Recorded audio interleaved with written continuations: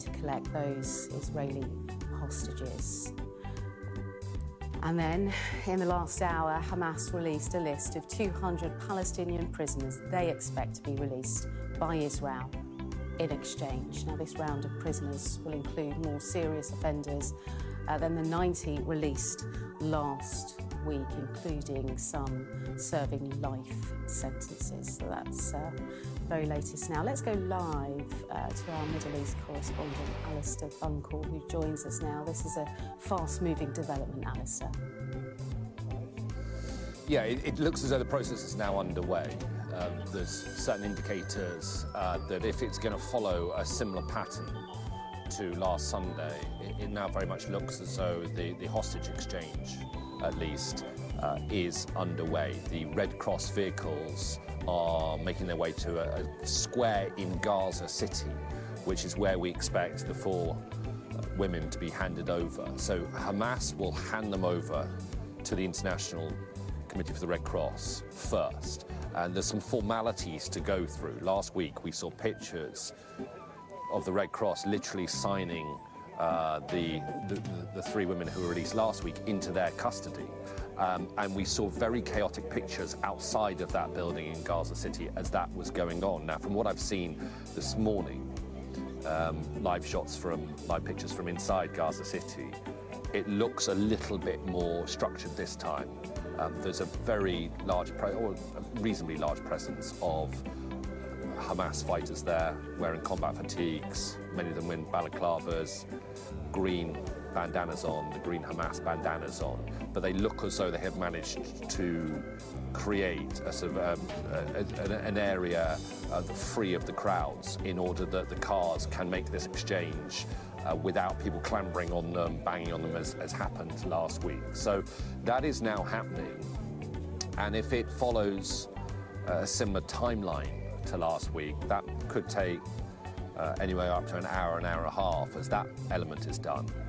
Once the 4 women are in the care of the Red Cross, they will then be driven from Gaza City to the Gaza border. Now that's a journey that's 20-30 minutes, not very long at all.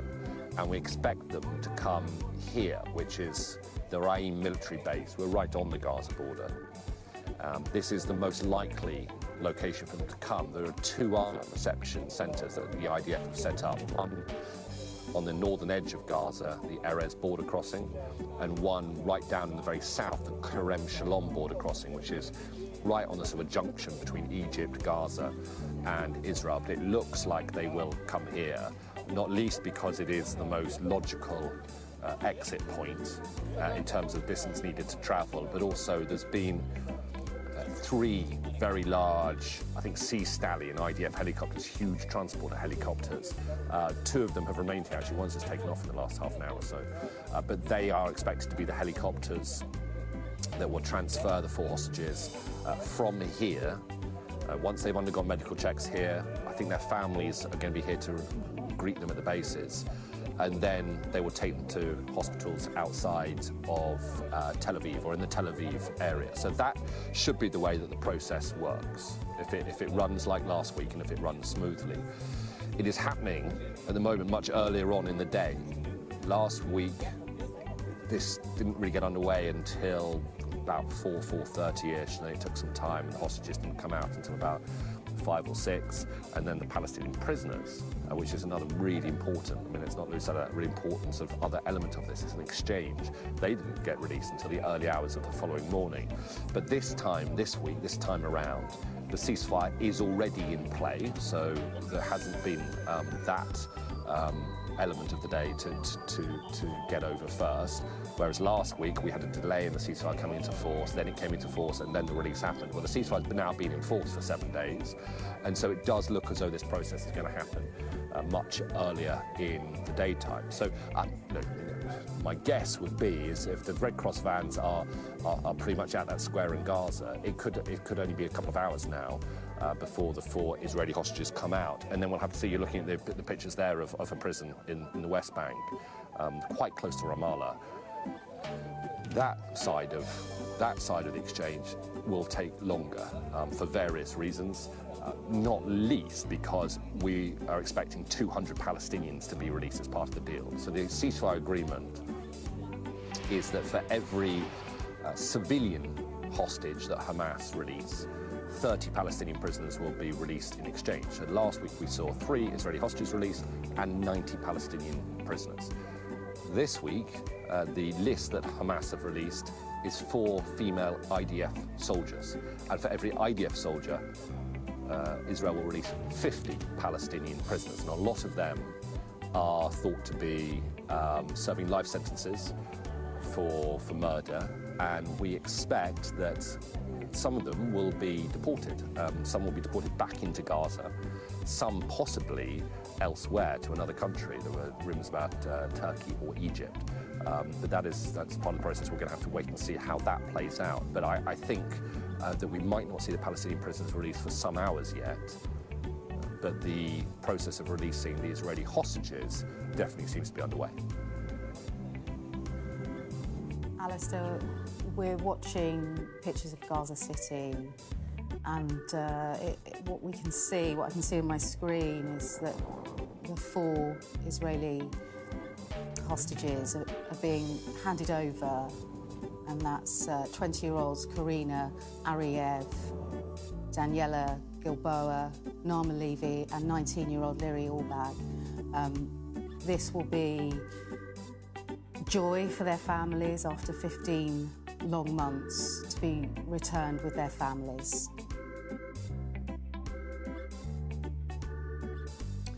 Do we have any more information, Alistair, on what is the whereabouts or information on those remaining hostages due to be released in the coming weeks at all? Well, firstly, let me just explain. On the left of your screen, you're seeing one of those very large helicopters. Well, you were seeing one of those very large IDF helicopters coming into land here. Now we're looking at those live pictures from Gaza City. And the 4 Israeli female hostages, Daniela Gilboa, Liri Albag, Karina Ariev, and Naama Levy, flanked by Hamas fighters, their faces covered, wearing the green bandanas of Hamas and combat fatigues, in a show of force, a deliberate show of force by Hamas to show Israel, to show the world, but also to show Gazans that they are not defeated. Despite 15 and a half months of war, they remain an active force in Gaza. These are pictures that will not please Israelis. The Israeli government was not happy at the way it was the release was conducted last week. It does look like this week it is being conducted in a slightly more orderly fashion. You have crowds there, but you don't have the crowd immediately surrounding and even standing, climbing on top of the vehicles. But they are parading those 4 hostages. Television cameras, very aware of the image that it sends around the world, but those 4 women have just climbed into the Red Cross vehicles, and so it looks as though the processing part of this handover is complete as the Red Cross, the white Red Cross jeeps do start to move slowly through. This is in Gaza City, at Central Square in Gaza City. We think the same location where the handover happened last week. And Hamas has now released to the Red Cross the 4 female Israeli hostages that they announced would happen last night. A reminder, Liri Albag, a 19-year-old, 20-year-old Daniela Gilboa, Karina Ariev, and Naama Levy, also both 19 years old. They were all taken from the same military base, Nahal Oz, close to where I'm standing now. They were surveillance officers, observation officers working on the Nahal Oz base, right on the Gaza-Israeli border, when they were kidnapped on October the 7th. Liri's mother, Shira, last heard from her at 6:30. Liri texted her to say that she was taking cover from rockets. Her mother heard no more from her. She went to hospital in Beersheba, a town not far from here, to try and find her. She failed to find her, and she only learnt when she got back home from a Hamas video that her daughter had been kidnapped. Those Red Cross vehicles now making their way through pretty large crowds that have gathered in Gaza City, and they will now drive close to where I'm standing now. They'll drive to the border between Israel and Gaza and then hand over the 4 women into the care of the Israeli military. And there's 3 transport helicopters waiting here. They will take them to hospital near Tel Aviv. But before that happens, the families of the 4 hostages are at this base ready to greet them. They'll also go through medical checks here to make sure that they are physically okay, making sure they don't have any immediate emergency medical needs to be treated before they are taken to hospital. But of course, the process of recovery, the process of being reintroduced to the freedom that they will now be able to enjoy, well, that take a long time. We know from the 3 hostages that were released last week, Romy Gonen, Doron Steinbrecher, and Emily Damari, we know that they are still in hospital, they are still recovering. They're said to be doing well. I was speaking to some of their relatives only this week, and they say they're doing well, but it's taking time, and that will go for all of the hostages who are released from Gaza. And you can see now there on the split screen, Hostage Square in Tel Aviv, hundreds gathering there as they did last week, watching these events on a big screen in the square, everybody not daring to quite hope that the release will happen until they see these pictures. And the relief last week when they saw the 3 hostages alive in the back of a Red Cross car was palpable through that square as I stood in that square. But we're seeing now on the left of your screen those images from Gaza City. I've lost track of where the Red Cross vehicles are, but they were making their way through the crowds quite slowly as they drive out of that square, out of Gaza City. Was Gaza's largest city, now most of it completely destroyed through the bombing of the last 15.5 months, as is much of Gaza, flattened, demolished. People have been returning home since the ceasefire kicked in last Sunday. People in Gaza have been returning home, trying to return home, and finding that their homes no longer exist. And another element of what happens today, day 7 of the ceasefire, which is significant, is that the Israeli military, along what's called the Netzarim corridor in Gaza, so this is a corridor that has been, in some respects, created by the Israeli military during this war, certainly widened considerably and expanded in size, and it runs across Gaza, east to west, but it divides, importantly, Gaza from north to south. And in accordance with the ceasefire agreement, from today, the Israeli military should start withdrawing from that Netzarim corridor, which will allow Gazans to start returning home to the north. So people, Palestinians who used to live in the north of Gaza, but have been displaced, many of them multiple times over, living in the Al-Mawasi refugee camp, which is down south along the Mediterranean coast in invariably pretty grim conditions. Well, they will soon be able to return back to the north of Gaza. They'll have to go through checks before they pass through, making sure they're not carrying weapons or they're suspected members of Hamas. But that is another element of what is due to happen today, as long as the ceasefire process continues to work smoothly. And I have to say that despite the initial hurdles last week when Hamas hadn't handed over the names to the Israeli government by Sunday morning, and then Benjamin Netanyahu ordered that the ceasefire not go into effect, and then things got smoothed out. Well, this time round, it does seem to be running according to plan. It's still early in the day, but this is happening much sooner in the day than it happened last Sunday, and it looks as though Hamas is following a similar process to what it did last week. So as I say, just to repeat, what should happen from now is once the Red Cross vehicles leave the square in Gaza, as they do make their way carefully through the crowds. They will drive to the Israel-Gaza border, and the Red Cross here effectively acting as intermediaries, receiving the hostages from Hamas and other militant groups, and then taking them to hand them over to the Israeli military.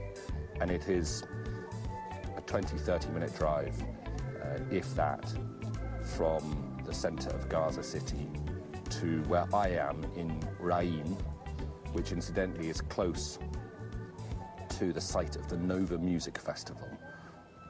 The festival where in the early hours of October the 7th, 2023, Hamas gunmen broke into that festival and killed so many people and took hostages away with them. And this is very close to where that music festival was happening on that October morning. And Alistair, crucial to this day is the names of 200 Palestinian prisoners that Hamas wants in return. So this is the other side of the process, the other side of the exchange. Equally as important for the Palestinians to receive. So I'm just going to break off there. It looks as though, if we're looking on the left-hand side of the pictures, if those are live pictures, rather than being in the Red Cross vehicles, it looks as though oh, sorry, they're not. I'm being told they're not live pictures. So just to explain for people watching, what you're seeing on the left-hand side of the screen are pictures from within the last half an hour or so of the 4 Israeli female hostages being taken by Hamas before they were handed over to the Red Cross. You can see them there wearing their IDF uniforms. Again, I'm sure that's probably a deliberate move by Hamas to show that these were IDF soldiers when they were taken on October the 7th.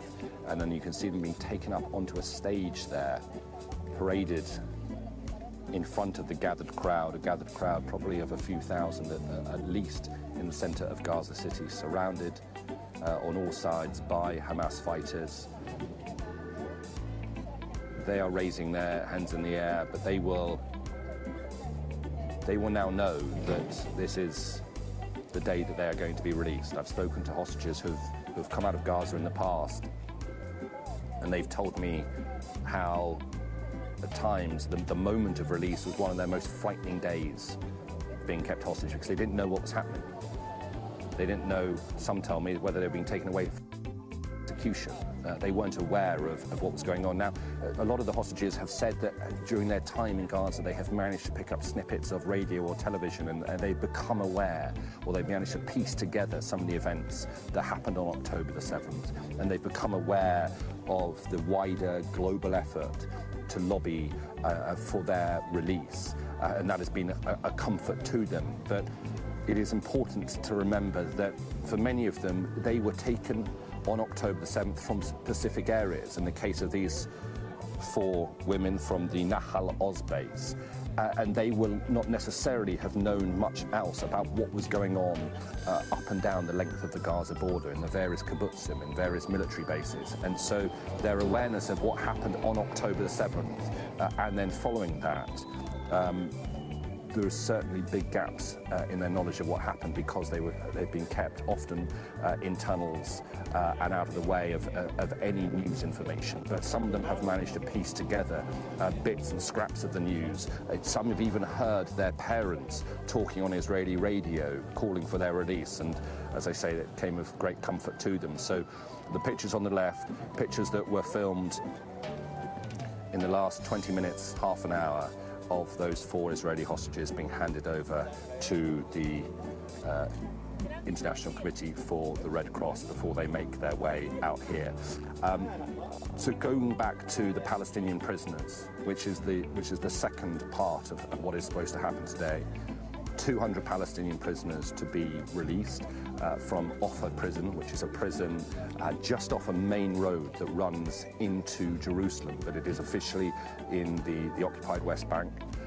We don't know what time they're going to be released. It has happened, it's normally happened some hours after the Israeli hostages have come out.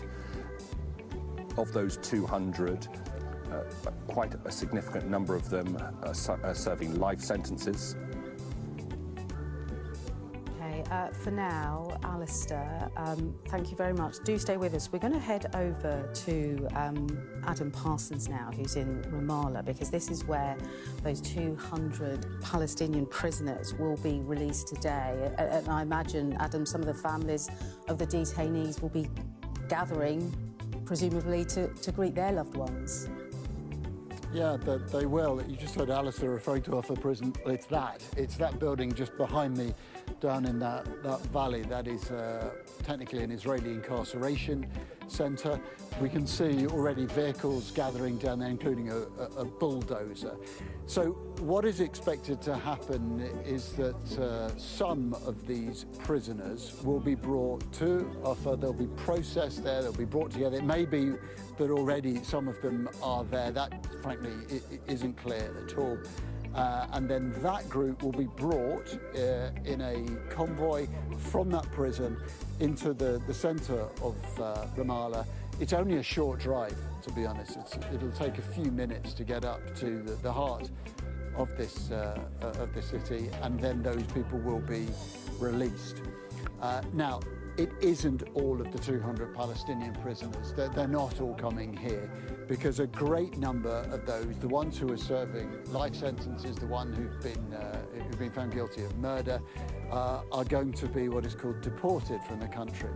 That's quite a complicated process, but it means effectively either going into Gaza or leaving for another country. Those people will be taken to Egypt. And at the moment, again, not clear where they're going to end up. It was expected some would go to Qatar, but we understand that Qatar has said no to that. About a dozen are likely to go to Turkey. At the moment, there are negotiations also going on with Algeria for people to be potentially taken there. And it's thought that maybe around 50 will be going into Gaza itself. So that leaves probably about 80 others who will be coming here to Offa. And will end up greeting their families in Ramallah later on today. You heard Alistair there saying that we don't know what time that will happen. A week ago, it didn't happen until late into the evening. And one of the things that we know is that the Israeli authorities are very, very keen to avoid images of big celebrations. So prisoners who are actually being taken not to Ramallah, but being taken to Jerusalem, it's understood they're going to be in Israeli police vehicles and are going to be driven directly to the home, the house where they'll be staying, and taken up to the front door to try to stymie any of these sort of images of celebration. Here in Ramallah, that's going to be very, very difficult, because clearly there will be families gathering, there'll be images, scenes of big jubilation. That's why I think last time round they waited until very late into the evening before releasing the prisoners. This time it is not clear, but what you can see is signs of movement over there. We've seen vehicles coming in and out of the prison, and clearly this is the other half of that swap. 4 Israeli soldiers being released by Hamas, and in return these 200 Palestinian prisoners who are going to be released today as part of this ceasefire agreement. Thanks so much. We'll head back to you in a moment. Just to recap, if you're just joining us here on Sky News, that breaking news that 4 female Israeli hostages held in Gaza have been handed over to the Red Cross. We saw Hamas gunmen and crowds gathering in Palestine Square in Gaza City. This was ahead of that release. All of the 4 hostages, of course, Israeli soldiers. And this is the second group, isn't it? We'll bring in Alistair Bunkle now. This is the second group of hostages freed by Hamas, Alistair Bunkle, since that ceasefire was agreed. Yes, that's right. The first group, 3 hostages released. Romy Gonen, Emily Damari and Doran Steinbrecher released last Sunday. So this is the second group. This time round it's 4 hostages, and this time round it's 4 IDF soldiers. I'm just going to bring in someone from the Israeli military, Major David Baruch. When they arrive here at the military base, Raim, what is the process? What is the Israeli military sort of set up in terms of kind of a reception venue for them? Well, we're going to see this hopefully very soon. I mean, this is a big day for all Israelis. Of course, there's still going to be another 90 that still have to come home. But let's be happy about the 4 souls who have just been saved. And hopefully very soon they're going to come in and they'll be driving through here, going around us and coming into the base. At the base, they're going to be an initial medical checkup just to make there's no emergency right off. And then they're going to meet their parents. They look as though, I mean, They look- pictures we've seen, they were what they've walking, seen, they looked... Physically, they look fine. I can't imagine the psychological effect this has had on them after almost 16 months. And we're very happy to see, I even saw smiles, so I was happy to see that as well. They're going to come in here, they're going to meet, initial meeting with their parents and whatnot, and then go through some more medical checks. And after that, they'll be going on the helicopters, which is just over here, and they'll be taken off to hospital for further medical checks and for psychological evaluation as well, I assume. What are the considerations given to the Israeli soldiers who will meet them at the border? I think in November 2023, when we had a 7-day ceasefire, I think a lot of the soldiers were told, don't speak to them unless they speak to you, in so much that let's not overwhelm them. There's a point person to meet them, but let's not sort of swamp them when they come out. While I'm wearing a uniform, this part of it is a military because we're taking them from the Red Cross. But this is a civilian, this is humanitarian. This is, let's deal with these individuals, let them get their health back. So what we're trying to do is bring out of a situation that those that meet them also have been told exactly that. Don't overwhelm them. Where your cameramen are very far away right now for that same reason. We just want to not overwhelm them with all this attention. They're getting enough attention as it is. I mean, we've seen what's happened to them in Gaza with your live feed there. I can't imagine having to be put up on a stage. Well, what do you make of that? I was going to ask you what you make of it, but also, you are a serving soldier. Your military, the Israeli military, has fought this war against Hamas for almost 16 months. And yet, you see up on stage there Hamas soldiers, showing quite deliberately that they have not been defeated, that there is still a presence. What's your reaction to that? Well, first of all, I'm a father also. And if those were my daughters, I don't know what I'd be thinking. I'd be outraged, first of all. And yes, those are Hamas fighters there. They're putting on a show. They still got their masks on, so they're still afraid, obviously. The Hamas that we're seeing today, on one hand, it's the same Hamas that we've seen them in the duplicitous way that they've actually gone through this. And we didn't know until the last minute who's coming out. They said yesterday 4. They gave us the names. Now we're sure those are the same 4, yet it's against the agreement that we have. Just explain that. Because the agreement we have, from what I, it's a political agreement. It's not through the military, but yet we understand that it's supposed to be civilians first and then soldiers. I'm very happy that these 4 are being let free. But there are still other civilians that are there. And it's not clear to me as a Israeli citizen why. And last week we had the same thing where they didn't give out the names. So Hamas is stretching this agreement. Hamas militarily is not the same Hamas as it was 15 months ago. That's got to be clear. Now we're hearing all these things about how they're building up and recruiting new people and everything like that. I can understand that. Yet militarily, we've totally disabled their ability to seriously fight us. Just back to the process of today. We're at a place called Raim, which is pretty much the midpoint of the Gaza border, sort of middle from north to south. You also have other reception centres, is what you've called them, that you've set up. Just explain that they're in Erez and Kerem Shalom. We've prepared 3 different reception areas, one in the south in Kerem Shalom, here in Raim, and also in the north near Zikim. And that's because you don't know until very late on where they might be coming out. Even here, there was a possibility that we'd have to convoy to the south. We have no idea, because it's up to the people holding these people. Let's remember, that's what this is. They're holding people hostage. And there's still another 90 that are being held hostage. And that's what this is all about today. This is all about bringing out hostages back to freedom. And for, these are 4 IDF soldiers. They were serving at a base very close to here. Does that take on a special resonance for you, given that you are an IDF soldier as well? Of course. But these are also now 19-year-old, they're soldiers. They were taken in their pajamas. They put on fake uniforms on them to show them, these are soldiers being left out. These are 19-year-old young women. Those are fake uniforms, you think, are you? I noticed they were in their uniforms, but... They were in uniforms. I didn't see any emblems on them or anything like that. The color wasn't exactly right. It's not important. They put these people in uniform to make a point. This is all just a big show by Hamas and what they're doing to those... We heard it from the people last week as well that were released. We heard that the terror that they had when they were given over to the Red Cross and with all the people banging on the Red Cross vehicles and whatnot. And to be put in such a situation, 19-year-old young women, girls, being put through that, it's got to have its psychological effects as well. Yeah, those are your observations on the pictures we saw last week and what we've been seeing in the last hour or so.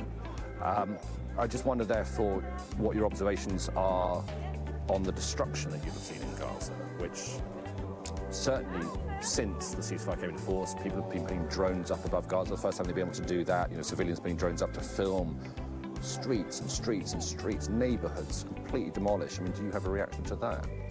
I think it's tragic what Hamas has brought upon the Gazan people. I wouldn't have wanted to be a Gazan prior to the 7th of October, living under Hamas rule, and I certainly wouldn't want to be a Gazan today after what Hamas has brought upon the Gazan people. This didn't have to go on for 15 months. It didn't have to go on even for 3 days. But the destruction in Gaza... The destruction was brought on... is the result of IDF fire, IDF fighting, missiles. IDF, and other missiles as well that were shot by Hamas and came down as well. But yes, we fought there, and we were fighting terrorists, and we were fighting even up to a week ago. There is fighting still going on, in theory. We're not fighting right now. There is a ceasefire. But yes, the Hamas continued with what they had left to continue. And yes, they were trying to do things to us. Okay, I'm just hearing that Channel 13, which is a news channel here in Israel, is reporting that the 4 women have been handed over into Israeli military care. We haven't got that confirmed, and you've been talking to me, so you won't have it confirmed either. It seems as though that might be ever so slightly too quick for that to have happened. But, if it hasn't quite yet happened, we would expect it to be happening in the coming 5-10 minutes or so. Just remind us then what happens from that point onwards. They reach the border area, they get handed over to the IDF, and then what? They reach the border area on convoy. They drive. We'll see them coming around here and then going into the base here. Okay, when they go into the base, then, like I said, they'll be getting an initial medical check to make sure there's nothing seriously wrong with them, and hopefully, from what we saw, that's the case. They'll meet their families, and they'll go through some more checks and whatnot, and then they'll get on to the helicopters over here and be flown to hospital for further care. I've just had a text message from one of your colleagues confirming that they have now been handed over to the Israeli military within the Gaza Strip area, and they'll be on their way here shortly. Can I just ask you about another development that is supposed to happen today that does concern the Israeli military? And on day 7 of the ceasefire, which is what we're on, we are expecting to see the redeployment of the Israeli forces around the Netzarim corridor area. Will that, tell us about the significance of that from a sort of an Israeli military sort of strategic perspective, but what it will mean for Gaza? First of all, we're prepared to comply with any of our obligations under this agreement, and then we're going to do that. Now, leaving that area, obviously, whenever we leave, we redeploy, it comes with its risks. Yet, we've got answers to that internally. We know how to deal with any of these potential risks, and we will commit ourselves to our obligations that we've come by. That does not mean the Israeli military is withdrawing from Gaza, let's be clear. It means you are withdrawing from this corridor that bisects the Strip from north to south, and it will mean that Gazans can return back to the north but with certain conditions. It's important to make this point, is that we've asked the Gazans, we've told them that anywhere where there are Israeli soldiers, do not come near them. As we redeploy, obviously they'll be able to move to those areas. Don't move any farther from those areas. Please, we do not want them close to IDF soldiers or positions. If that happens, then really bad things can happen, and we don't want that to happen. Well, there have been a number of instances over the last few days of the IDF killing very few as far as I know. Very few. Few, but some. Right. And we've told them, please don't. Don't come near IDF positions. When we redeploy, then you move in. Okay, Major David Baruch for now. Thank you very much for talking us through that. Leah. Alistair, we do have a statement from the IDF. They're saying the 4 returning hostages have just been transferred to the IDF and the ISA forces in the Gaza Strip. The 4 remaining hostages are currently being accompanied by IDF special forces and ISA forces on their return to Israeli territory, and they'll undergo an initial medical assessment. So that's the very latest there. Let's join and bring in former Israeli negotiator Daniel Levy. Daniel, thank you so much for staying on the line to us. What's your assessment of what we've been seeing on our screens so far? Well, firstly, of course, it's emotional. It's relief for those families. It's the fact that hopefully Palestinians will be able to return to parts of northern Gaza starting tomorrow. Huge moment, of course, for those families. Huge week that Palestinians, for the first time in 15 months, are not seeing daily killing of civilians. It also tells us, Leah, when one steps back from that initial emotional reaction, that this is how Israeli hostages are going to be returned alive. And why did it take so long? And why did the Israeli Prime Minister refuse for so long to agree to the terms that he's now accepted? And if one looks at the pictures, and of course, as we were just told, these are staged, these are choreographed, it's a show. Just like later today, Israel will wait until darkness to release the Palestinian prisoners. They're going to prevent crowds gathering at the places of release. So everyone here is trying to manage a domestic politics. But I look at this and I am reminded how intertwined are the fates of Palestinians and Israelis, and how only security for both peoples will come if there's not only an end to war, but an end to decades of occupation, of dispossession of Palestinians not having a day of freedom or rights. Today is an amazing day of freedom for those 4 girls. Never have Palestinians had a day of freedom. And if one day they have that, I believe that we will live in a very different reality. Daniel Levy, stay with us. I just think it's really important to bring a statement now from the hostages' family. This is, of course, Daniela, Leary, Karina and Nama. The families say after 477 agonising days in captivity, Daniela, Leary, Nama and Karina are finally returning home to their families who worked tirelessly for their release, to friends who prayed for their well-being, to an entire nation that never lost faith that this day would come. There's also calls, Daniel, for them to have their privacy respected, because this is going to be a very, very long journey for them to recovery. Well, absolutely. I mean, today is a good day. There will be days when I think we can fully expect and anticipate that it will be dead bodies rather than smiling, waving people coming out of Gaza. There are going to be many days in the weeks ahead where dead Palestinian children, women, men are going to be pulled out of the rubble. We've seen that already. It's 46,000 plus Palestinians killed, not by Hamas, as the spokesperson rather pathetically tried to claim from the Israeli military earlier, but killed by indiscriminate Israeli bombings, which has led actually to Israel's leaders having arrest warrants at the International Criminal Court because of the war crimes they've committed. So we're going to be seeing much harder days.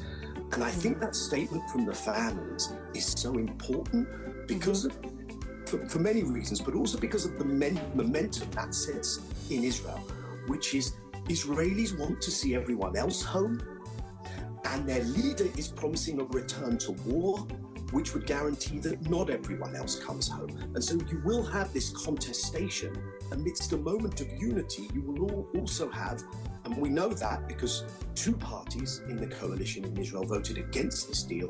And so there are those who may be happy at the particular site, but are unhappy that the killing has ended, and they're trying to insist and provoke that the war resumes. And so I think that polarization is going to resume inside Israel, because you won't get the rest out if Israel doesn't respect the whole deal. And part of that is this reality that we see in front of our eyes, Leah, which is Hamas is still in control.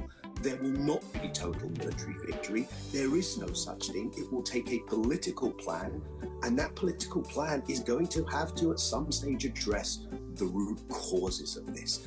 And what I think should worry everyone is the fragility of this deal, and the fact that right now, as we see these images, there is a major Israeli military operation underway in the West Bank. Thousands are already being displaced there. Huge new closure system in place, mass arrest, and so it's a tinderbox, and we're still far away from that moment where politics is going to replace military action. OK, we'll have to leave it there, Mr Levy. Thank you so much for your time and your thoughts on this truly historic morning in this 15-month conflict. We have a couple of lines dropping that I just want to bring you up to date with. If you're joining us here on Sky News, 4 Israeli hostages have been transferred to the Israeli army. That's the very latest.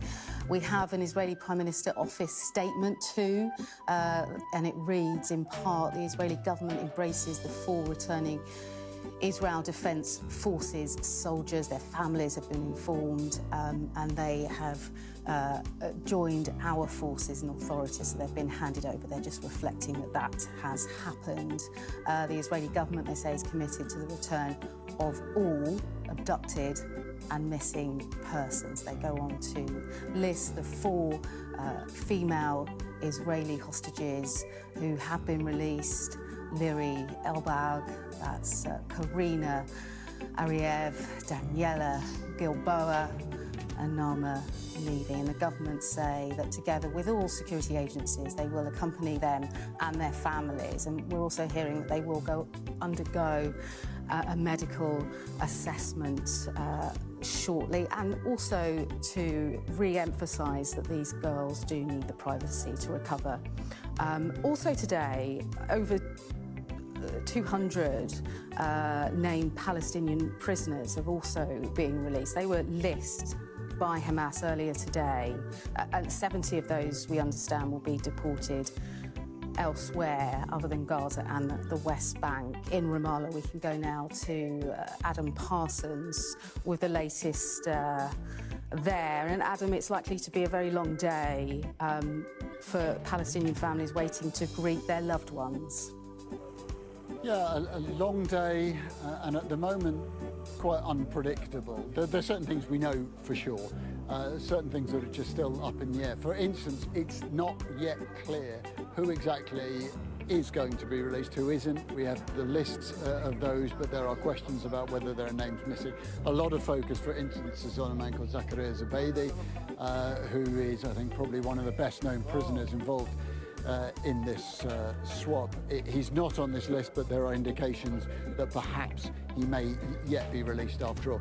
So 200 Palestinian prisoners are going to be released. Now, 120 of those were serving the most serious sentences in relation to murder. They are going to be what is called deported. Effectively, that means they're going to be leaving Israeli territory. Now, around 70 of those may be going to another country. They'll initially all go to Egypt, probably a dozen will go to Turkey. Again, not clear where the rest will be heading to. It would seem that Qatar has said it doesn't want to take anyone. There are conversations now going on with Algeria. It may well be that lots of them remain in Egypt, and then not for 3 years will they be able to ask for the right to come back into Israel. The rest likely to go into Gaza. That leaves 80 who are going to be brought here. Now, this is off a prison in Ramallah. This is a large, sprawling Israeli prison.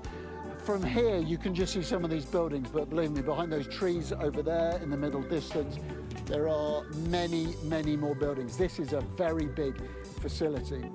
The prisoners, the 80 Palestinian prisoners, will all be brought into that prison over there, and then at some point they'll be put into coaches, and those coaches will come up through this access road and up to these buildings near the front gate, and then they will be taken along this road, but accompanied by Israeli military vehicles, not least a bulldozer, which will go in front of them in order to try to clear any obstacles that have been put in the path of those coaches. And those coaches will head into the center of Ramallah, where the prisoners will be released. When this will happen, we simply don't know. Last weekend, it was about 7 hours between the release of the hostages and the release of these Palestinian prisoners. But to be blunt, it's very hard to call this one. Last weekend, they were released after dark, and I think that was part of an effort to avoid images of huge celebration. But there will be, without doubt, people gathering. You can already see the people gathering on this hillside hours and hours before this release happens. As for the people who are being deported, that will happen somewhere else, far down in the south of the country. These are the ones who are going to be staying here in the West Bank. Now, the Israeli government is trying to avoid images of huge celebration. I think that's going to be very difficult. Last week, it was a slightly chaotic episode. This will be the same. There are many people here who think that these are political prisoners, that these are people who have given up their lives for the cause of Palestinian sovereignty and independence, and are gleeful, not just because these are members of their families, these are friends who are going to be given their freedom, but these are, in their minds, people who have fought a political crusade. Of course, that is the absolute reverse to what the Israeli authorities, the soldiers in this facility think. So there will be tension here. Last weekend there were lasers shone through watchtowers up there, big loud announcements made, and of course whenever you have the clash between Israeli military vehicles and overexcited, ebullient, potentially angry crowds here in the West Bank, particularly after clashes that we've seen in Jenin in recent days, there is likely to be tension. The fundamental thing, though, is here there is a sense of anticipation, because once again they are going to see buses coming from here, stopping up the road, and the release of Palestinian prisoners as part of this ceasefire deal. Okay, Adam, for now, thank you. We're going to cross over now to international negotiator Nomibar Yaakov. Great to have you with us today on such an important day. What's your thoughts on the pictures that we're seeing today, Nomi? Thank you, Leah, for having me on your show. My thoughts are that, you know, it's a very, as you say,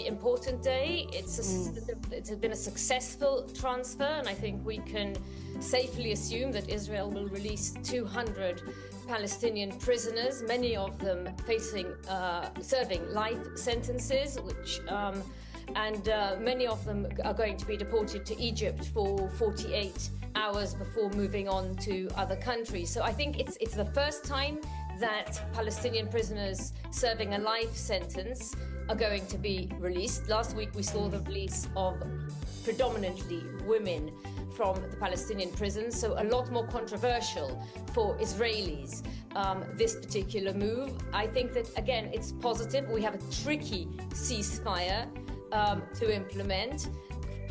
We've seen breaches, and we've seen breaches overcome. Today, according to the ceasefire agreement, civilian females were supposed to be released, and they were not. And as a result, Israel changed the list of the Palestinian prisoners. So in line with that So I think, what we're seeing is that the breaches are overcome, and that's very positive, but we have a very, very long road ahead, and much will depend on US President Donald Trump and the leverage that he's willing to exercise over Israel, and on Qatar, Egypt, and the US representative to the monitoring, verification and compliance mechanism that has been set up. That mechanism is set up to deal with the expected breaches on both sides.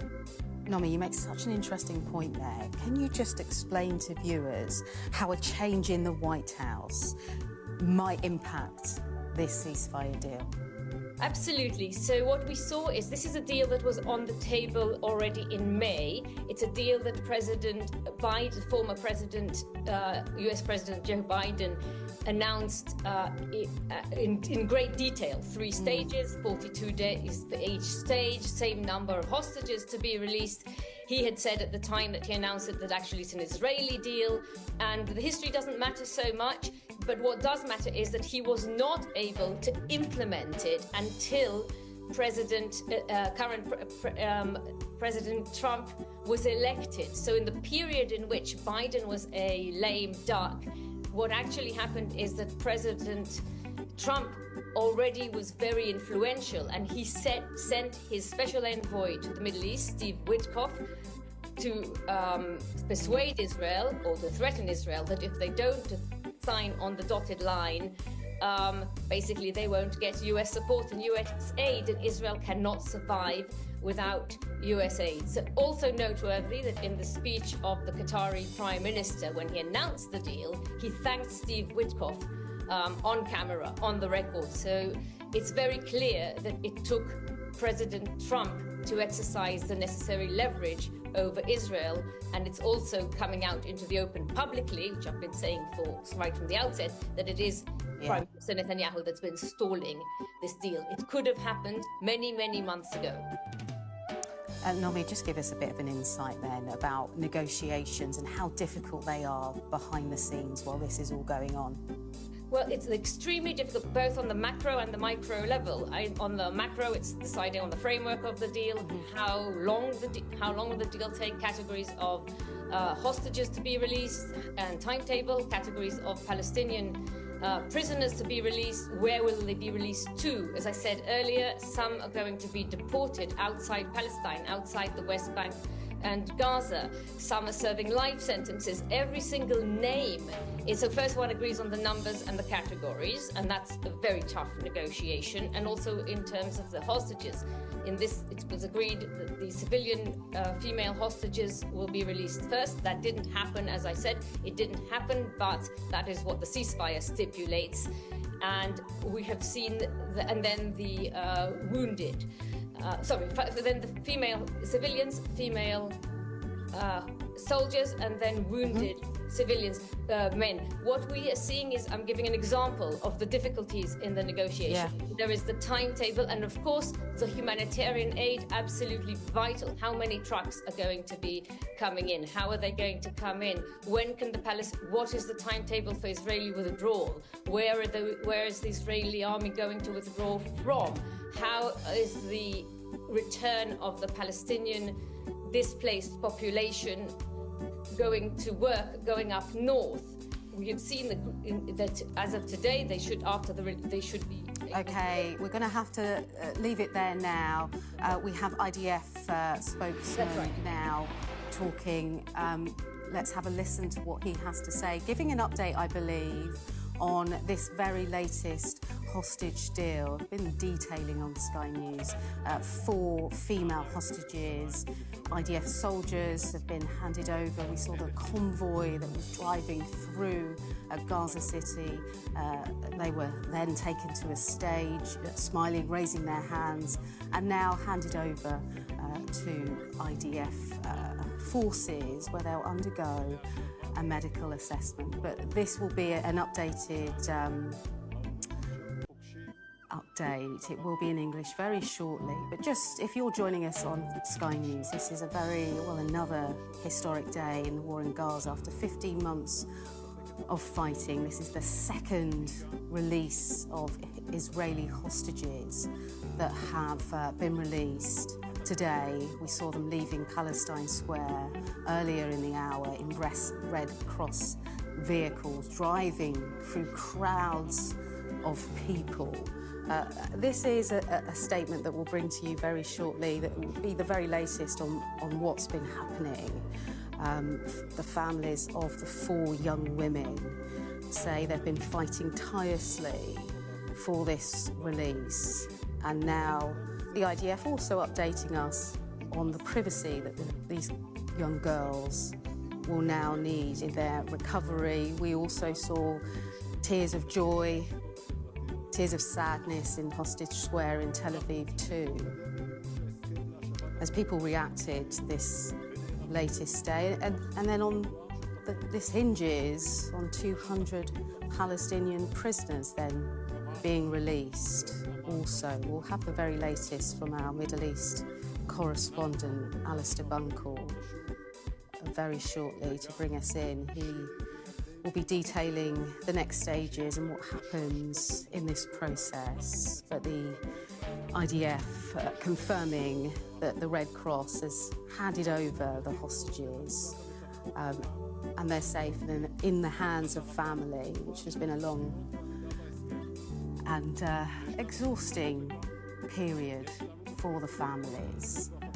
So we're working really hard to get this statement for you in English. But we've had updates from the IDF throughout the morning, and they're just updating that a short while ago, accompanied by the IDF and ISA forces, those 4 hostages we've been talking about all morning, well, they crossed the border into Israeli territory, returning hostages across the border, returning to their family. They will have an initial reception and they'll be in the hands of medical staff.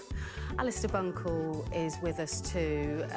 It's hard to put into words, really, Alistair, what we've seen today. It's been a fast-moving situation. Alistair. Daniel Hagari, Rear Admiral Daniel Hagari, the IDF spokesperson, speaking in Hebrew at the moment, but expected to speak in English shortly, updating on the latest in this exchange of hostages. We will bring you his words in English when he starts, but for now, as the time approaches 10 o'clock in the UK, midday here in Israel, the 4 Israeli hostages, Liri Alberg, Daniela Gilboa, Karina Ariev and Naam Alevi, have been released by Hamas. They have crossed the border and they are now in Israel. On the left of your screen, you are seeing a live shot close to where I am standing in Raim, right by the Gaza border, and a military base where the hostages, the freed hostages, will be brought to. Once here, they'll be reunited with close members of their families. They'll undergo initial medical checks to make sure that they don't need any emergency care.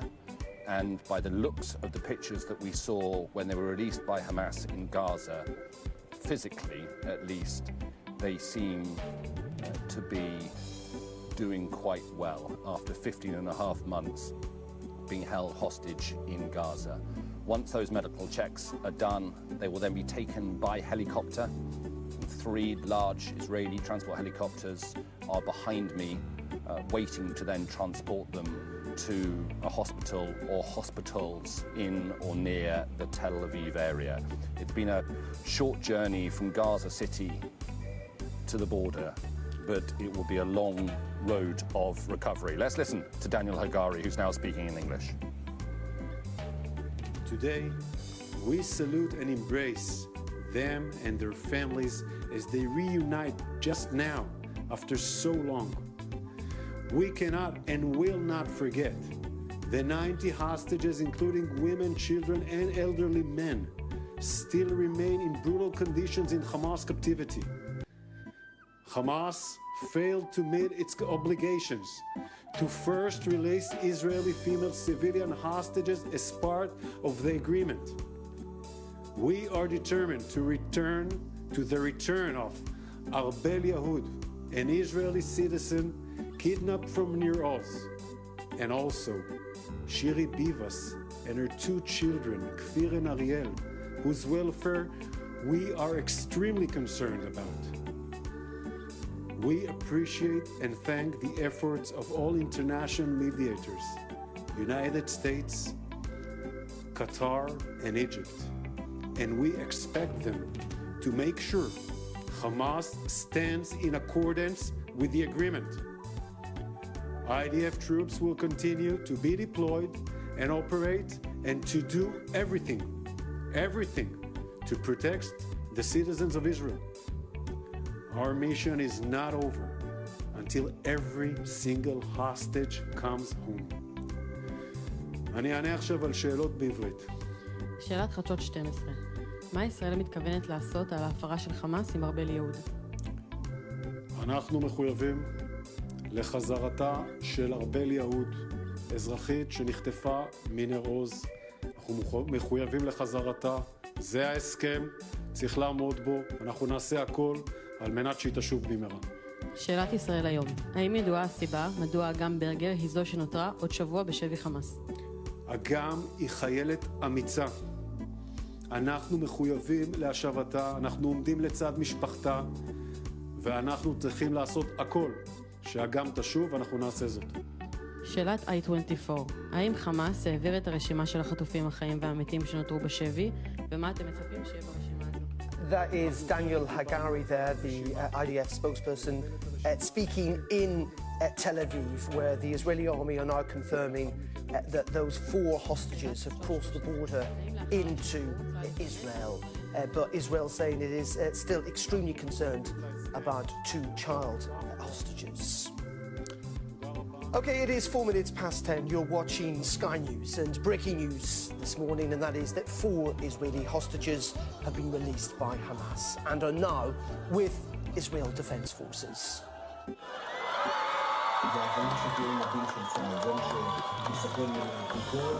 Karina Arif, Daniela Kilboa, Naama Levy and Liri Albag were all serving in the Israeli military when they were captured on the 7th of October. Well, this is the live scene from Hostage Square, where families have gathered for the second hostage handover under the terms of this ceasefire deal.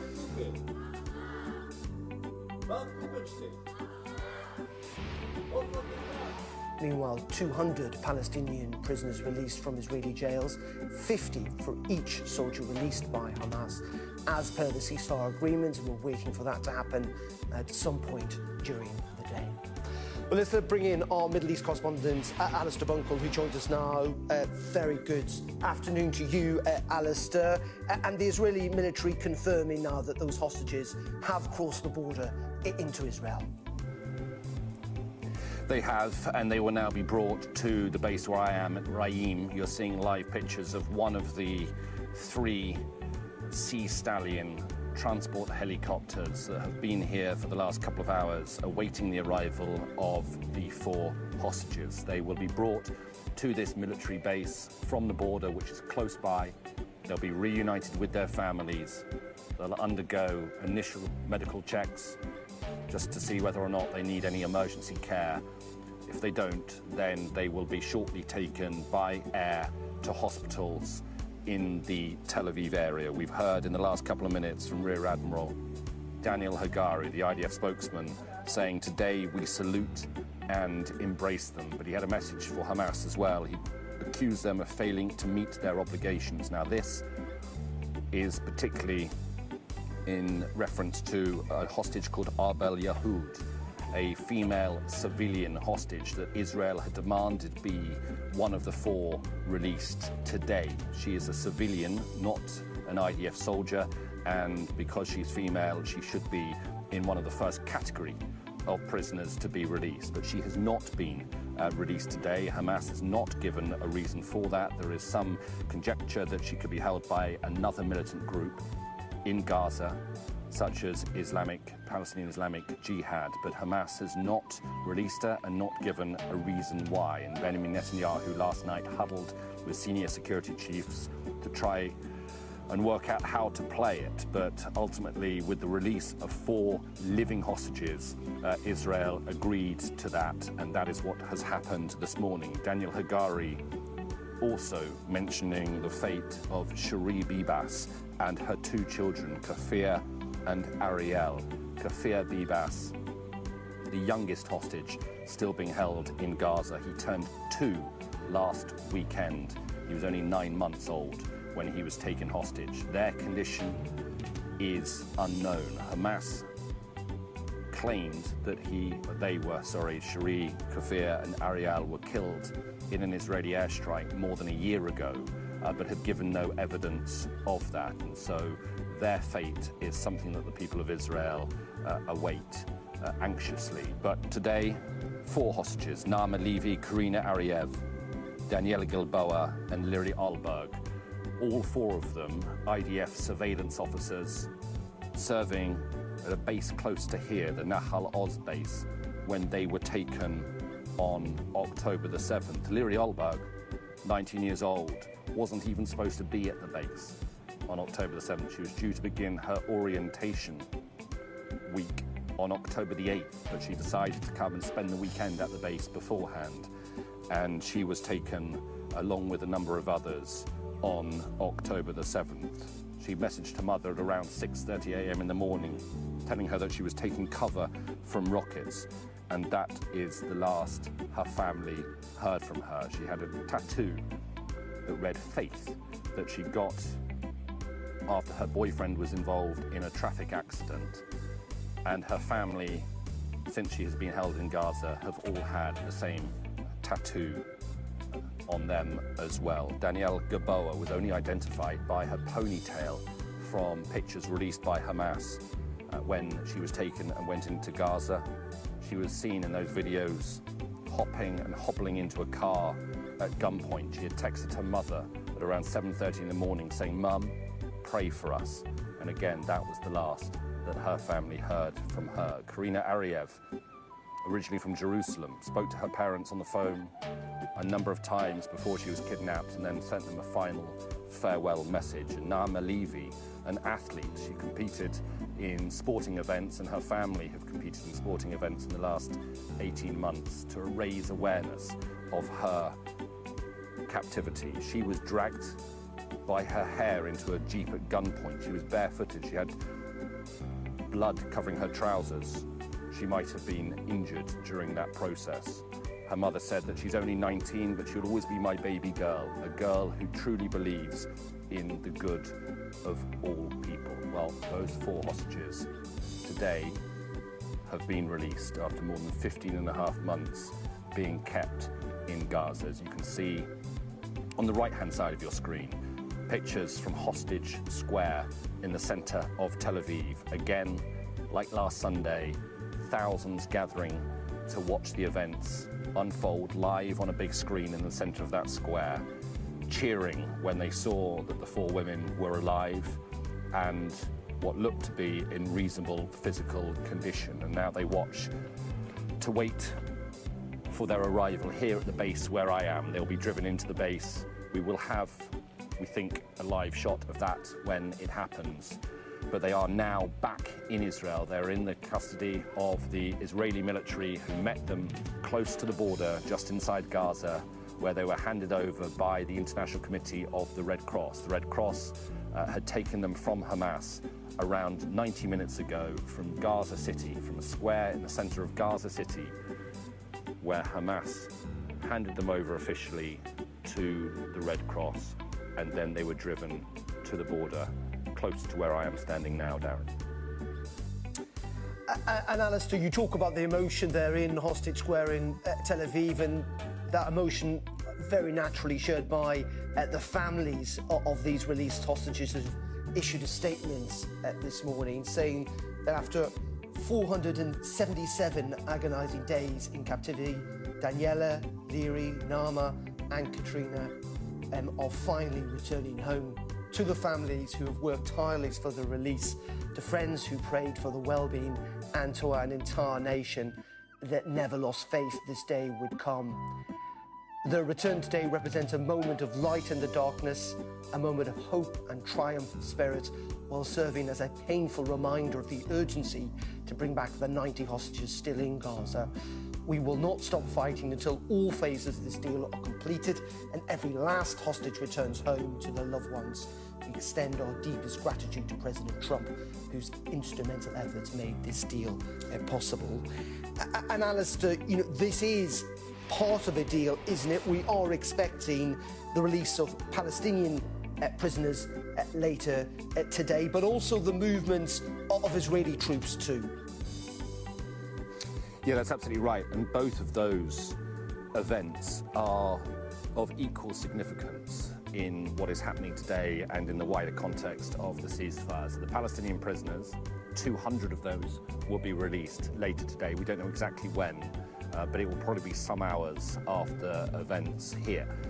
Now, under the ceasefire agreement, Israel has agreed to release 30 prisoners, Palestinian prisoners, for every Israeli civilian hostage, and 50 Palestinian prisoners for every IDF soldier released from Gaza. 4 hostages released today, all of them serving IDF soldiers. And so under that agreement, 200 Palestinian prisoners will be released from Israeli prisons. Quite a large number of those have been serving life sentences. They're considered high-category prisoners. Some of them will be deported. Some will be sent back into Gaza. Some, we understand, will be taken to Egypt for at least 48 hours and then maybe on from there. This release of Palestinian prisoners, and you speak to many Palestinians, and they will say that a lot of the prisoners being released were being held without charge. They were being held indefinitely. They had no access to their families. They've had no access to lawyers. And they will describe them as being hostages as well. Hostages being kept by the Israeli state, by the Israeli prison system. But amongst and what could be a couple of thousand, ultimately a couple of thousand prisoners released, if this ceasefire continues, are, as I say, some prisoners who have been convicted of serious crimes, including terrorism and murder. And their release does and will sit very uncomfortably with many in Israel. We're seeing the scenes here on the right from Hostage Square in Tel Aviv, scenes of relief, of celebration, of jubilation. Make no mistake, not everybody in Israel shares that feeling. There are some, and I would say most certainly a minority, but a significant minority, who don't agree with this deal. They think it is a bad deal. They think it represents surrender to Hamas, and they think that Israel is paying too great a price for it by the release of thousands of prisoners. So it is not universally popular here in Israel, but Israel as a country that ever since October the 7th has been unable to really nationally move forward because of the ongoing hostage crisis. And the release of 4 women today, whilst it will be welcomed, there are, as you say, Darren, still 90 hostages in Gaza. Many of them will be dead. We will see in coming weeks, no doubt, the release of bodies as opposed to hostages who are still able to walk. Everywhere you go in Israel, I mean, it really is, it's not an exaggeration. Almost everywhere you go, you see signs of the hostage crisis. If you look on the right, and you'll see those posters being held in the air with images of the various hostages, their names, their ages, and the slogan, "Bring them home now." Those images are on billboards. They are at Ben Gurion Airport when you arrive and when you leave. They are in shopping malls. They are in civic buildings. They're on street corners. Many, many Israelis you meet will wear the yellow ribbon, a symbol of the hostage crisis, or they'll wear a metal dog tag, again, another common symbol of the hostage crisis. It has deeply affected Israelis. It continues. Every time we see a release like this, it is a moment for joy for the Israeli people. It's a moment for celebration. There you go, I was talking about the yellow ribbon. You can see it sort of interwoven amongst the Star of David there on the Israeli flag. But it is a crisis that has affected Israeli people very, very deeply and continues to do so. And you really feel that until all of the remaining hostages are freed, whether dead or alive, Israel will not be able to move on from the events of October the 7th. So this is a step in that process, but merely a step. And a lot of people are unsure whether this first phase of the ceasefire, and we've only just hit the 1 week mark, the 7-day mark, should last for 6 weeks. Many people are unsure whether or not it will enter into a second phase. It remains fragile. It got off to a rocky start last week when Hamas hadn't handed over the names of the hostages they were due to release last week, and so Benjamin Netanyahu ordered the Israeli military to continue striking Gaza. That issue was resolved pretty quickly, and the hostage release went ahead last week and has done so again this week, pretty smoothly from what I have seen here, pretty smoothly so far. But the other side of it, both sides have to keep to the agreement, and the other side is that Israel releases the 200 prisoners that they have said they will do today, and that the Israeli military starts to withdraw from the Netzarim corridor, a strip of land that divides Gaza between north and south. A strip of land the Israeli military have dramatically expanded by bulldozing buildings and bulldozing through farmland and orchards over recent months to create this highway that runs from east to west, one of a couple of highways that they have now in Gaza that they've been using for military purposes. Well, they are supposed to be withdrawing from that in the coming hours. It will probably take some time, but it will allow Gazans who have been displaced many times over. They're now living in pretty awful conditions. If they're lucky, they are living in tents, but there aren't enough to go around. But they will now be able to return home. Those of them who came from the north will be able to return home to the north. What they'll find when they get there, though, well, a lot of Gaza, much of Gaza, is now totally destroyed. I have been in myself a couple of times over the last year and a half and seen it for myself. We have seen as well drone pictures this week. First time civilians in Gaza have been able to put drones into the sky since the ceasefire began, and they show miles and miles of complete destruction. The colour has been completely extinguished from parts of Gaza. It is now just a mass grey of rubble and destruction. It will take probably decades to rebuild the strip, and at the moment nobody knows who will do it and who will pay for it, as we don't know who will ultimately govern Gaza. These are all very, very big questions, but questions that have not been answered yet and might not be answered for some time. At the moment, we're in the first phase of this ceasefire deal. Every day that it passes intact gives some cause for hope. Every day that the hostage prisoner exchange happens gives cause for some hope. But the second phase of the deal isn't due to be negotiated until day 16, so for almost a few days out. Now we're seeing pictures here of the convoy of the hostages. They've come out of Gaza.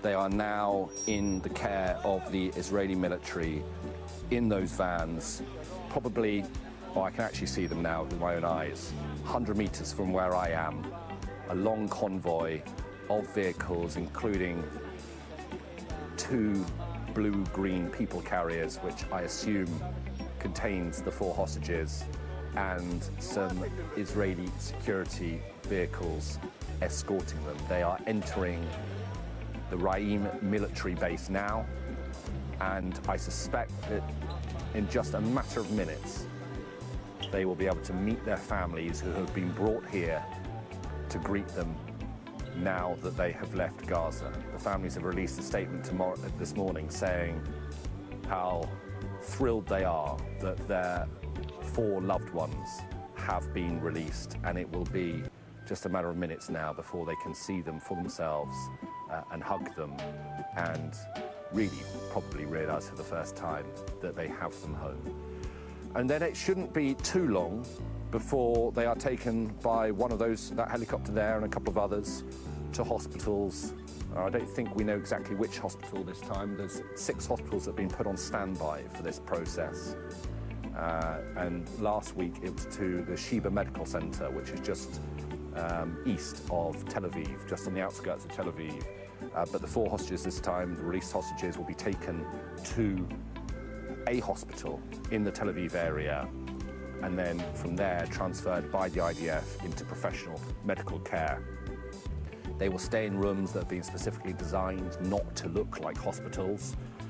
They will have everything they need and want, but it will be a very difficult, strange process for them. I was speaking to a hostage some time ago who'd been released from Gaza, and they said even the freedom to go to the loo by yourself without having to ask permission, without being escorted by an armed militant, even that basic everyday function is something they have not had the privilege and freedom to do for almost a year and a half. So it will be a difficult adjustment to normal life. Every single one of these hostages are now well known in Israel. People know their faces, people know their names, they know their stories, when they were kidnapped, where they were kidnapped from, what they did, what their interests and hobbies were, who their families are. They have become a deep part of Israel's culture. But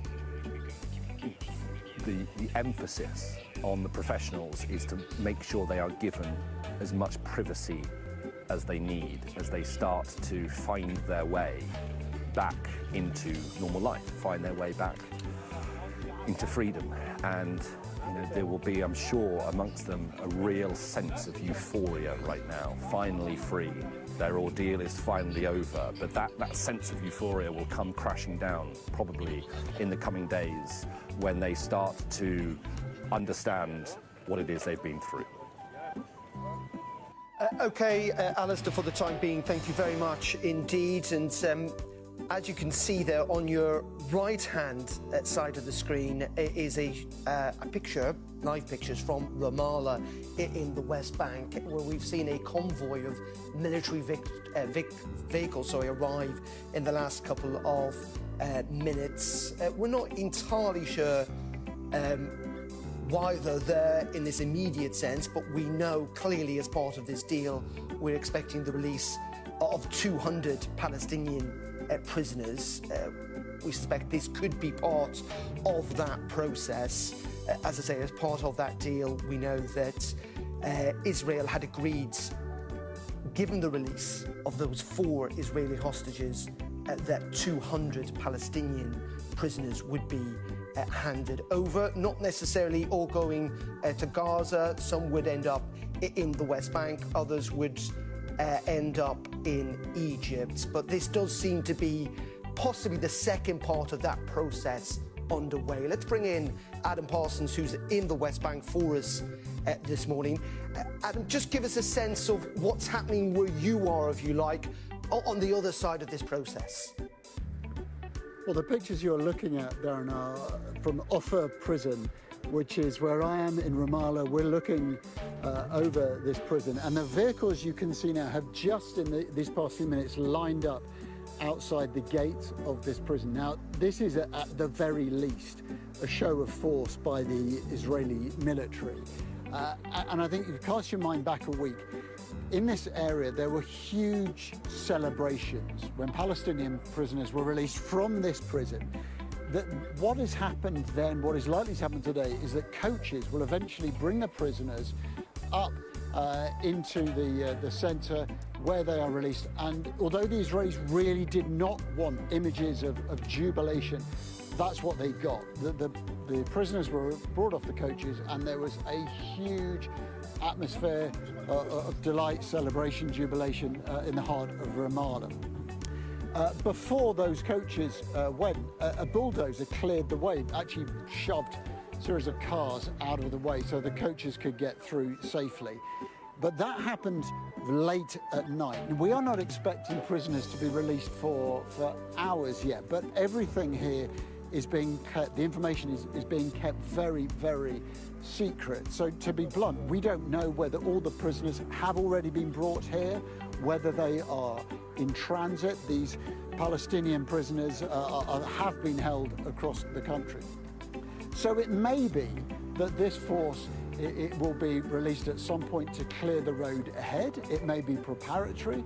It may be that this is simply a show to the people of Ramallah that the Israel Defense Force is in charge here. Because you can see at the front there is a bulldozer. Ahead of that, a couple of what you've got, the Davids, the snatch vehicles. But then as you go back along the trail, you've got a number of vehicles that are clearly capable of carrying troops. So there will be dozens and dozens of soldiers in that convoy. And then at the end is a second bulldozer.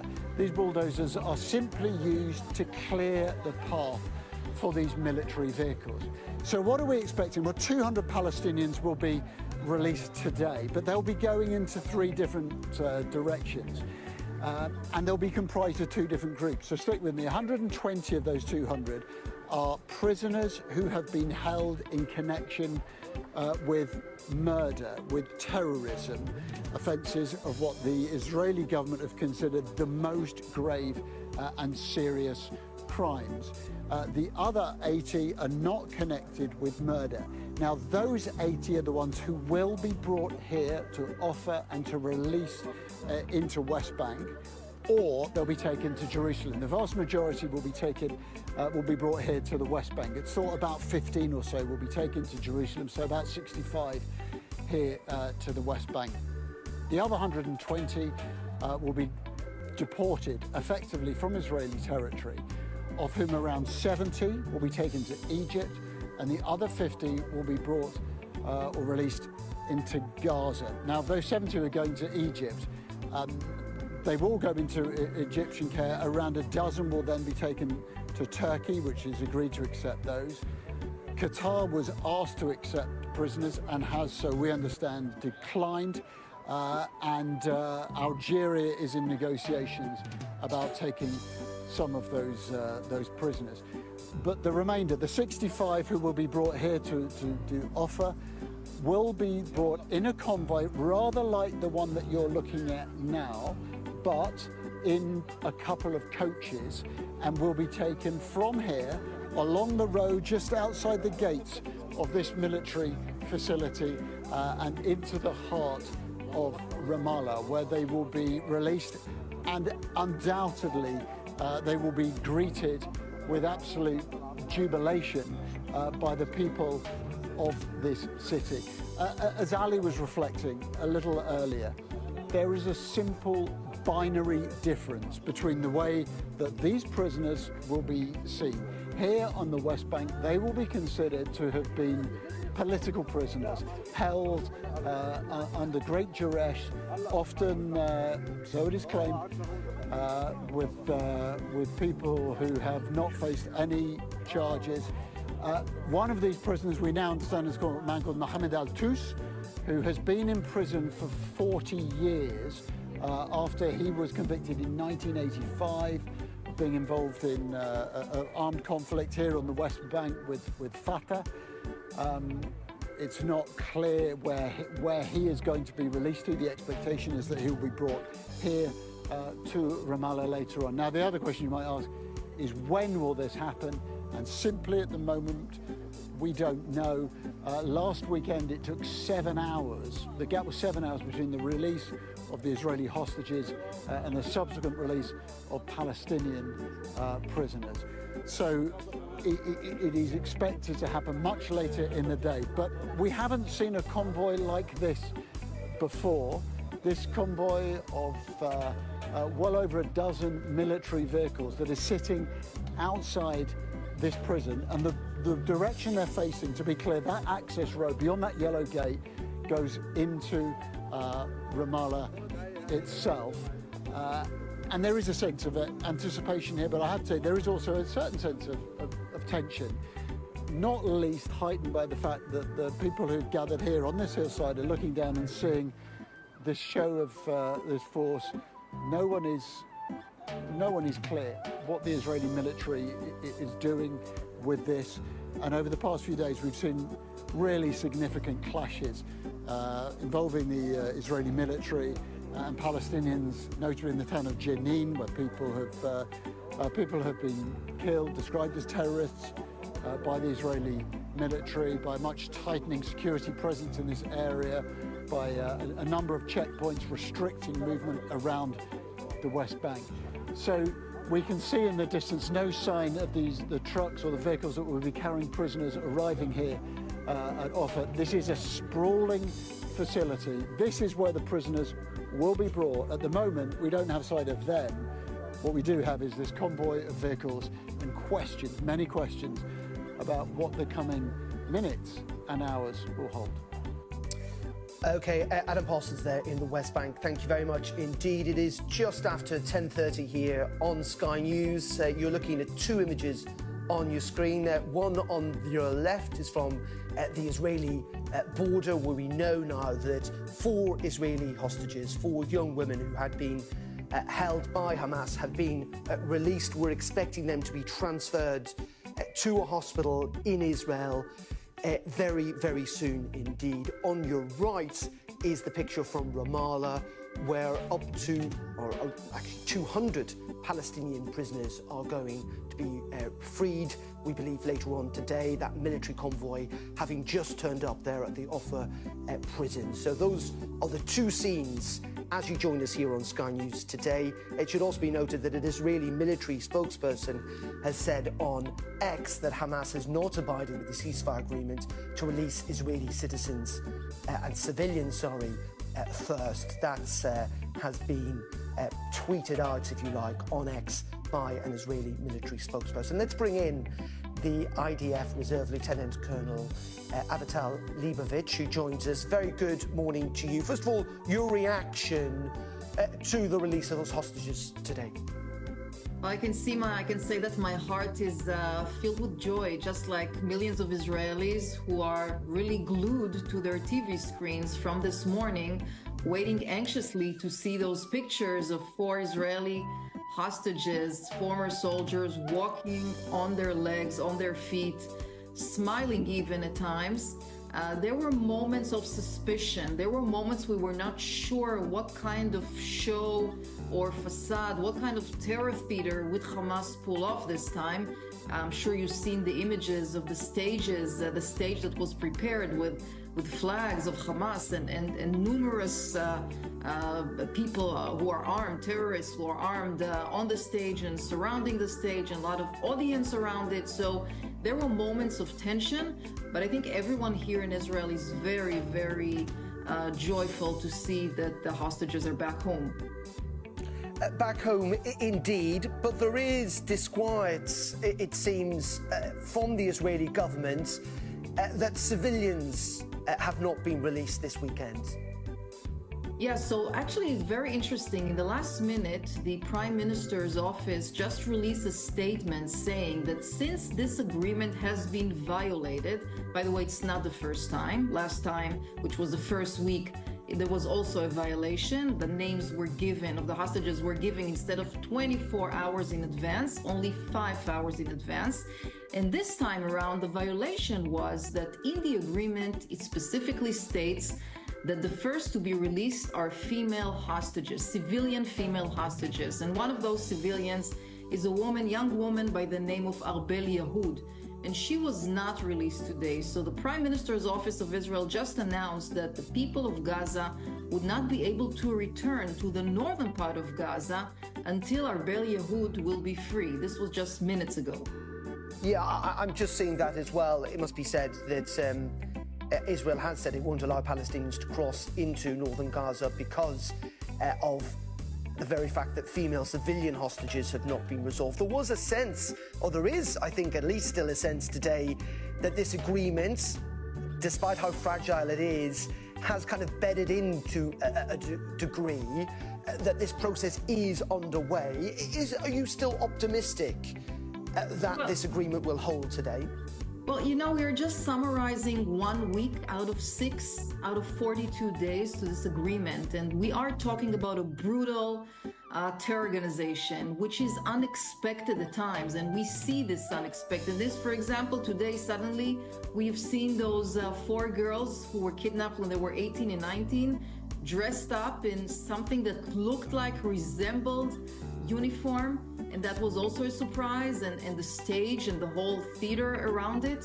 So this is an unexpected organization, and we are expecting to see a lot of additional surprises in the time being. Having said that, Hamas needs the ceasefire desperately. Most of their military power is gone. They lost their senior commanders. They lost a lot of their weapons, their launchers, their missiles. So they are anxious to show the people in Gaza they are still controlling the Gaza Strip. So from their perspective, they're interested in that. So we will have to see how the next couple of days play out. The next phase will be on February 1st, where additional hostages should be released then. But your expectation is that the agreement, the 200 Palestinian prisoners, will go ahead, they will be released at some point later on today? Yes, this is the understanding here in Israel. And by the way, we are paying a very, very high price by releasing those 200 prisoners. 121 of them actually were sentenced due to different murders. And these are terrorists who sent, for example, suicide bombers to explode themselves in shopping malls or coffee shops and so on. So one of the, I would say, concerns in Israel is that these terrorists returning to the West Bank could return to terror tomorrow morning and continue to target Israelis. Indeed, but as part of the agreement, as we know, that they're not all returning to the West Bank, but indeed to different countries around the Middle East. But for the time being, Avital Leibovich, thank you very much indeed for joining us here on Sky News this morning. Let's bring back in our Middle East correspondent, Alistair Bunkle.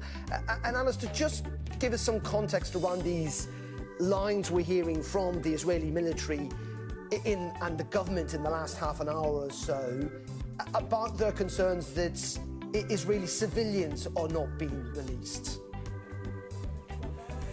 Sure. So the hostages in Gaza have been split effectively into certain categories.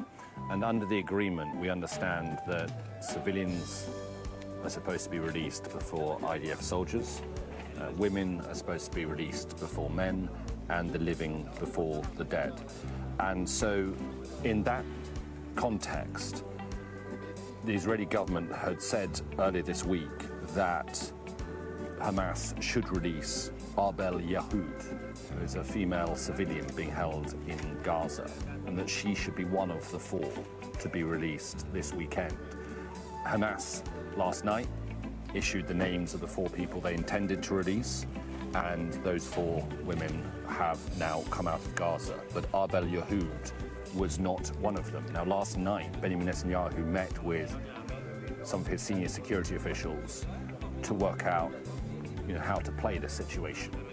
Now, ultimately, the Israelis were in a corner. They couldn't sort of do anything that would prevent the release of these 4 women today, given that they're all alive.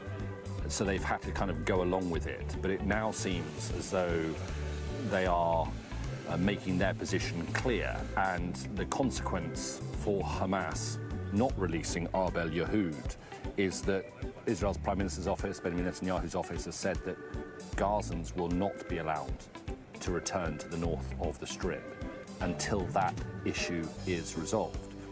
So just to expand on that, one of the things that we are expecting to happen today, as well as the hostage release, as well as the prisoners being released, was that Israeli forces in Gaza, along what's known as the Netzarim corridor, were going to start withdrawing from that Netzarim corridor, and that process would then allow Gazans to move from the south back to the north. That's not going to happen now, according to the Israeli Prime Minister's office, or at least Gazans will not be allowed to return to the north, which I suspect means the Israeli military won't withdraw from the Netzrim corridor today, or at least until, as they say, the issue of civilian female hostages in Gaza is resolved. And that might not be resolved until the next hostages are released, which could be another week from now. So that is Israel's way of responding to what they believe is a violation of this ceasefire by Hamas. That aside, everything else today so far has gone pretty smoothly. The 4 Israeli hostages have been released, as Hamas said they would be. They've been released earlier than they were last weekend, and now, as you see on your screen, on the right of your screen, we await the release of the 200 Palestinians from a prison in the West Bank close to Ramallah. But we do have yet another sticking point in this very fragile ceasefire agreement, and that particularly centres around the condition and the release of Arbel Yehud, but not just her, Shiri Bibas as well, and her 2 children, Kafir and Ariel Bibas. Kafir is the youngest hostage being held in Gaza, but I think the working assumption is that they are not alive. Hamas had said that they had been killed in an Israeli airstrike more than a year ago. No proof of life, but also no proof of their death has been released, but I think the working assumption is that they are not alive.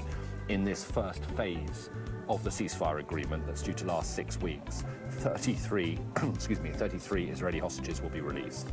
The IDF believes the majority of them are alive. 25, 26 of them are alive, and so far we've seen 7 come out who are alive. Not all of them will be, though. We do know that some of them will not be alive when they come out, and bodies will be transferred to the IDF rather than living hostages. But today, and we await to see on the left of your screen, one of the 3 helicopters, huge IDF transport helicopters. They are waiting now to take the 4 released hostages to hospital in Tel Aviv. I'm guessing because their rotor blades are not turning yet, that we are not quite at that stage.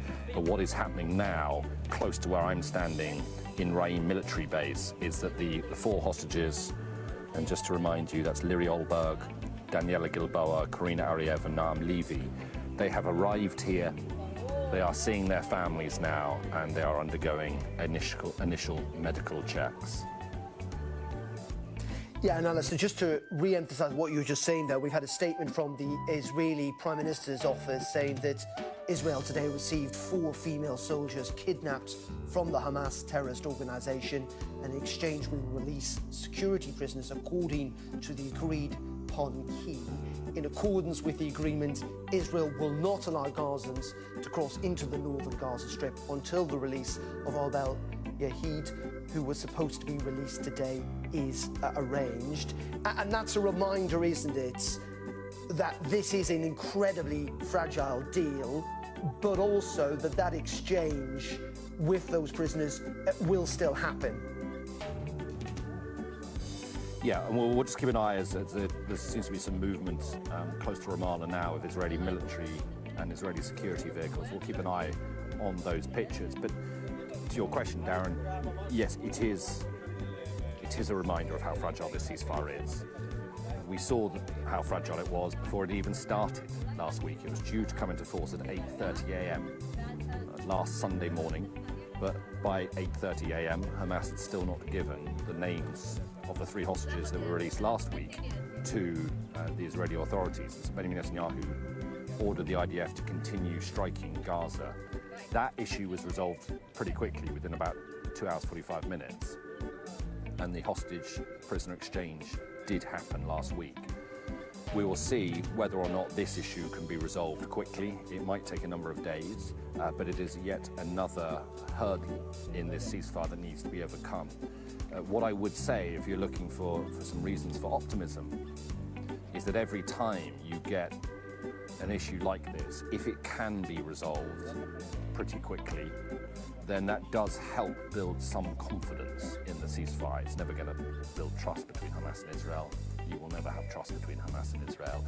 But if issues along the way can be resolved, it will build some confidence amongst the mediators and amongst the two sides that this can still continue to run relatively smoothly and the ceasefire can remain in place. And that will be crucial because on day 16, so just over a week from now, 9 days from now, that is when the official negotiations are set to begin for the second phase of the ceasefire deal.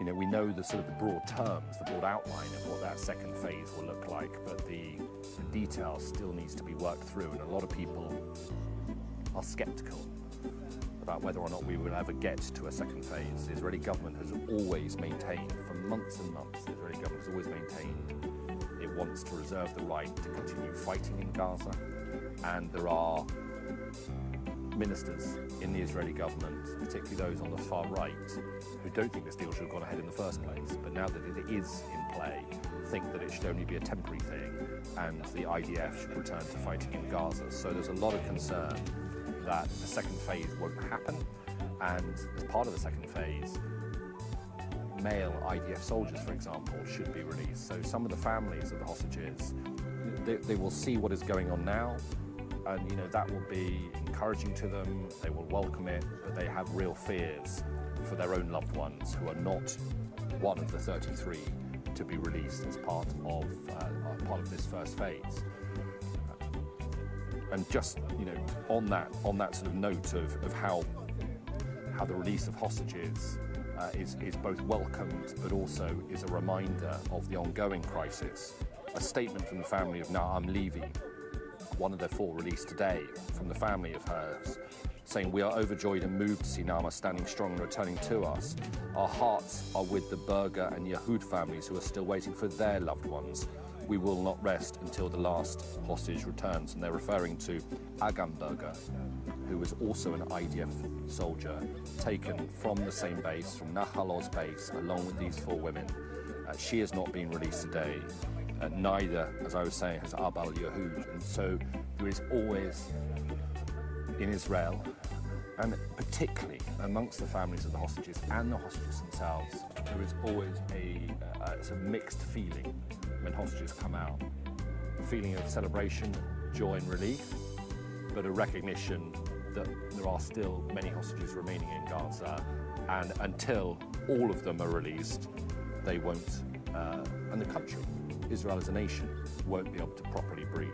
We're now seeing images now of the 4 hostages who were released today, released from Hamas's captivity in a square in central Gaza, handed over to the International Committee for the Red Cross, and then driven to the Israel-Gaza border, and then into the care of the Israeli military, where they are now at a military base on the Gaza border, meeting for the first time in almost a year and a half with their families who have been campaigning here in Israel and around the world to make sure that their loved one's fate is still in the global consciousness, to make sure they're not forgotten about, to put pressure on Benjamin Netanyahu and his government.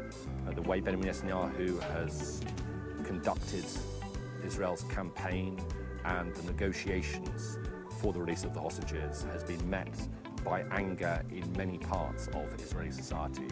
Plenty here believe strongly that the deal that was done a couple of weeks ago and the releases that we're witnessing now could have happened months and months ago if Benjamin Netanyahu had really wanted it. And that is their belief. And that is backed up by statements that we've heard from some of the mediators. Qatar's Prime Minister speaking to Sky News about a week ago, saying that the deal that is now in place is a deal that's been on the table for more than a year. But it is a complex deal. It is a deal struck by mediators between 2 sides who have been bitter enemies for many decades. They remain bitter enemies. But it is a deal that for now is holding, and a deal that is seeing the release of both hostages and prisoners, Darren.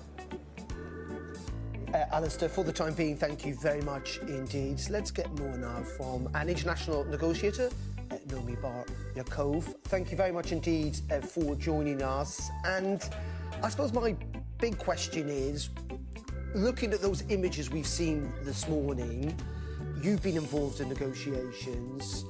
What's your impression of how, thus far, this deal has played out today with those release of those 4 Israeli hostages?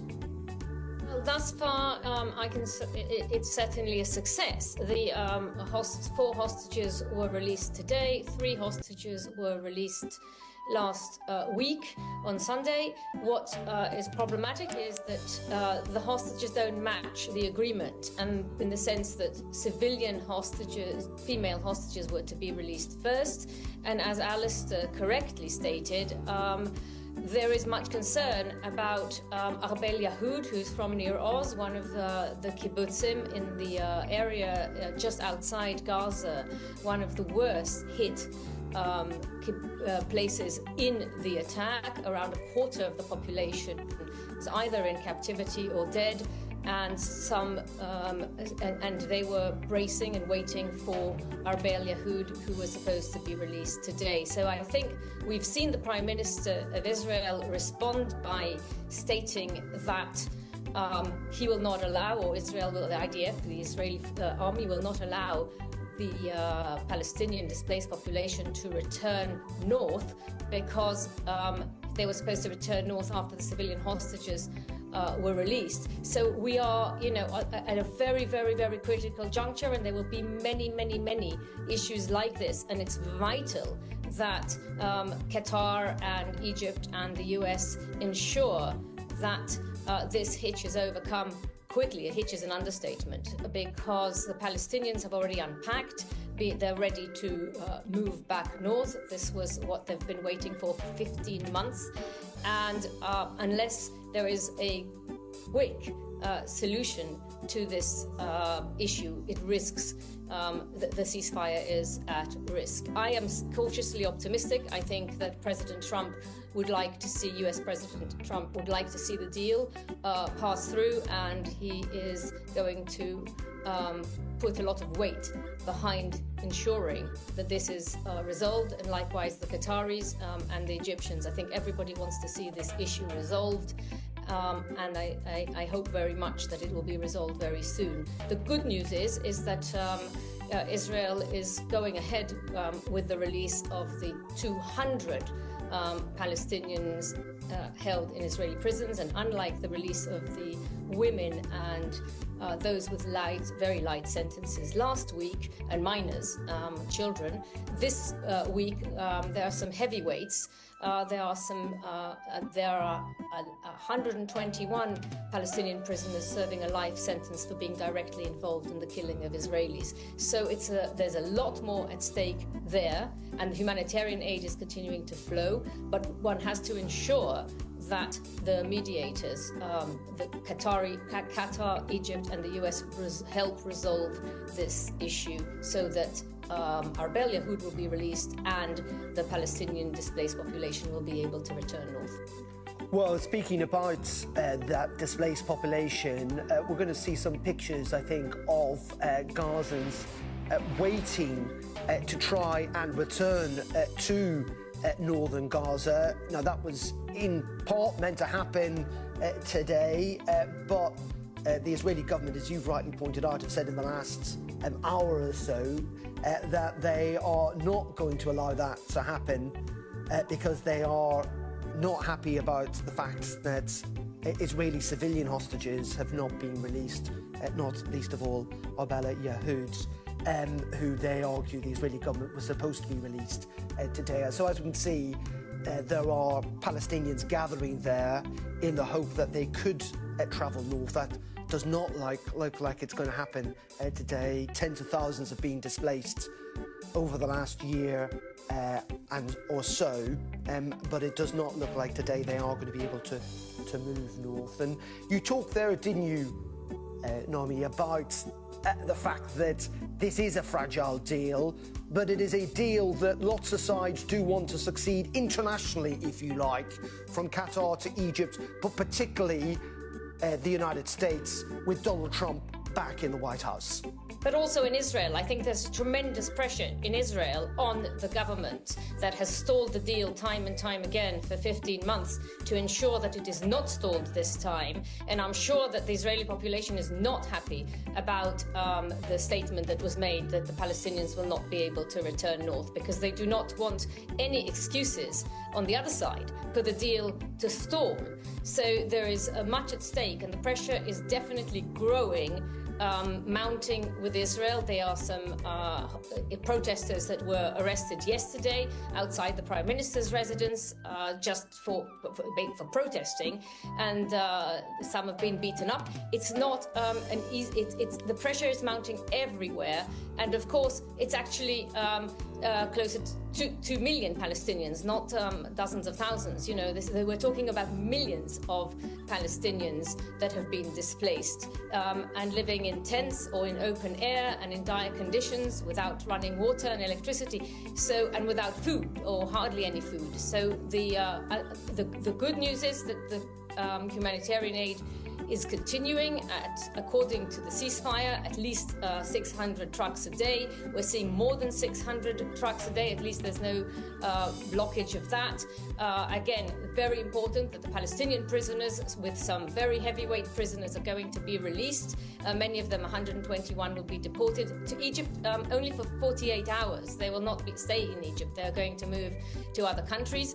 And but this particular issue, yes, there will be tremendous pressure, both internally and externally, to ensure that Arbel Yahoud, who is being held by Islamic Jihad, not by Hamas, is going to be released so that the Palestinian population can go back north. Well, Naomi, just on that, we've got a line here from Reuters in the last minute or so saying that Arbel Yahoud, who is alive, will be released next Saturday. That is what a Hamas official is telling Reuters. That in the end, that female civilian hostage will be released next Saturday.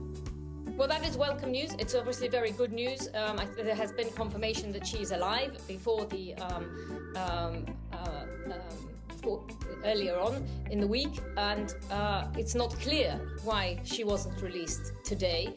But now I assume that what the Israeli government will do is they'll say in that case the Palestinian population can go back north next week after she's released. But I'm not, that would be my assumption, but because what they said is that they won't let them back up north until she's released.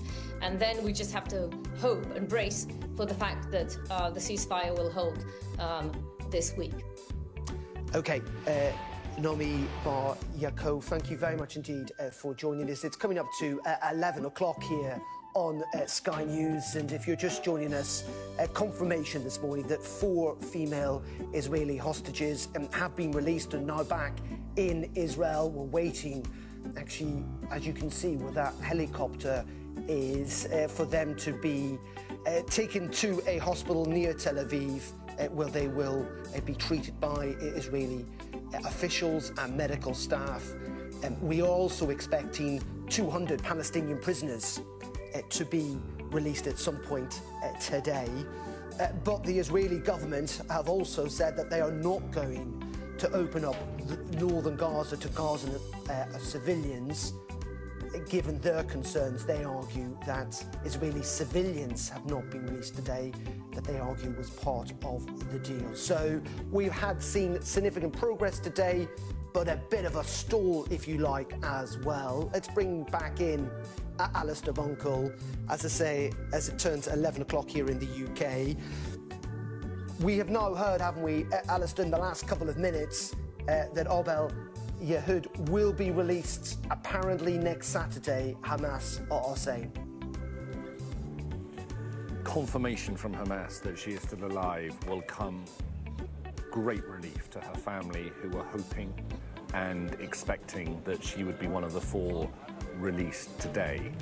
When her name was not on the list released by Hamas last night, they, I'm sure, would have feared the worst. But Hamas, giving no reason, no explanation why she was not released today, but have now released a statement via the news agency Reuters saying that she is alive and she'll be released next Saturday. Israel, angered by the fact that she's not been released today, has said that they will now not allow Gazans to return to the north of the Strip, as was supposed to happen according to this deal, this ceasefire deal, on the 7th day of the deal, which is today. We will wait and see how long Israel sticks to that position. I agree with your previous guest, Darren. I wouldn't be surprised if that remains the position for the coming week until Arbel Yahoud is released next Saturday, as Hamas now say they will do. So, yeah, it's a hurdle in the ceasefire agreement. We've seen hurdles before, they have been resolved. Hamas has quickly come out with a statement, I guess, in the hope that this will be resolved quickly as well. I think that the position taken by Benjamin Netanyahu and his government to prevent the return of Gazans from the south to the north is both a message to Hamas that they must stick to the deal, but will also be designed to put pressure, domestic pressure within Gaza on Hamas when, and this will be the thinking I'm sure of Benjamin Netanyahu, when Gazans understand that they're not now allowed to return home to the north, it'll be a measure designed to say, well, Hamas is to blame for that, not the Israeli government. But that statement from Hamas that next week Arbel Yahoud will be released and she is still alive will come as great relief to her family. We've had a statement as well on Twitter from Yoav Gallant, Israel's defense minister for much of this war. He was sacked by Benjamin Netanyahu a number of months ago. He, like Benjamin Netanyahu, has an arrest warrant for war crimes issued against him by the International Criminal Court. But he has tweeted today to say, Naama, Liri, Karina and Daniela, welcome home. How good it is to see you together, strong and upright. The cynical display of hatred by Hamas terrorists has proven your humanity in the face of evil. From the first day of the war, I insisted that the female observers be defined first as women and only then as soldiers, and that they be placed at the top of the list of those liberated, along with all the women and children who were kidnapped. He goes on to describe this as an exciting and joyful time, but a time which they will also remember the other 90 abductees, as he describes them, who remain in captivity.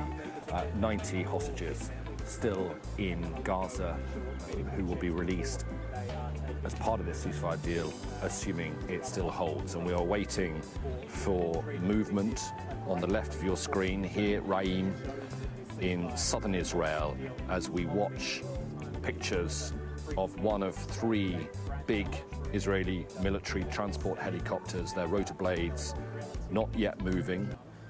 Fair degree of movement from IDF soldiers and personnel around it, though. No sense of urgency or imminent departure, but it is their task, when it happens, to take the hostages and their families who have come here to hospitals in the Tel Aviv region. So we'll keep a close eye on what is happening here, but also in the West Bank at Ofer prison, close to Ramallah, where 200 Palestinian prisoners are due to be released. Not all of them will return to their homes here. Many of them, because of the sentences that they are serving, because of the crimes that Israel has found them guilty of, will be deported, we believe, to Egypt, and then perhaps on from there. So what I find fascinating is that Hamas felt the need to issue that statement quite so quickly. Sorry, Darren, do you mind repeating that? So I would say what was fascinating to me is that Hamas felt the need to issue that statement about Arbel Yahoud being released next Saturday in quick response, if you like, to the Israeli government statement we saw within the last hour. Yes, I think so. And, you know, Hamas has not explained or given any reasons why Arbel Yahoud was not released today. But you're right, they have released that statement pretty shortly after Benjamin Netanyahu released his own statement saying that Gazans, as a result, would not be allowed to return north. We saw last week when Israel did not receive the names of the 3 hostages who were released last week, when those names were not forthcoming at the stroke of 8:30 a.m. when the ceasefire was due to go into force. Benjamin Netanyahu released a statement and said that the Israeli military would therefore continue attacking Gaza. And actually it only took a couple of hours for Hamas to then release those names. Again, no explanation for the delay, but it did take them only a couple of hours to release those names. The ceasefire was back on, and then a few hours after that, the hostages were released. So Hamas, and there is no trust between the two sides whatsoever, but Hamas have released a number of statements over recent days saying that they are committed to this ceasefire deal. And so I think the fact that they have released this statement about Arbel Yehud, the fact she's alive and the fact she will be released next week is, as you say, a sign that they don't want this to be a reason for the deal to collapse. Whether or not Arbel Yehud's continued captivity in Gaza is Hamas playing games, whether or not she's being held by another militant group such as Palestinian Islamic Jihad, is very possible, and therefore Hamas don't necessarily have full control of Islamic Jihad. That could be another reason as well. But it will, by many Israelis, most Israelis, be looked upon as a cynical ploy by Hamas, another tactic of psychological torture for the families. But if it can be resolved quickly, then again, nobody wants there to be issues in the ceasefire. But every time there is an issue, if it is resolved, that it can build confidence that the ceasefire might have some strength in it. But I have to say, it remains fragile. This is another example of that fragility. And because there are some in Israel, including the Israeli coalition, who would like to see a return to fighting, many are worried that it will only need a small excuse for them to be given that reason and for the ceasefire to collapse. OK, Alistair, thank you very much indeed. Well, we've just had pictures arrive here at Sky News of those 4 female hostages who've been released this morning. They are, of course, Karina Arif, Daniela Kilbawa, Nama Levy and Liri Albag, who have, as you can see, smiling, cheerful, thumbs in the air, making heart signs as they have arrived back in Israel, having been held hostage for 477 days by Hamas. Clearly, they are absolutely delighted, emotional scenes as they're welcomed by the IDF there in Israel. Utter joy that we've also seen in Hostage Square in Israel. We had that statement from the family talking about the relief that they will be reunited. In the end, this has been a long and very difficult process, fundamentally for clearly the families involved in all of this, but utter relief today. Just to talk about what we're seeing, though, and it's not relief for those tens of thousands of Palestinians who would hoped and were hoping today to return to northern Gaza, who've been displaced over the last 18 months or so. And that is because they are not going to be allowed, it seems, to return to northern Gaza because the Israeli government are very annoyed by the fact they would say that civilian hostages have not been released today. And so that strip of land, if you like, that those Gazans who are gathered there today on the left-hand side of your screen wanted to return is simply not going to happen. Well, let's bring in the British-Palestinian political analyst, Youssef Al-Hilu, who joins us. Very good afternoon to you, Youssef, or very good morning, I should say. First of all, what do you think when you see those images this morning of those 4 female hostages released, now back in Israel? Well, first of all, thanks to the mediators, we have a ceasefire. This ceasefire is fragile indeed, but it is still holding. We and the millions around the world are relieved to see that the world's most documented genocide comes to an end. Of course, it's moments of joy. It's good news to see Israeli captives are released. And it's also good news that Palestinian political prisoners and captives will be released. It is, of course, it's a very bad deal for Israel, as you may agree, because Netanyahu failed to achieve his political goals. At the end of the day, everybody wants to see an end to this cycle of violence. Everybody wants to see all captives released. Of course, there are some obstacles along the way, but again, thanks to Trump's pressure, who made this deal materialize. I think Israel is annoyed from the fact that Hamas is regrouping. It is in full uniform, armed, and they are, handing over those Israeli captives in public squares, despite the last 15 months of destruction, airstrikes. Yet Hamas came even stronger. The fact is that the Israeli society are monitoring and watching this process, slow process of implementation of this ceasefire. Of course, there is a psychological warfare that Hamas is, doing.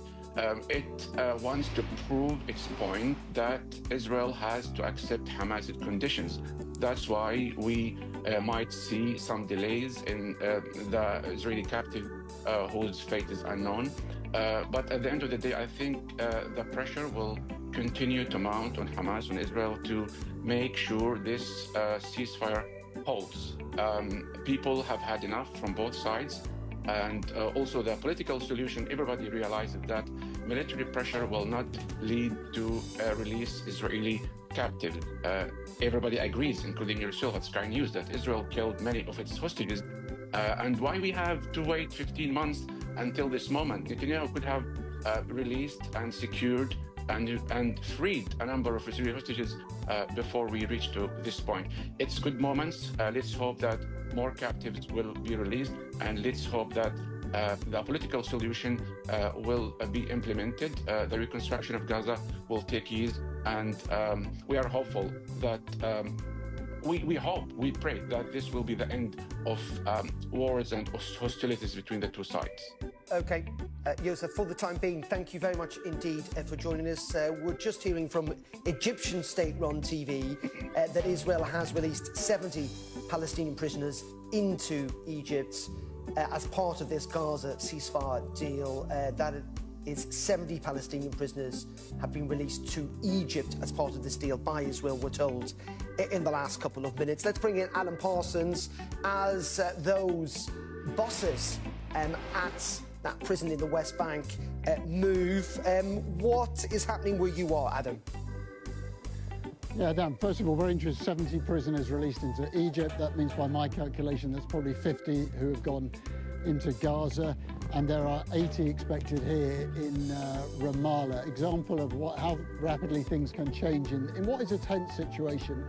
The last time I spoke to you, we were on a hill overlooking the Offa prison in what was actually a very relaxed atmosphere. As you can see, things have changed now. The Israeli military convoy that we were telling you about actually came up onto that hill, told us that we had to move. They deployed tear gas down there to move people out of the way. And then when we were standing in the street just a couple of minutes ago, there's a vehicle around the corner who started pointing a weapon at us to get us to move.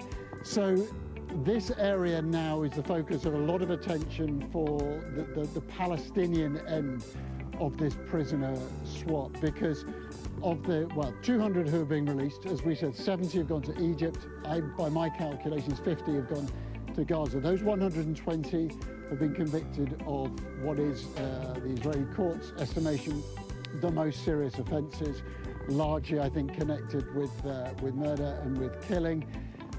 Then you have 80 others who are also convicted of serious offences, and in some cases have been in prison for a long time. Now, figures that have been suggested would, according to my calculations, mean that these 200 prisoners have, on average, been incarcerated for over 14 years each. And some of the stories around them, there's a man called Mohammed Al-Tous, who is from this area, who's been in prison since 1985 because of his affiliation with Fatah. There are a group of 3 brothers from Ramallah who are due to be released today who have all served long sentences. And for people round here, these are effectively political prisoners or people who have been in prison because of their support for what would be described here as Palestinian resistance. Of course, the Israelis would consider them to be terrorists, and there are many in Israel who are very uneasy at the idea of people being released who have been convicted of serious crimes and who have spent a long time in prison. So what is going to happen over the course of today is that, well, the Offa prison facility is actually more, it's over in that direction. And the prisoners who have been in various locations will be brought to Offa. That's I think tear gas that you're hearing being deployed again there, will be brought in coaches towards the centre of Ramallah, and there will be family and friends meeting them. But it's the choreography around that which I think will be interesting to see. Already, clearly what we're seeing here is a demonstration, show of power by the Israeli military. That convoy that came out included 2 bulldozers, armoured personnel carriers, snatched vehicles, in order to show the people of this city that this time they mean business. Why? Well, last time these prisoners were released, there was enormous celebration in the centre of Ramallah, and that went down badly with the Israelis, who want there to be very few signs of public celebration. So prisoners, about 15 of them, who are actually being taken to Jerusalem, are, we understand, being taken in police vehicles and are going to be taken to the front door of the home, the house where they're going to live, and that they will then be effectively escorted in so that there is no public celebration. That is going to be very hard for them to achieve here in Ramallah. And in fact, as I speak to you now, I can see, let's move out here. There's coaches. The 2 coaches, I think, are on their way. We can see them through that fence there. Those are the coaches carrying the prisoners on their way into the of Ramallah. They've come out a lot earlier than anybody had anticipated. That is tear gas being fired, but there you can see the coaches carrying the Palestinian prisoners. We assume it is in those coaches towards Ramallah. This is a lot earlier than anybody had anticipated. You can see one of those Israeli military vehicles is now turning around. There is a 3rd coach going through, and then behind it, those are Red Crescent, Red Cross vehicles. You can hear around me the hooting of cars, that sense of celebration. And this is the time we're going to see, I think, across Ramallah, is a sense of celebration that these prisoners have been returned to this city, here to the West Bank. You're hearing, of course, those bangs you're hearing, those are tear gas. Now, why would that be happening? Go back to that point that the Israeli military really do not want this to be seen as a party. They don't want this to be seen as a scene of celebration. Tear gas is their #1 tool for dispersing crowds and to take people away from these scenes. So those coaches will now be going, it's not a long drive, into the heart of Ramallah, where those prisoners will be released. We, of course, will be headed along whatever the safe path is into the centre of Ramallah, and it will be a battle of wits between the Israelis, who really will not want big crowds to greet these prisoners, and of course the people of this area, who I think will be surprised, very surprised, to see how quickly this has happened, and will be hugely eager to greet these prisoners freed as they arrive here in Ramallah, in the West Bank. 120 prisoners serving the most serious sentences. They won't be here. These are the 80, next level down, but convicted in Israeli courts' minds of very serious offences. People who have spent, in some cases, decades in prison and who are now tasting freedom as part of this ceasefire deal. But also, as I said, there is this persistent sense of tension here in Ramallah and across the West Bank. And there are those in Israel who bemoan the release of these prisoners just as they welcome the release of those 4 hostages today. Yeah, and Adam, just talk us through what the thought process is about where these prisoners end up, because if you've rightly pointed out, some will be in the West Bank, some in Egypt, some in Gaza. What is the thought process, the rationale for different prisoners being released in different places? Okay, so the arithmetic of it is like this. Today, 200 Palestinian prisoners have been released, and they're in 2 groups. There are 80 who are going to be coming here who have been convicted of serious offences, but not the highest category. Then there's a group of 120 people who have been serving time convicted of the most serious offences, almost all in connection with some form of what the Israeli courts have deemed to be murder and terrorism. The Israeli authorities said that these people cannot be allowed to remain in Israeli territory, and so they've described them as being deported. Those people have been taken down to the south of the country and have either been sent to Gaza or have effectively been deported from Israel and put in the hands of the Egyptians. Now, the Egyptians have said that they will take them, but there are other countries, and the Egyptians don't want to take all of these people. So about a dozen are already going, we know, to Turkey. We know that negotiations with Qatar were going on, but our understanding is that the Qataris have said they don't want to take any of those prisoners. We know that Algeria and Morocco have been involved in negotiations about whether they will take some of those prisoners. Those people then have to effectively be outside of Israel territory for 3 years and can then apply to return subject to certain rules, notably that they haven't been involved in any terrorist activity, but also that the Shin Bet, the Israeli intelligence, authorises them to return. So those are the 2 groups. Clearly, the logic behind that, Darren, is that the Israeli government understands that for many in Israel, it is simply unpalatable to have the most serious criminals allowed to live on Israeli territory, and in the minds of some to continue to be a danger to the Israeli state. But there will be those who will say, A, you have released these people, and in the modern world, if they're guilty of terrorism, that is something they can orchestrate from abroad. There will be others who will say, well, these 80 are still guilty of terrorist offences.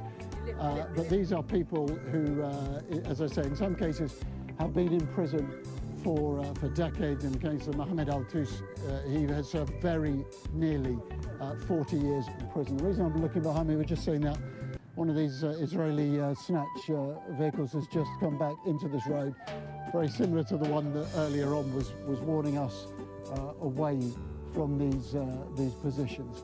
So that is the logic, Darren, between those who have been effectively expelled from this area and those who are right now returning here to the West Bank. And Adam, we're just going to show the viewers at home some pictures from Wadi Gaza, where Palestinians, Gazans, effectively trying to get north. As part of the deal today, we had expected that they would be able to do so. Thousands have gathered there. Israel, at the moment, have said they're not prepared to do that because female civilian hostages have not been released today. They thought that was part of the deal. So while there are celebrations where you are, frustrations elsewhere. Yeah, and look, this deal, this ceasefire deal, has infuriated some, delighted others, and I think it exposes so much of the fissures that run between this bitter conflict between the Israelis and the Palestinians that, of course, predates what has happened in Gaza. You know, this was mentioned, Mohammed al-Tous, who's in prison since 1985. You know, there are people who have been released who have been involved in the first and the second intifadas. This is not about prisoners connected with what's happening in Gaza.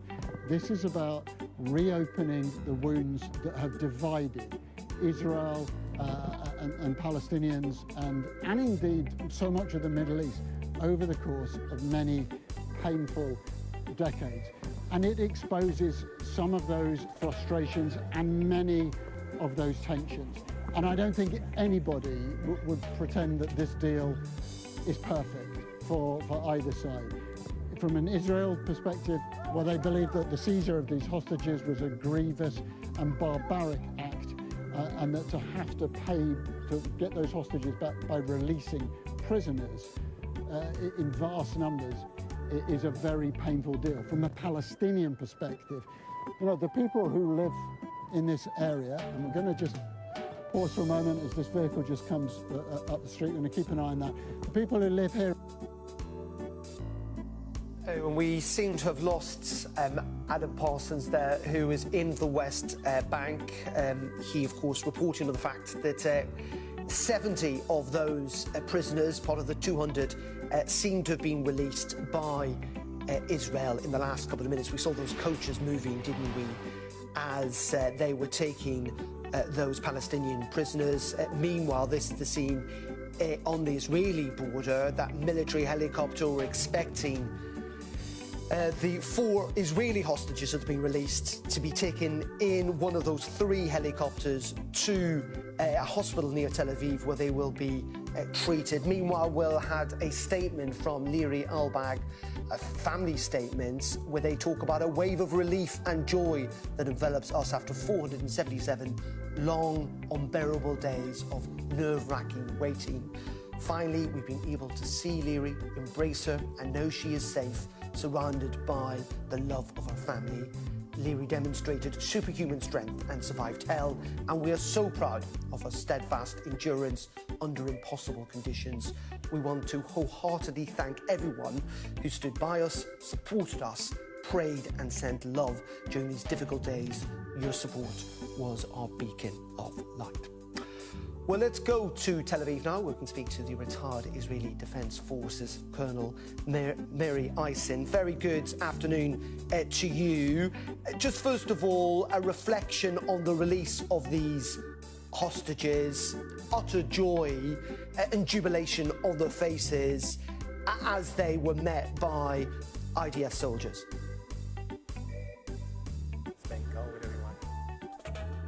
Any of us right now are feeling joy and jubilation after 15 months, or as you said, 477 days.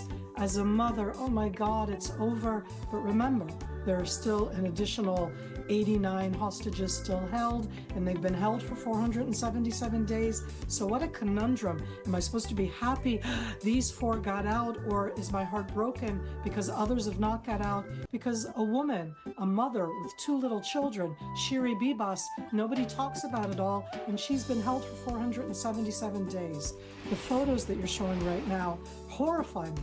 Because how can it be when you showed before the Hamas photos of doing such a staging?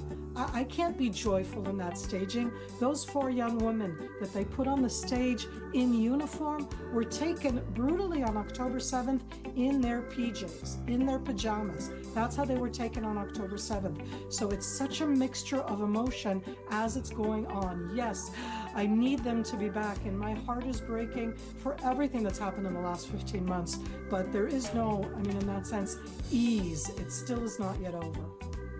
Indeed, and we know there are dozens of hostages still being held by Hamas, but this is part of a deal, isn't it? And it is a deal that does largely seem to be working. It does seem to be working, but let's not, please, for all of us, put this on the same equivalency.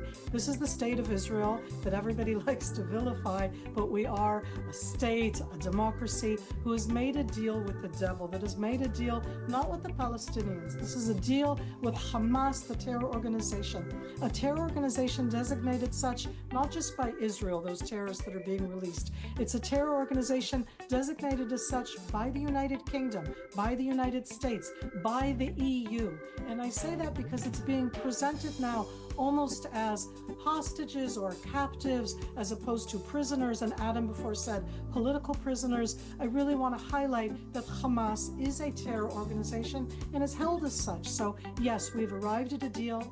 I need it to work. I need to have all of these people come home, the ones who were brutally taken October 7th. And to me, it does. There's a difference between the soldiers and the civilians. But what would you say to those people, including from within Israel, who say, you know what, 477 days is too long. It could have been shorter if Benjamin Netanyahu had signed up to this deal earlier, and that thousands of Palestinians who have died in that time would not have died. So my expertise is on terror organizations, not necessarily on the Israeli government. And I don't think that my government is perfect. By the way, I don't think that any democratic government is perfect. And I'm not saying to belittle this. In May of last year, it was before Mohammed Def was killed. That's number 2 in Hamas. It was before Yahya Sinwar was killed. That was number 1 in Hamas. That made a difference. It was before Israel launched its ground attack against Hezbollah, and because of that, Hezbollah was also fighting against Israel. And I say that because in May, the conditions were different. Certainly, Israel could have agreed to it then, but when I say that in that sense, it isn't that it's the exact same conditions. The deal may look the same to you, but the conditions, the fact that Hamas agreed to it as it agreed to it now in January, doesn't mean they agreed to the same conditions in May.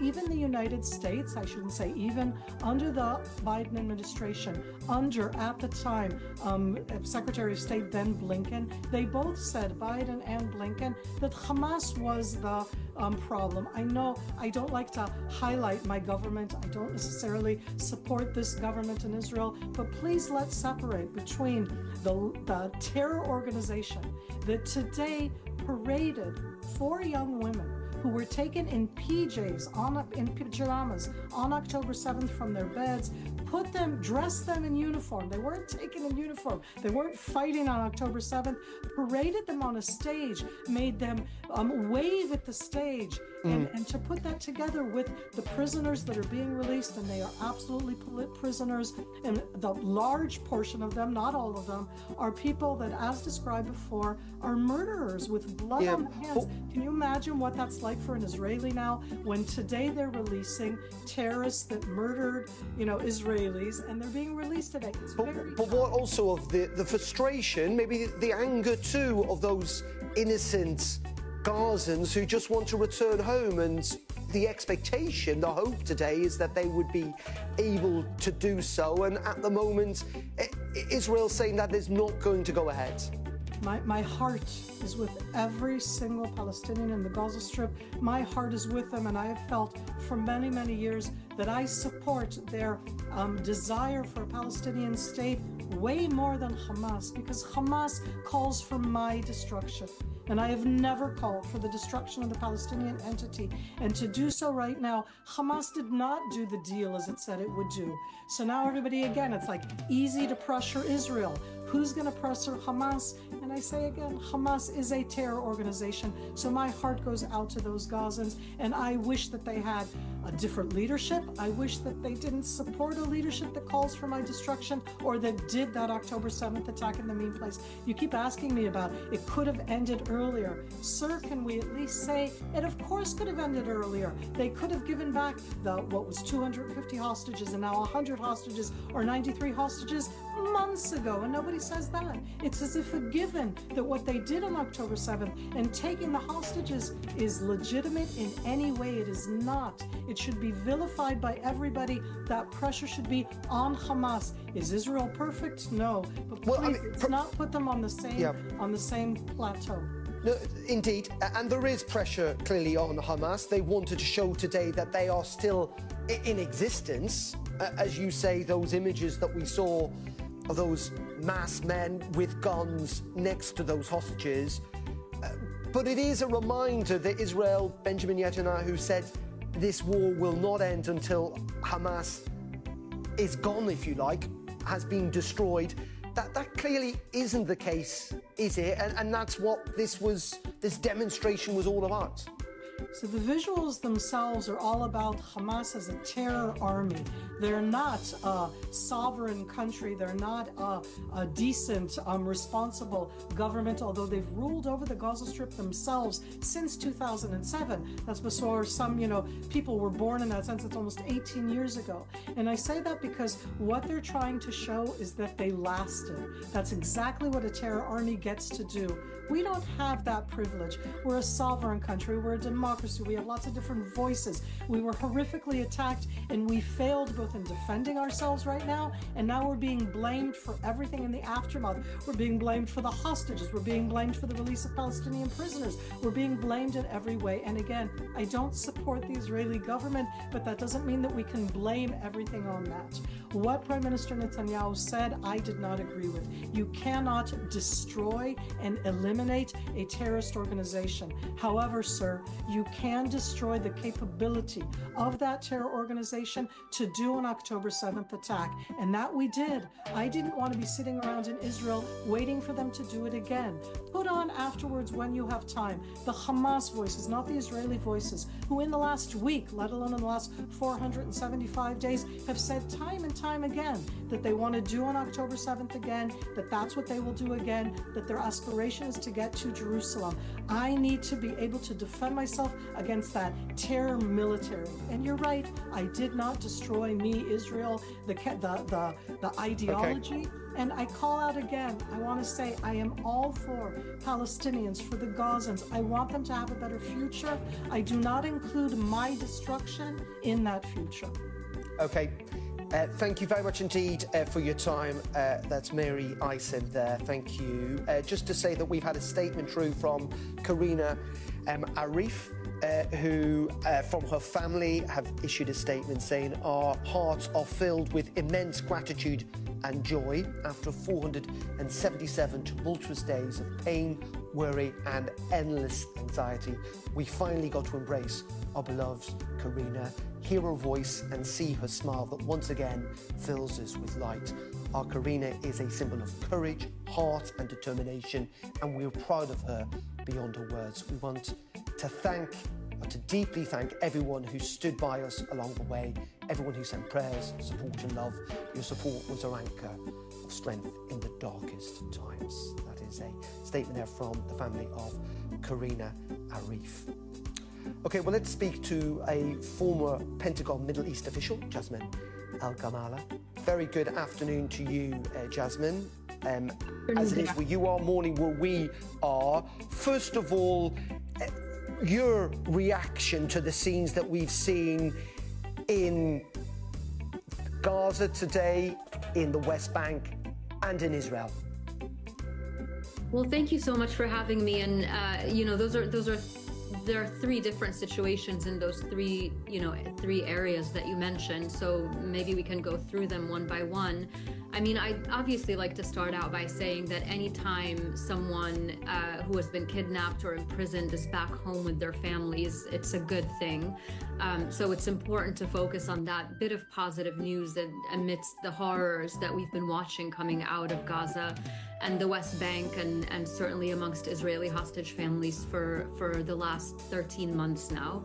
In terms of what's happening in each of these places that you mentioned, I would say that to start with Israel, there's obviously a lot of mixed emotions. On one hand, people are overjoyed at hostages coming home, more and more of them coming home, and so far the first phase of the deal holding up.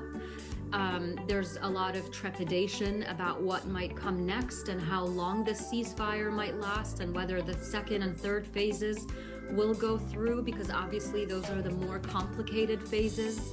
And the second phase has not even yet been begun to be negotiated by the parties. So it's a mixed sense of emotions. You also have the right-wing portion of Israeli society and the Israeli government who have been against this deal since the beginning, agitating for Israel to go back to war after the first phase and not to continue with the ceasefire deal, which they don't see as a victory for Israel, but a concession to Hamas. So that's, to summarize, I suppose, what's happening in Israel. In Gaza, you've seen images of people trying to go back to their homes, trying to begin picking up what's left of their lives. Obviously, the images show as what we've all known, which is that the Gaza Strip has been almost nearly 100% destroyed. I mean, probably about 90% of it has been decimated. People have been displaced from their homes, and as they start to go back to what used to be their homes, are doing things that, you know, you and I and viewers can't really imagine, like trying to find family members that might be still under the rubble and so on. So the road to recovery for people in Gaza is quite long, and of course it hasn't really even begun yet, because as I said, we don't know if the ceasefire is going to last fully. And we don't know what comes after the ceasefire, if it does complete in all of its 3 phases. In terms of the West Bank, I'll just quickly say that the situation has been extremely dire in the West Bank. We've been watching settler violence, overturning cars, burning homes in the West Bank. We've been seeing military operations in Jenin. The Israeli military is saying that that's because of militant activity in Jenin. We don't know the full picture. We just know that there's a lot of unrest in the West Bank, that the PA seems unable to exert any kind of control over that settler violence. Neither does the IDF seem inclined to stop it. So if that picture, you know, what I'm trying to paint in that picture really is just an incredibly fragile, incredibly tenuous situation at the moment, as we try to push this ceasefire forward and try to find a new beginning and a new future for people in Gaza, the West Bank, and also for the hostage families who have suffered so much over the last 13 months. And Jasmine, what's fascinating here, isn't it? As you say, it is incredibly complex with lots of moving parts, incredibly fragile, but it is also something that is at the moment working, but we are only into week 2. That's right, and I've been saying from the beginning, look, no one wants to be right when they predict that this ceasefire won't hold, but we have to look at precedent, we have to look at the severity of the nature of the complications before us. I mean, just now, the Lebanon ceasefire, which was much smaller in scale and much less complicated than the one we're talking about in Gaza, is supposed to be ending right now, and the Israeli military is saying that they will not be withdrawing from Lebanon as per the terms of the ceasefire agreement. So you know, these are really complicated matters, and each side in Gaza, Hamas, and in Israel, each side is going to be trying to project power and dominance and control, both to their own domestic publics and to the media. What you saw this morning when Hamas was surrounding the 4 Israeli hostages that were being released, it was such a show of power and a show of control, but that means 2 things. On the one hand, if they actually were that much in control, they wouldn't have to put forward such a grotesque show of force and power, right? On the other hand, because they were able to put on that show of force, it demonstrates that they haven't been destroyed, that they are still very much there. To what extent, we don't really know. And it just brings us back to this point that I always mention, which is that a defeat of Hamas militarily was never going to be a viable strategy or a viable end goal for Israel, because fighters will always fight, no matter how many they are. And the standard of victory for Hamas is so low, they just need to be able to fire 1 rocket a day into Israel, and they will call that a victory. So a real victory for Israel doesn't lie in military victory, it lies in a diplomatic and a political solution moving forward that provides an alternative to Hamas, that supports the Palestinian Authority and going into Gaza and trying to form a new governance structure there that doesn't include Hamas, because that's really what's going to make Israel safer in the long run, not to mention end the nightmare that Gazans and Palestinians both in Gaza and the West Bank have been living for so long. Yeah, and what's fascinating to me, Jasmine, is the very fact that there isn't trust on either side. Clearly there isn't, but there is a choreography, if you like. The Israeli government issue a statement, Hamas feel the need to respond, and so on, that as this process has slightly embedded itself in, there has been a choreography, if you like, that seems also to have embedded itself in. Absolutely, and that's such a great point that you mentioned about the trust. I mean, there is such a lack of trust between these two parties. Neither party trusts the other to keep its end of the deal. Each one of them sees the other as always looking for an excuse to get out. Just now you're seeing Netanyahu saying that the list that Hamas provided was not the list that was supposed to be provided. They were supposed to, in this first phase, release all the civilian females before releasing the military female hostages, and what we saw today was a release of 4 military hostages. There are still 2 civilians that were on that initial list of 33 that were supposed to be released first. And so each party is going to be trying to find that wiggle room to try to make it seem that we are not to blame, but we're not going to go forward with this because the other party is not operating in good faith. Now, this is to be expected with two parties who have such a lack of trust and such a long history of conflict with each other. That's precisely when the role of the mediators and the guarantors becomes so critical. We're talking now about the new U.S. administration, President Trump and his special envoy to the Middle East, Steve Witkoff, and we're talking about the Qataris and Egypt as guarantors for the Hamas obligations. And so the role of those mediators is really going to be important in these next few days to hold to account those two parties and say, no, this is what you agreed to, and this is what you're going to do, because we cannot slide further back into this endless war. We need to move forward.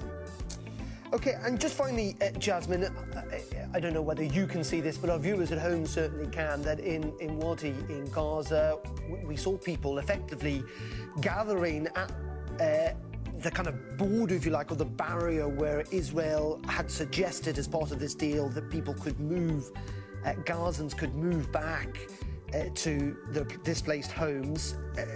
There was no movement until a short while ago. People don't seem to be moving in the picture. We're not entirely sure what that means, whether things have changed on the ground in the last couple of minutes. But for ordinary civilian Gazans, you know, this has been an incredibly difficult and horrific time, and many of them so desperate to return to their homes.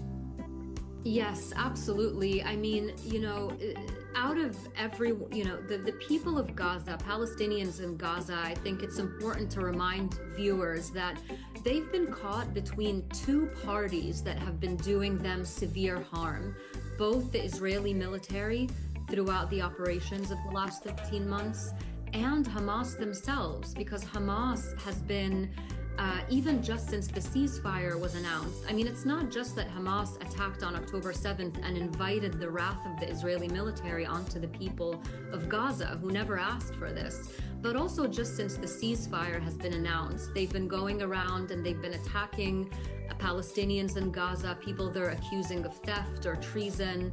And so they are an enemy force of the Palestinian people themselves. And I don't think that, you know, many people, it's unfortunate in the world that we live in, and especially with how polemic social media is, that people feel like they have to choose a side. You're either with Hamas, you're either with Israel, the resistance, the occupation, all these words are being thrown around. Sometimes people lose sight of the fact that these civilians, these ordinary Gazans, who have been living this nightmare for the last 13 months are actually getting it from all sides. And they're scared right now, even though the ceasefire has been agreed on, the first phase is underway. they're told that they're able to go home, but we're hearing reports of them hearing gunfire. They don't know, if they're safe. They don't know if it's safe to move. It's an incredibly, incredibly terrifying time for them. And I just think it's important to highlight that human factor in everything that's going on right now. Okay, Jasmine, I really appreciate your time this morning. Thank you very much indeed for joining us. That was and is the picture in Gaza on your right-hand side. On your left, a little earlier, we had a pretty clear picture of that helicopter. You can just see the rotor blades above those trucks. Those trucks moved into place in the last couple of minutes. On the right-hand side, you might just be able to make out a convoy of cars with flashing lights. Let's bring in Alistair Bunkle, because this is part of a process in which the Israeli hostages have been returned to Israel, but are going to be transferred to a hospital, we believe, near Tel Aviv. Alistair. Yeah, Darren, the trucks, you see 3 of the trucks, there are some more just out of shot that have now parked up, shielding the view of the cameras from the helicopter. They had gone there at the request of the families, I'm told, obviously to give them some privacy. The families of the 4 hostages and the 4 hostages themselves are now in the base just off to the left-hand side. They've been reunited.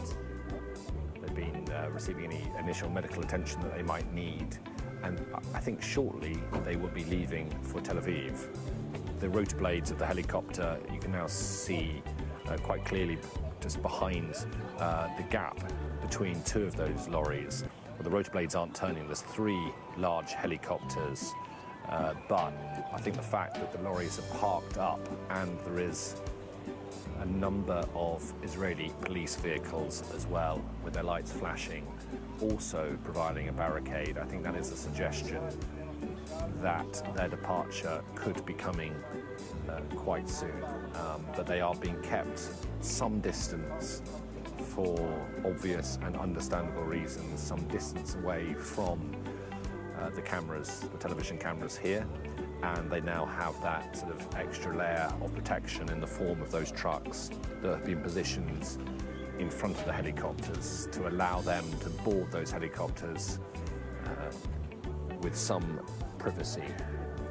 I'm just looking now, and it's hard to make out from this shot, but it does look as though there is some movement going on there. It looks possibly as though some people are exiting a minibus, a black minibus that's now just started to move and is going behind that truck. So possibly that could be the hostages being moved from one part of the military base towards the apron where the helicopters are currently stationed. But as I say, no movement just yet from the rotor blades of the helicopters to suggest that they might be ready to take off in the next couple of minutes. But a lot of Israeli military personnel still milling around that area. They have been around there for the last couple of hours. Another minibus, I'm not sure it's the same one, but another minibus pulling up, its door opening. And let's just watch to see who comes out of the main compartment of that minibus. Trying to see whether, now we know that the 4 female hostages came out in military fatigues. Those weren't official IDF uniforms. We suspect they were given to them by Hamas to make the point, from a Hamas point of view, that they're prisoners of war rather than civilian hostages. But we are seeing there some people exiting that van wearing civilian clothing, one lady waving to someone inside it, and it does look as though there is some movement going on now. Perhaps the hostages, the freed hostages, are starting to make their way to those helicopters, to board those helicopters. They're huge inside. I think they can fit about 40 or 50 people in, and they will be taken from here to a hospital in the Tel Aviv area. And there's a screen being put on now as well. well, there was a screen, actually maybe that's been removed, but there was a screen there to give extra privacy to them. They'll be taken to hospitals in the Tel Aviv region, which by helicopter, by road is an hour and 20 minutes, by helicopter is a very short flight away indeed. But the next stage in their process of freedom will be to go to the hospitals in Tel Aviv, to go into the medical care of professional doctors and nurses there, and they'll probably remain there for some time. I think the 3 hostages that were released last week, Doron Steinbrecher, Romy Gonen, and Emily Damari, are still in hospital. They'll be allowed to stay, all the hostages will be allowed to stay for as long as they feel they want and need to. They'll be encouraged to stay there for some days initially in order to recover from the ordeal they've been through, but to receive the medical attention they need, both physical and mental care.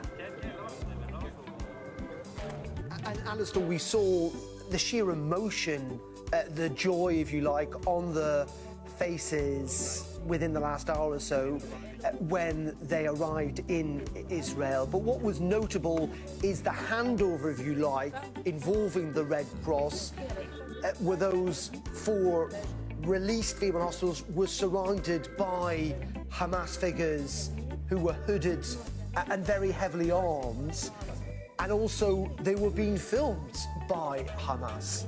A reminder, I think, from Hamas's point of view, what they would like to portray, that they still do exist, that they can still put on a show of force.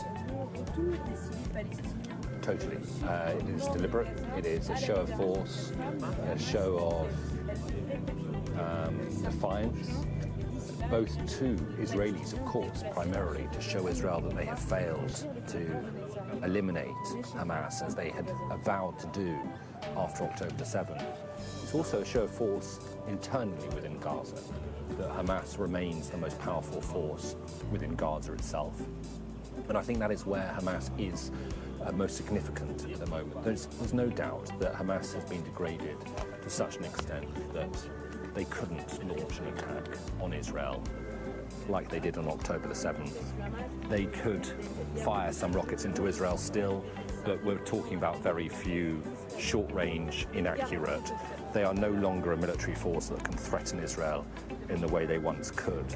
But they are still in existence, not just as an ideology. They are still in existence as a military force in Gaza, as a security force in the form of their police officers, but also they are the closest that Gaza still has to any form of governance. And those are all issues facing Israel and the international world as they try and come to some agreement as to what should happen next. Israel has said that it will not allow Hamas to continue to function and exist in Gaza. Well, you speak privately to people, some people will tell you it publicly, but privately almost everybody will admit that you can't wipe out an ideology, but they will have to find a way, and they'll have to find an alternative to Hamas in Gaza if Israel is to achieve its stated war goal of removing Hamas from power in Gaza. And at the moment, there really is very little suggestion who that might be. The Palestinian Authority is the obvious alternative. The Palestinian Authority, the main party in the PA, Fatah, govern the West Bank. They have said that they are ready to take control of Gaza. I think a lot of people doubt whether they are actually ready to take control. Their control within the West Bank is also pretty tenuous in parts of the West Bank, let alone expanding that to Gaza. But also, the Israeli government have said that they would not be an acceptable alternative to Hamas. So if not Hamas, if not Palestinian Authority, then who? But yes, certainly the pictures we've been seeing today from Gaza and the release in Gaza, like the pictures that we saw a week ago, is a display by Hamas that they are still in control, that they still have the ability to wield power in Gaza, and Israel has failed in its attempts to defeat them. And that will be a red rag to many in Israel. It'll be a red rag to many in the Israeli coalition who do not want this ceasefire to go ahead and would like to see Israel return to fighting in Gaza. Okay, Alistair, stay there for the time being because it is just turned midday here in the UK. And as you can see, breaking news this Saturday afternoon where 4 female hostages who were being held by Hamas in Gaza have now been returned to Israel. In fact, we believe they are aboard that helicopter that you can just about make out on the left-hand side of your screen. They are likely to be transferred to a hospital near Tel Aviv where they will be treated, having been held hostage for 477 days. On the right-hand side of your screen just then was Hostage Square, where Israelis have gathered to watch, as I say, those 4 female hostages be released this morning. Gunmen and crowds are gathered in Palestine Square in Gaza City as the hostages were released to the Red Cross in what was a highly choreographed handover. The 4 women who were the second group of hostages released since a ceasefire deal was agreed are Israeli soldiers that were taken hostage on October 7th. And also, in the last hour or so, we've seen what we believe is 70 Palestinian prisoners released in the West Bank. Israel is set to release 200 Palestinian prisoners today. OK, let's bring back in Alistair Bunkle. And as I say, this is a choreographed deal. There have been hiccups this morning, but it is a deal that does seem to be working largely, and it feels it's starting to be embedded, if you like. Well, this is the second hostage prisoner exchange, and I would say that broadly it has run more smoothly than it did last week. For example, the moment in Gaza City, in a square in Gaza City, where the 4 hostages this week were handed over from Hamas to the International Committee of the Red Cross, seemed to be somewhat calmer than 7 days ago when we saw hundreds of Palestinians gathered around the vehicles, some of them standing on the vehicles as the hostages were handed over. This time Hamas had created a sort of a wide cordon around the vehicles to give them some space. And it has happened as well earlier on in the day than we expected. Last time the exchange of hostages took place late afternoon, and the release of Palestinian prisoners happened in the early hours of Monday morning. Well, already, when it's just gone lunchtime here, already the hostages have been released, and it looks like they're getting ready to be taken to Tel Aviv. And many of the Palestinian prisoners have also been released, some of those across the border and into Egypt. So, yeah, it does look as though it is a process that each week it happens, each week the ceasefire remains in force. It's a process that is being refined, and it has gone reasonably smoothly so far today. The one area where it hasn't is in the release, or rather the fact that Arbel Yuhed was not released. The Israeli government insisted that she was amongst the 4 released today, but Hamas released 4 names last night. She wasn't on that list, and she wasn't one of the 4 that came out today. And so the Israeli government has said that until that issue is resolved, Gazans will not be able to return to the north of Gaza as they were expecting to be allowed to do from today. Very swiftly, though, Hamas came out with its own statement and said that Arbel Yuhed is alive and she will be released next Saturday. They've given no reason why she wasn't released this Saturday, but they have said that she is alive and she will be released. So again, I think, the optimists will be looking at that and thinking, well, if this is an issue that can also be resolved, then every time there is an obstacle, but it is resolved, then that is a moment where the ceasefire is arguably strengthened, because it shows that via the mediators, the 2 sides can work out any differences that occur. And we are now just starting to see the rotor blades of at least one of the helicopters start to move, and confirmation with that the freed hostages and their families and their accompanying IDF soldiers are on board those helicopters and now getting ready to be moved from the military base of Raim here, close to the Gaza border, to a hospital in the Tel Aviv area. And Alistair, as you noted and you've spoken to some of the families, the hostages who were released last week remain in hospital being treated. I mean, this 470 days, 70-odd days, being treated not just medically, but having gone through an incredible trauma, an unbelievable trauma. Yeah, so in the case of the 3 hostages who were released last week, we saw particularly with Emily Damari, she was missing 2 fingers, 2 of her middle fingers on her left hand. She was shot in that hand by Hamas on October the 7th. She actually received, because she was held in Gaza with Romy Gonan. Romy Gonan, I understand, is a paramedic. She was able to treat her a little bit, but her wounds, I'm told by family members, are quite severe and will need some proper professional medical care, perhaps an operation on them. So she did have those physical wounds from October the 7th, but otherwise the 3 who were released last week and the 4, from what we've seen, and it's we haven't seen a lot of their condition, but from what we saw, the 4 released today, again, alive, able to walk themselves, positive signs at least, that physically they're doing, okay. I mean, it's not brilliantly, but okay. But it is the mental impact on the last 15 and a half months of captivity that probably will be the most enduring. And that is what the medical staff want to make sure that they get the absolute best and right care for that. And they've refined it. There was a 7-day ceasefire back in November 2023 when quite a number of hostages were released as part of that. And subsequent to that, the medical staff and the Israeli government have refined their processes to make sure that they learn from what's gone before and they improve it every single time. So the hospitals are being carefully chosen because they are some of the most advanced hospitals in Israel, but they have the specialist medical care. But the spaces that the freed hostages will be kept in, and the spaces they'll be living in over the coming days, weeks perhaps, are also specially designed so that they are not too clinical.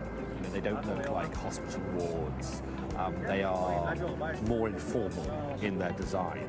And once there, they will have access to all sorts of services, to anything they want. The onus will be to try. Medical staff will try and persuade them. Don't hope to leave hospital too soon. Whilst you're here, take your time. A lot of them, let's not forget, a lot of them were taken from kibbutzim, close to where I am now, and those kibbutzim are largely destroyed. So a lot of them don't have family homes or their old homes to go back to necessarily. So that will be an adjustment for them. And when they left, when they were kidnapped, they might not have known what happened and what they might be leaving behind. And then they'll have, of course, they'll have physical medical care, they'll have mental care as well, that will probably go on for many, many years. But they have the staff who have been planning this moment and this rehabilitation process have tried to think of everything. One doctor was telling me, excuse me, how in November 2023, when the hostages then were coming out, some of the female hostages wanted manicures just to feel human again. They wanted to have their nails painted, and so that was provided.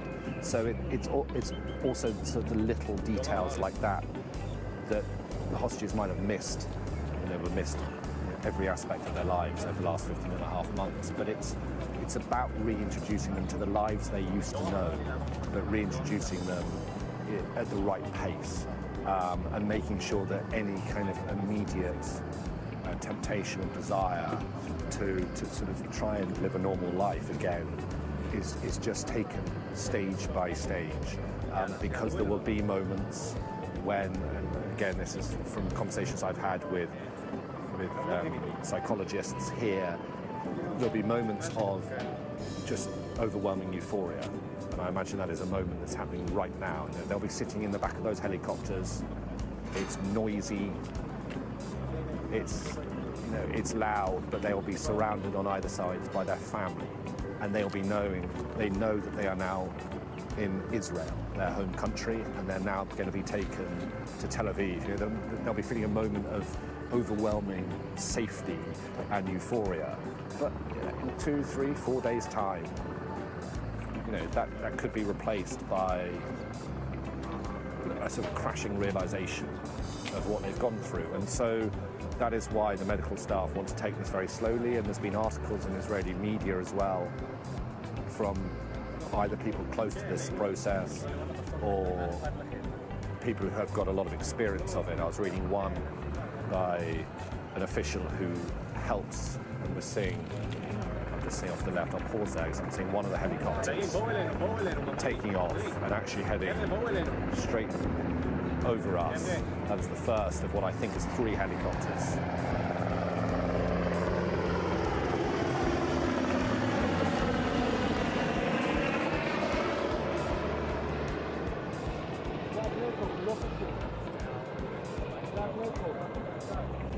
The first of, I think, 3 helicopters first of 3 helicopters to take off. We expect 2 more large Israeli military transport helicopters to take off. I'll just go back to what I was saying. I was reading a very interesting interview with an official who helps train Mossad agents and IDF, Israeli Air Force pilots, how to act if ever they were captured. And he was saying, in relation to the hostages, saying that the Israeli country, the Israeli nation will feel like, in some respects, they know the hostages so intimately because these people have become such well-known figures in Israel. Their faces are known by everybody, their stories, their names, their hobbies, their interests, their education. They've become such a part of Israeli society. And he was warning, in fact, the article was warning Israeli society, you might almost feel like an ownership of them because they have been such a part of Israel over the last 15, 16 months. But don't forget, each released hostage will deal with freedom in their own way.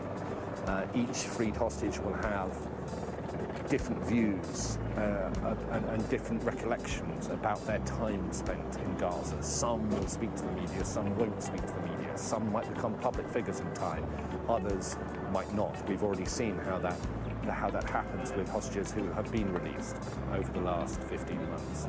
And so it is going to be a very long process and a very difficult process. And I think it is also apt to reflect on that in relation to the Israeli hostages coming out, but also the trauma that has been felt in Gaza for a year and a half, and what 2 million Palestinian people will be going through right now as we watch the second helicopter take off.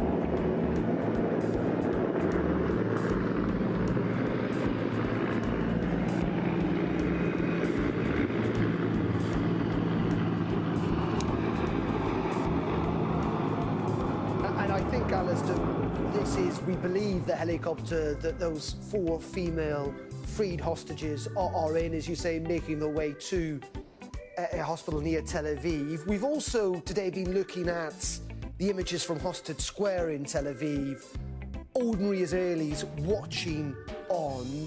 You live there. Just give us a sense of what ordinary Israelis think of this process.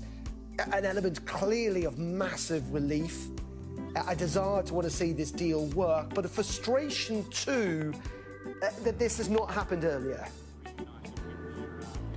Yeah, firstly, actually, I noticed when the helicopters have circled around and went past us, I think the back was open. And so I'm sure that the 4 free hostages will be looking out the back. Firstly, as they circled around in the position here and looking at the world's media gathered to witness this release, and then as they head across the Israeli countryside and up towards Tel Aviv, they'll be looking down, finally realizing that they are back in their home country as they make what's a pretty short helicopter ride north towards Tel Aviv. Yeah, Darren, for every hostage that comes out alive, and there is a real feeling of relief. I mean, in the days leading up to last Sunday and the days leading up to today, huge anticipation and anxiety within Israeli society.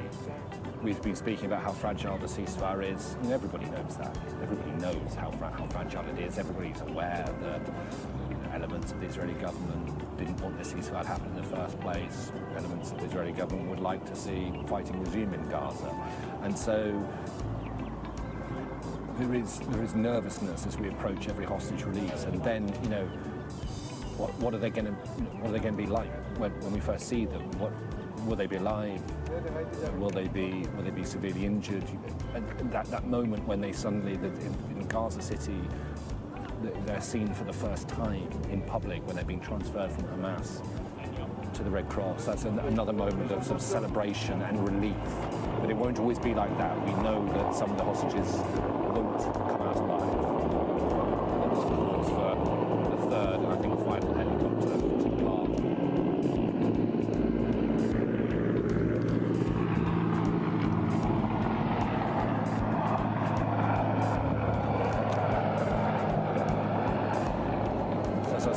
We know that not every hostage will come out alive, and when we do get to the phase in the ceasefire when it is bodies coming out rather than hostages walking out or walking on their own 2 feet, then that will be another very, very difficult moment for the people of Israel. But it's not a ceasefire that is universally supported. We've seen protests in the streets on both sides. We've seen massive protests every single week, sometimes multiple times a week for 15 and a half months, normally on a Saturday night after the end of Shabbat. You know, at times close to 500,000 people on the streets up and down Israel calling for a hostage deal to happen.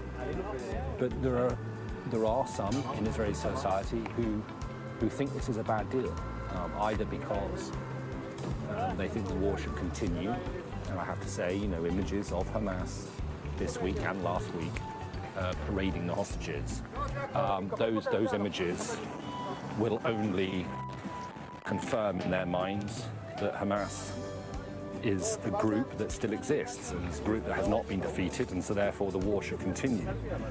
There are others whose loved ones are being held hostage in Gaza, but they oppose the deal as well. Why? Well, because it's only the first phase that has been agreed at the moment. And until a second phase and a third phase are agreed, there can be no guarantee that all of the hostages will come out. And so they feel that what should have been negotiated and agreed upon was a deal that accounted for every single hostage, rather than this phased deal that has been signed by the two sides. And so, you know, you have a multitude of opinions and feelings, but I would say the images that you're seeing from Tel Aviv here, I would say that those are the dominant images in Israel. Every single hostage that comes out, and it's now 7 in the last week, is greeted with huge relief and quiet hope that every week that goes by is a week closer to all of the hostages finally returning home. Okay, Alistair, for the time being, thank you very much indeed, Alistair Bogle there on the scene there in Israel as those helicopters transfer those freed Israeli hostages to a hospital near Tel Aviv. Well, if you're just joining us, that breaking news on this Saturday afternoon that 4 female Israeli soldiers have been released as part of the Gaza ceasefire deal. Surrounded by armed Hamas fighters inside Gaza, this was the moment the world caught a glimpse of the 4 as they were guided to Red Cross vehicles, waiting to take them to the border to be handed to the Israeli military. Shortly after, the IDF released these pictures of Karina Arif, Daniela Kilbao, Nama Levy and Liri Albag. And as you can see, they've been seen hugging, cheering, joy, relief etched on their face. the Israeli hostages and missing families forum have released a statement saying that after 477 agonizing days in captivity, Daniela, Leary, Naama and Karina are finally returning home to the families who worked tirelessly for the release, to friends who prayed for the well-being, and to an entire nation that never lost faith in that this day would come. Their return today represents a moment of light in the darkness, a moment of hope and triumph of spirit, while serving as a painful reminder of the urgency to bring back the 90 hostages still in Gaza. We will not stop fighting until all phases of this deal are completed and every last hostage returns home to the loved ones. We extend our deepest gratitude to President Trump, whose instrumental efforts made this possible. And as we've just seen, these are the latest pictures from that military base in Israel where the Israeli hostages were taken to before they are being transferred as we speak by helicopter to Tel Aviv for medical checks. Meanwhile, 200 Palestinian prisoners have been released from Israeli prisons as part of that deal, 50 for each of the Israeli soldiers freed. Some of those prisoners, we believe, up to 70 of them were seen on these buses just a short time ago. Meanwhile, a fifth Israeli hostage, that of Arbel Yehuds, has not been freed today, though Hamas have suggested she will be freed next Saturday. Her delay has prompted Israel to postpone plans to allow Palestinians to enter into northern Gaza. The IDF says that Hamas has failed to meet its obligations under the terms of the ceasefire. Since the October 7th massacre, our mission has been clear. Bring home all the hostages held by Hamas in Gaza. Today, as part of these ongoing efforts, we welcomed home 4 more Israeli hostages after 477 days in Hamas captivity. Liri Elbak, age 19, Naama Levi, age 20, Karina Arayev, age 20, Daniela Gilboa, age 20, 4 IDF soldiers who were all abducted by Hamas from Nahal Oz on October 7th, 2023. Today, we salute and embrace them and their families as they reunite just now after so long. We cannot and will not forget the 90 hostages, including women, children, and elderly men, still remain in brutal conditions in Hamas captivity.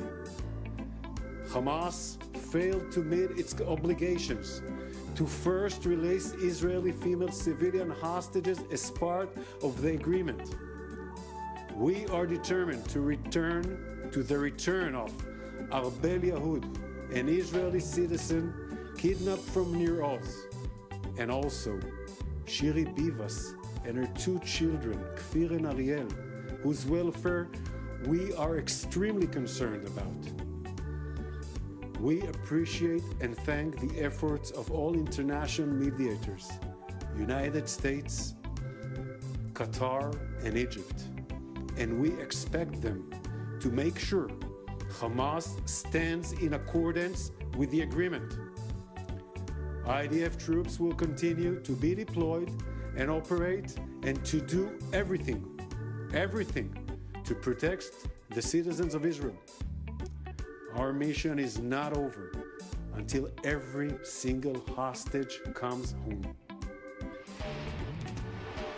Well, we can now speak to the UK's former ambassador to the United Nations and now chairman of the geopolitical advisory group Gatehouse, that is Sir Jeremy Greenstock. Sir Jeremy, thank you very much indeed for joining us this afternoon. Just first of all, your reaction to those images that we've seen in Israel, in the West Bank too, and also in Gaza. It's very good news that the second stage out of 6 releases under this agreement has taken place. It's still going, nothing has got in the way of it, although there's been rhetorical sniping on either side. We have to remember that Hamas is probably not a monolithic organization, a single unit of decision-making. The hostages are being kept by different groups in different places to keep them away from Israeli searches. So that's why the names change, and the Israelis are disappointed that names aren't met on each particular week. But we've all very much hoped that this rolling release will continue to take place over the 42 days of this agreement. So it's a day of good news so far. It is indeed, and we're looking pictures from Tel Aviv, from Hostage Square, where ordinary Israelis have gathered to watch these proceedings today, Sir Jeremy. Clearly a lot of relief, but also concern, isn't there? Because, as you've rightly pointed out, there have been some hiccups today, and this remains an incredibly fragile process. It's also a partial agreement for the release of hostages. There may be between 80 and 100 still alive in Gaza, and only 33 will be released under this 6-week agreement. So what's going to happen to the other 60 or so?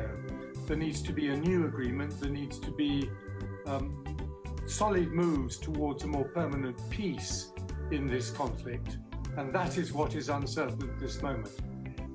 At the 16th day of this agreement, that is, by my calculations, the 4th of February, negotiations are due to begin for a more permanent settlement of the conflict, and we'll have to see whether that opportunity is taken up by both sides, because, to my view, there are still considerable obstacles in the way of a more permanent settlement. And while we talk, Sir Jeremy, we can also see, I think, a picture from the hospital that we're now expecting those 4 released Israeli hostages to arrive at any moment now. These pictures from Tel Aviv. We saw those 4 hostages get into those military helicopters just a matter of moments ago to travel to this hospital where they'll be treated for any physical injuries, but also for clearly the psychological trauma they have been through for the last 477 days. And it's interesting, I don't know if you were listening, Sir Jeremy, to Alistair Bunkle earlier. You know, I'm sure Israel will be united in relief today, but politically, this is a divided country, and there are many in Israel who welcome this deal, but there are many who do not. Yes, because nobody knows what the next stages are going to be. And as you've seen, Hamas is not destroyed, not defeated. It's still there in some form or another. And from my news feeds, I know that Hamas has been doing a lot of recruiting over the last 15 months. It probably has around the same number of fighters as it had when all this began. So it's right for Israelis to ask, what is the point of continuing this conflict if Hamas cannot be destroyed? Hamas doesn't only exist in Gaza, it's present in Lebanon, in the West Bank, in Qatar, in other parts of the Middle East. So there's a lot still to be done before this whole thing is settled. As I see it, the Israelis have agreed to this hostage release partial deal because of the pressure from President Trump, but they haven't yet made a decision to move into a negotiation for a final end to this conflict because of the politics of Israel. So we still have a lot to wait for before all of this is over. Well, as we talk, Sir Jeremy, just to say that the Israeli prison service, as you can see probably at the bottom of your screen, have now announced that all 200 Palestinian prisoners have been released from Israeli jails as part of this swap, if you like. So that is Israel now confirming that all 200 Palestinian prisoners have been released. We knew it was going to happen at some stage today. There's been some surprise that it's happened as soon as it has. Going back to our discussion, if you like, though, Sir Jeremy, what is fascinating in this is the role that Donald Trump seems to have played with the outgoing Biden administration over the last couple of weeks. But there is no guarantee, if you like, that this process is going to lead to what everyone wants to see, which is a long-term peace deal, a long-term settlement, if you like. That's quite right, and I don't think that the new White House knows how to get there. But as I think we've understood in the news in recent weeks, Prime Minister Netanyahu seems to be relieved to have moved on from President Biden and to have President Trump as his interlocutor. But he needs to be quite careful about what President Trump might bring to this, because clearly the new president is determined to find peace in the Middle East, across the region, perhaps even also with Iran, over Syria, which is not yet settled, with Yemen, which is still shooting at ships in the Red Sea.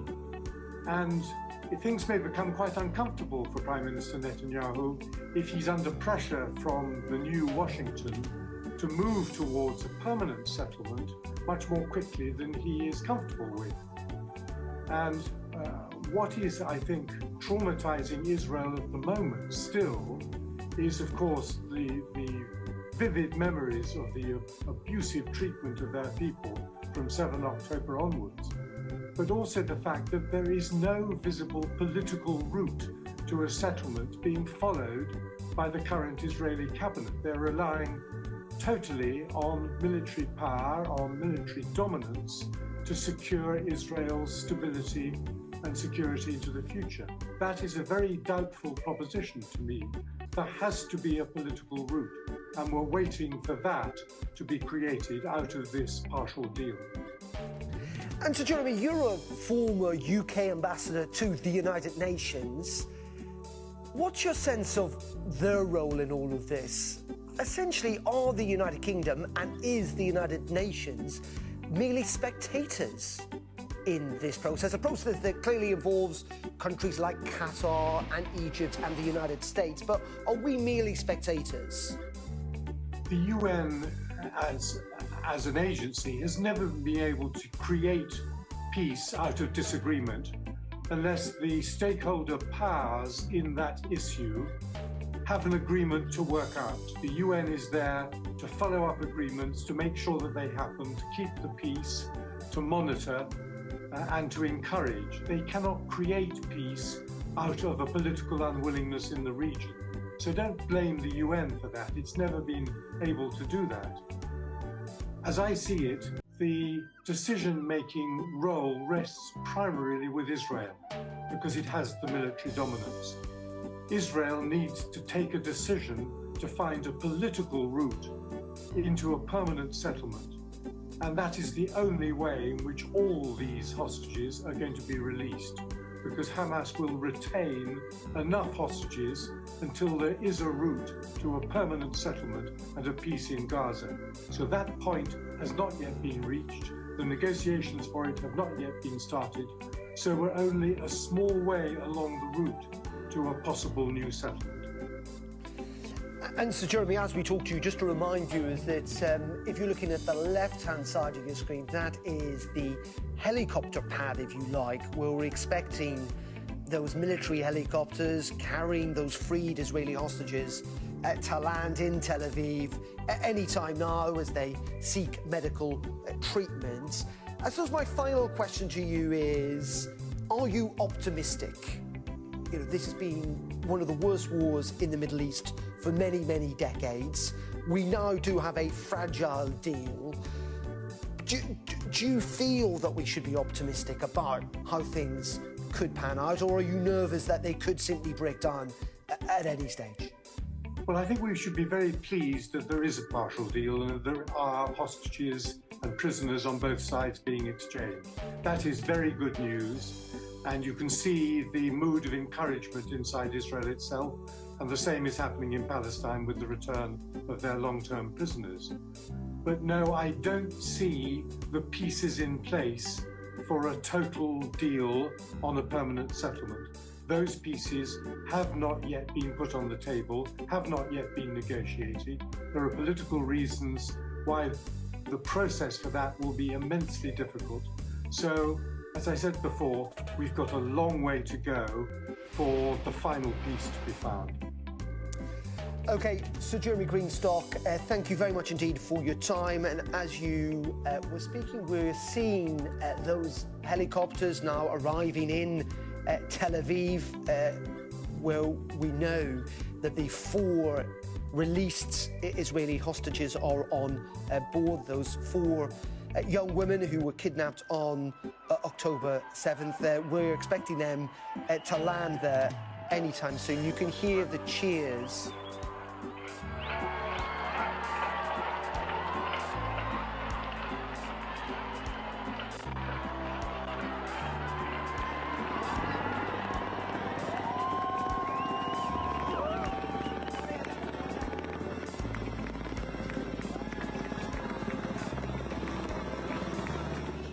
Yeah, the sheer joy, jubilation amongst ordinary Israelis who've gathered there, extended family, waving to that helicopter, knowing that those 4 Israeli hostages are and have returned home. As I say, they are going to go immediately to a medical facility, we believe, where they will be checked for any physical harm that has come to them. Also, clearly, if they want and need, they will be treated for any psychological harm, given the incredible trauma they've been under for the last 477 days. But for the moment, sheer joy, delight, jubilation from the ordinary Israelis there who've gathered at that hospital and also in Hostage Square in Tel Aviv. We're expecting those hostages to be released. Karina, Arif, Daniela, Kilboa, Naam, Levy and Liri Albag, who were, as I say, held hostage for 477 days. The Israeli military, the IDF, clearly have a big presence there, waiting for their arrival at that hospital. It seems that there are some medical staff gathered there as well. Those released hostages going to be met on the ground by those medical staff and indeed, as I say, by a relieved Israeli public who have waited a long time for the release. As I was suggesting and talking there with Sir Jeremy Greenstock, you know, this is a country that is divided. There's not everyone who's in favour of this deal. Many vehemently disagree with it, but it is a country united in wanting to see those hostages released. Up to 90 those still remain held captive by Hamas. And this comes, of course, also as part of the deal that we've seen 200 Palestinian prisoners released by the Israeli government from Israeli jails. I'm not entirely sure who we saw leave that helicopter. There were 3, of course, that took off from the Israeli border to go to Tel Aviv. But we will keep across who may have been released from that one helicopter. But as I say, there were 3 that did take off.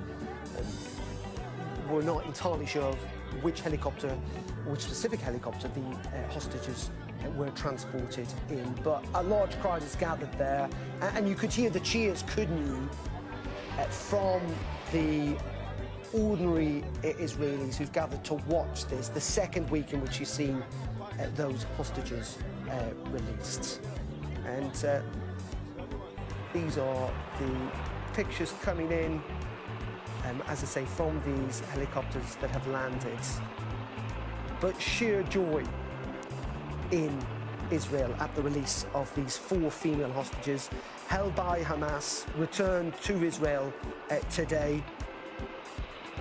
They released actually earlier on this morning in a handover to the Red Cross, a highly choreographed move, surrounded, it must be said though, by masked men and crowds of people that had gathered. But they are now back in Israel, and this is the second group of hostages released since the ceasefire deal was agreed, after they were kidnapped on that attack on October 7th, 2023. But as we can see on the other side of your screen in Ramallah, in the West Bank, this is some of the other Palestinian prisoners who've been released. 200 have been released from Palestinian prisons today. 70 are going to be deported, but some of them to places like Egypt. Others are returning to the West Bank. And jubilant crowds there in Ramallah too. And again, you can hear the cheers from people welcoming back those prisoners that had been held for many years in some circumstances by Israel, having committed crimes. But this is the deal that has been done, that for every Israeli hostage that had served in the military, 50 Palestinian prisoners would be released. And that is why we're seeing these pictures. On those buses will be some of those prisoners being welcomed by those Palestinians in the West Bank. Well, let's bring in Dira Al-Balaha, who is a director of a Palestinian NGO network and joins us. Very good afternoon to you. We're seeing two very different scenes here, aren't we, from Tel Aviv and from Ramallah. You are in Gaza, though, and just talk to us about where you are in the situation, what it's like where you are, because as part of the deal, there had been an expectation that many Gazans could have returned home today, though that seems to have been paused for the time being. Yes, we are expecting that people to start to leave the middle area and the south back to their destroyed neighborhoods in the Gaza and the north, on such catastrophe that we passed through for 15 months. While you're talking about medical issues, we have 25,000 patients and injured people who are in bad need for medical evacuation outside Gaza Strip to get medical treatment, and we are waiting for Rafah crossing to be reopened as promised on the ceasefire deal for the next week, hopefully. And still, our hearts, our minds are full of sadness, this mixed of feelings. We are very happy for the implementation of the second phase of this ceasefire, but we lost a lot of our beloved one. 65,000 people were killed, missed till now under the rubbles of the homes and the buildings that destroyed by the Israeli occupation forces during the 15 months. And still now we have no capacity to get them out from under the rubbles. Still people have no shelters to stay since, yes, humanitarian aid, food, water and other materials entered, but still we have very limited quantities of tents and other materials in order to establish new sites in the Gaza and the north for the people who move from the south to the Gaza and to the north.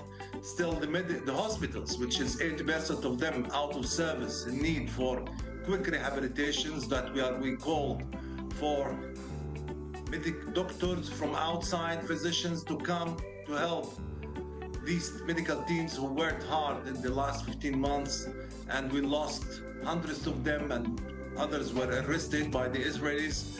So a lot of challenges that we're facing in the now and in the future. We know how much it's an unprecedented complications of such catastrophe. Gaza became an unlivable place because of this destruction. And we hope that in the coming days that there will be more implementation of the different stages for this ceasefire deal. Yeah, and as I say, we are seeing, viewers at home, this contrasting picture. United, it must be said, though, in a sense of joy on both sides, but one from Tel Aviv of ordinary Israelis awaiting the return to Tel Aviv of 4 female hostages released this morning who are going to seek medical treatment, and then a contrasting picture from Ramallah of prisoners who've been released, being returned to the West Bank, and a large group of Palestinians who've come out in numbers to welcome them. Meanwhile, in Gaza, you talk about the hope that this deal will continue to be implemented. Hope has been in short supply in Gaza over the last 18 months or so. Yes, we witnessed such catastrophe, famine, thirst, diseases. We lost so many our patients because they have no medications, no surgeries in the Gaza, and these children who are traumatized and they will carry this memory in their memory for ages. It's but we have to work to sustain this ceasefire for the sake of the lives of our people here.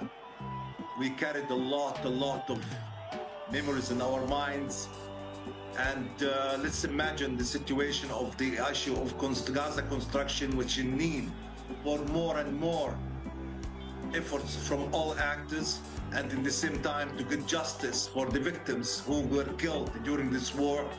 And we're looking forward to get all accountable towards what we lost of our beloved ones, and to continue the efforts in order to deal with the roots of this Palestinian rise, to have peace settlement for our Palestinian issue, to end occupation.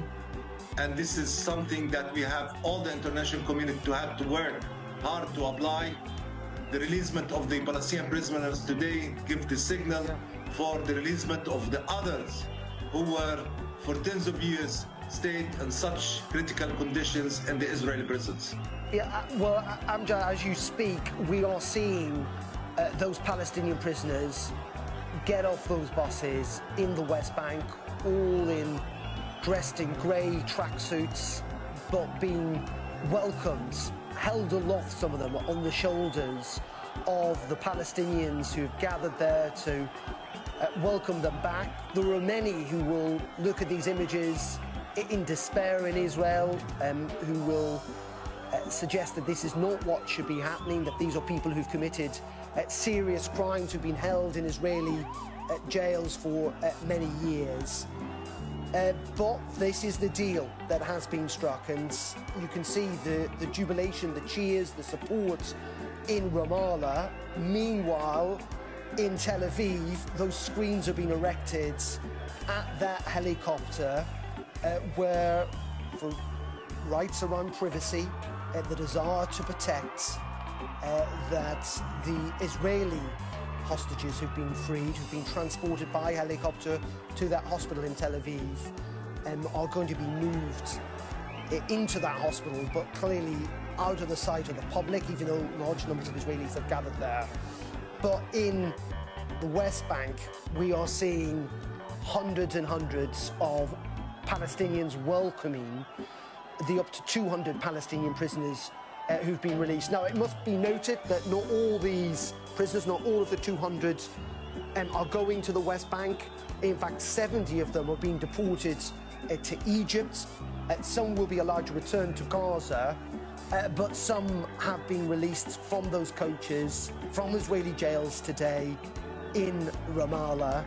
And for a lot of Palestinians, they are relieved. There will be family members there that want to welcome their brothers, their fathers, their sons home. But as I say, for many Israelis, for others watching on, these are prisoners that have been released as part of a deal, but these are also criminals who have committed crimes. Meanwhile, as I say, if you look at the left-hand side of your screen, you can see those screens that have been put up so that those 4 female prisoners who've been released today are able to get into that black van, to be taken to hospital where they will have medical treatment, but that they have some form of privacy. We have seen them today being handed over to the Red Cross in Gaza by Hamas, surrounded by armed gunmen and crowds earlier. We also saw them with the IDF, with utter joy etched on their faces, with their thumbs up after their release. But now it's been decided that they should have some form of privacy. But quite incredible images on the right-hand side of your screen too, where those prisoners are being welcomed by hundreds of Palestinians who have turned out. Let's bring Amjad back in again. These are 2 very, very different circumstances, 2 very different scenes. What do you think ordinary Palestinians in the West Bank will be feeling today with the release of those prisoners? We are also very happy to see this family reunion again and to have their sons and daughters back. And we are looking forward also the releasement of the Gazan prisoners during the 15 months, and between them the medical staff who were arrested, Dr. Abu Safiya, Hussam Abu Safiya, the director of Kamal Udwan Hospital, who's now in Sadin Aman, the bad prison and detention prison inside Israel. And at the same time, we have Dr. Ahmed Mohanna, the director of Al-Auda Hospital, and so many others of the medical teams and other civilians who are supposed to be released and to push forward the releasement. Happy to see this, and we hope that this will continue in order to have an aim for the file of these prisoners that ought to be released. But just to remember that Israel, who delayed this agreement, and through this delay by Israel, so many were killed. Thousands and tens of thousands paid the price of their lives. Yep. Children, women, elders. 70% of the people who were killed were children and women. Okay. So I have to remind the world that they have responsibility towards what happened, not to pressure Israel to reach such agreement earlier to avoid the killing of these innocent people and this pain on these families. So we hope that more pressure to continue the implementation of the ceasefire agreement till the reach of sustained peace for the sake of everyone and to get justice to everyone. Okay, Amjad, thank you very much indeed for your time this afternoon here on Sky News. Let's bring in Dr. Shani Moore, the former director of foreign policy at the Israeli National Security Council. We are seeing two very different pictures on our screens right now, but there is utter relief, delight and jubilation in Tel Aviv this afternoon. Yeah, I should think so. We're very happy to have back these 4 female soldiers who were abducted and held in unconscionable conditions for the last 477 days, and eager to get back everybody else who was abducted on that horrible Saturday morning.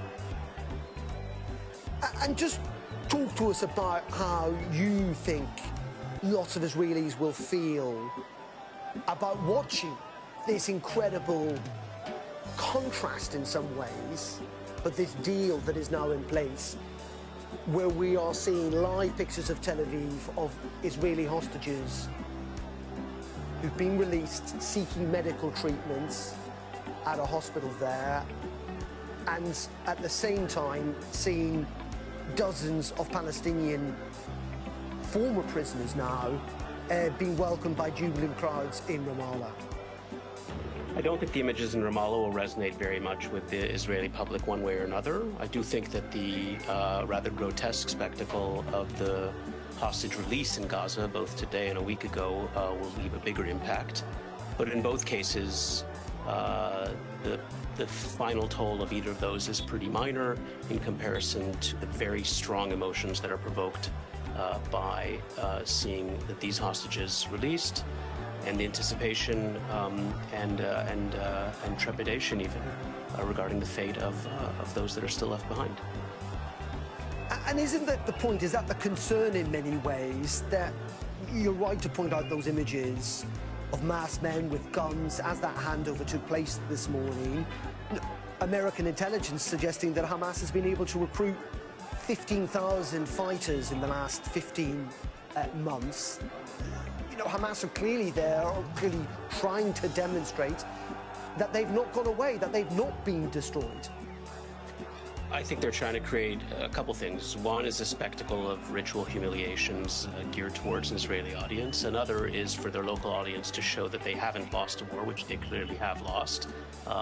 Recruiting another 10,000 fighters, I don't know how that's measured or what it means, but they certainly have not recruited and trained 24 battalions of men who can carry out another October 7th. And they're not where they were a year and a half ago.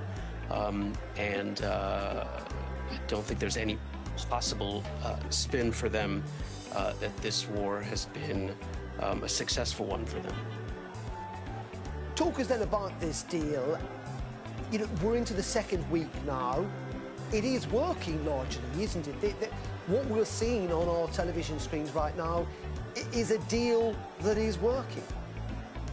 Partially, it is working. There's a bit of a hiccup today regarding the civilian female hostage that wasn't released, and Israel has announced that it's not going to reopen the Netzarim corridor, which was due to do 7 days into the agreement once the female civilian hostages were released. As that hasn't happened, it's not reopening that corridor. But you're right, largely the bigger first phase of this agreement is being carried out, which was largely what was anticipated. The challenges come in the second and third phase of this agreement. That's going to be a bit more difficult for both sides to carry out. In both cases, there are things that the other side is supposed to do that each side wants, but the price that each side is supposed to pay for the second stage is much higher symbolically and practically. That's going to be a lot more challenging. There's clearly not trust on either side. I think we can probably agree on that. But do you think there is now a choreography, if you like, that's in place that may well make that second phase more likely?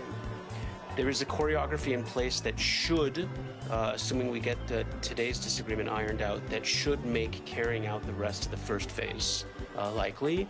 I don't know that that on its own is enough to sustain us to the second phase. The second phase requires agreement on some pretty significant issues that have not yet been ironed out, and requires an incentive structure for both sides to act that I'm not sure is in place quite yet.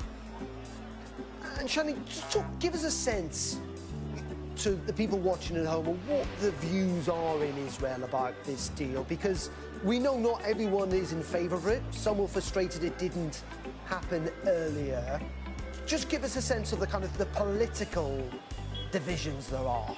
Sure. I mean, the deal in the abstract is a source of deep controversy and deep disagreement, as the issue of the kind of price that should be paid for hostages has consistently been an issue of deep disagreement over the decades. A lot of that fades into the background on a day like today because everybody, regardless of their position on the specifics of the deal, is excited to get back the hostages whose faces we've come to know, whose names and stories we've come to know over the last year and a half. What nobody wants is a situation that incentivizes further hostage taking.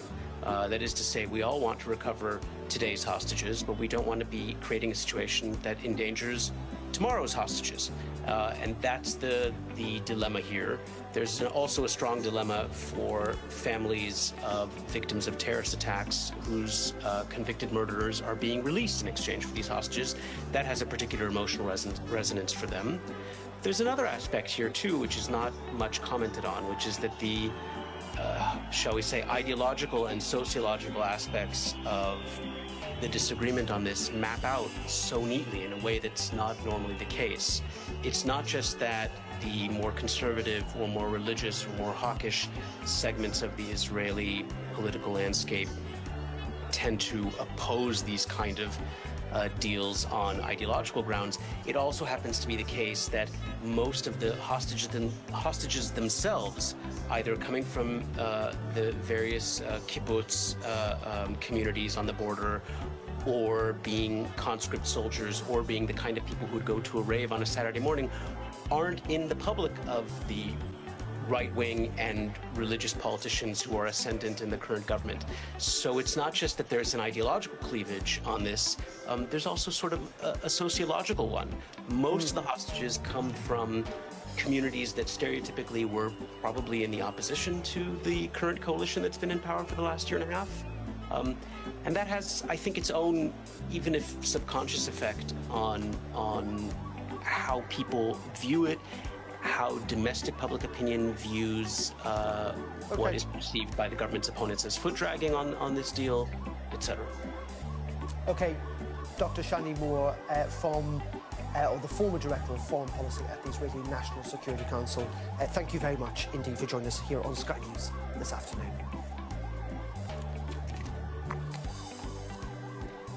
A very good afternoon. It is 1 p.m. here on Sky News. If you're just joining us, we're going to begin with that breaking news that we've seen play out this morning and into this afternoon, and that is that 4 female Israeli soldiers and 200 Palestinian prisoners have been released as part of the Gaza ceasefire deal. Surrounded by armed Hamas fighters inside Gaza, this was the moment the world caught a glimpse of the 4 Israelis as they were guided to Red Cross vehicles waiting to take them over the border to be handed to the Israeli military. Well, shortly after, the IDF released these pictures of Karina Arif, Daniela Kilbawa, Naama Levy and Lira Albag. And as you can see, they were seen hugging, raising their thumbs, speaking with fellow soldiers, utter joy etched on their face. Well, the hostages have been transported in the last half an hour from a military base on the border to Tel Aviv for medical checks. And they were also greeted by scenes of jubilation as the 4 freed IDF soldiers arrived at that hospital. Cheering crowds gathered on the ground to watch the moment. Meanwhile, 200 Palestinian prisoners have been released from Israel as part of their deal, 50 for each of the Israeli soldiers freed. Some of them were carried on people's shoulders as they arrived in Ramallah, welcomed by hundreds of Palestinians as they got off those buses that you can see on your screen. Meanwhile, though, a 5th Israeli hostage, Obel Yehud, has not been freed today, although Hamas have suggested that she will be released next Saturday. Her delay has prompted Israel to postpone plans to allow Palestinians to enter northern Gaza. Well, our Middle East correspondent, Alistair Bunkle, has been speaking to an IDF spokesperson about those images of the hostages that we saw being released earlier on today. When they arrive here at the military base, Raim, what is the process? What is the Israeli military sort of set up in terms of kind of a reception venue for them? Well, we're going to see this hopefully very soon. I mean, this is a big day for all Israelis. Of course, there's still going to be another 90 that still have to come home. So let's be happy about the 4 souls who have just been saved. And hopefully very soon they're going to come in and they'll be driving through here, going around us and coming into the base. At the base, they're going to be an initial medical checkup just to make there's no emergency right off, and then they're going to meet their parents. They look as though, I mean, from the pictures we've seen, they were walking. They looked as though they were in physically they look fine. I can't imagine the psychological effect this has had on them after almost 16 months. And we're very happy to see. I even saw smiles, so I was happy to see that as well. They're going to come in here. They're going to meet, initial meeting with their parents and whatnot, and then go through some more medical checks. And after that, they'll be going on the helicopters, which is just over here, and they'll be taken off to hospital for further medical checks and for psychological evaluation as well, I assume. What are the considerations given to the Israeli soldiers who will meet them at the border? I think in November 2023, when we had a 7-day ceasefire, I think a lot of the soldiers were told, don't speak to them unless they speak to you, in so much that let's not overwhelm them. There's a point person to meet them, but let's not sort of swamp them when they come out. Well, I'm wearing a uniform. This part of it is a military because we're taking them from the Red Cross. But this is a civilian, this is humanitarian. Let's deal with these individuals, let them get their health back. So what we're trying to do is bring out of a situation that those that meet them also have been told exactly that. Don't overwhelm them. Where your cameramen are very far away right now for that same reason. We just want to not overwhelm them with all this attention. They're getting enough attention as it is. I mean, we've seen what's happened to them in Gaza with your live feed there. I can't imagine having to be put up on a stage. Well, what do you make of that? I was going to ask you what you make of it, but also, you are a serving soldier. Your military, the Israeli military, has fought this war against Hamas for almost 16 months. and yet, you know, you see up on stage there Hamas soldiers, you know, showing quite deliberately that they have not been defeated, that there is still a presence. What's your reaction to that? Well, first of all, I'm a father also. And if those were my daughters, I don't know what I'd be thinking. I'd be outraged, first of all. And yes, those are Hamas fighters there. They're putting on a show. They've still got their masks on, so they're still afraid, obviously. The Hamas that we're seeing today, on one hand, it's the same Hamas that we've seen them in the this way that they've actually gone through this. And we didn't know until the last minute who's coming out. They said yesterday 4.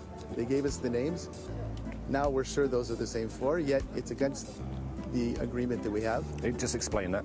Because the agreement we have, from what I, you know, it's a political agreement. It's not through the military, but yet we understand that it's supposed to be civilians first and then soldiers. I'm very happy that these 4 are being let free. But there are still other civilians that are there. And it's not clear to me as a Israeli citizen why. And last week we had the same thing where they didn't give out the names. So Hamas is stretching this agreement. Hamas militarily is not the same Hamas as it was 15 months ago. That's got to be clear. Now we're hearing all these things about how they're building up and recruiting new people and everything like that. I can understand that. Yet militarily, we've totally disabled their ability to seriously fight us.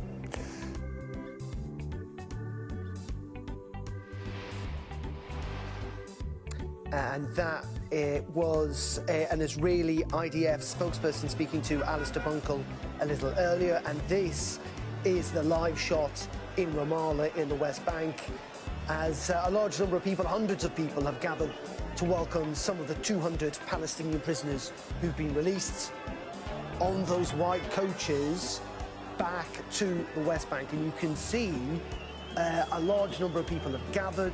They've been cheering, scenes of jubilation. People even on the roof of that building, desperate to catch a sight of these prisoners who have been released. Let's speak to Professor Fawaz Jurges, who is a Middle East expert from the London School of Economics, who joined us. Very good afternoon to you.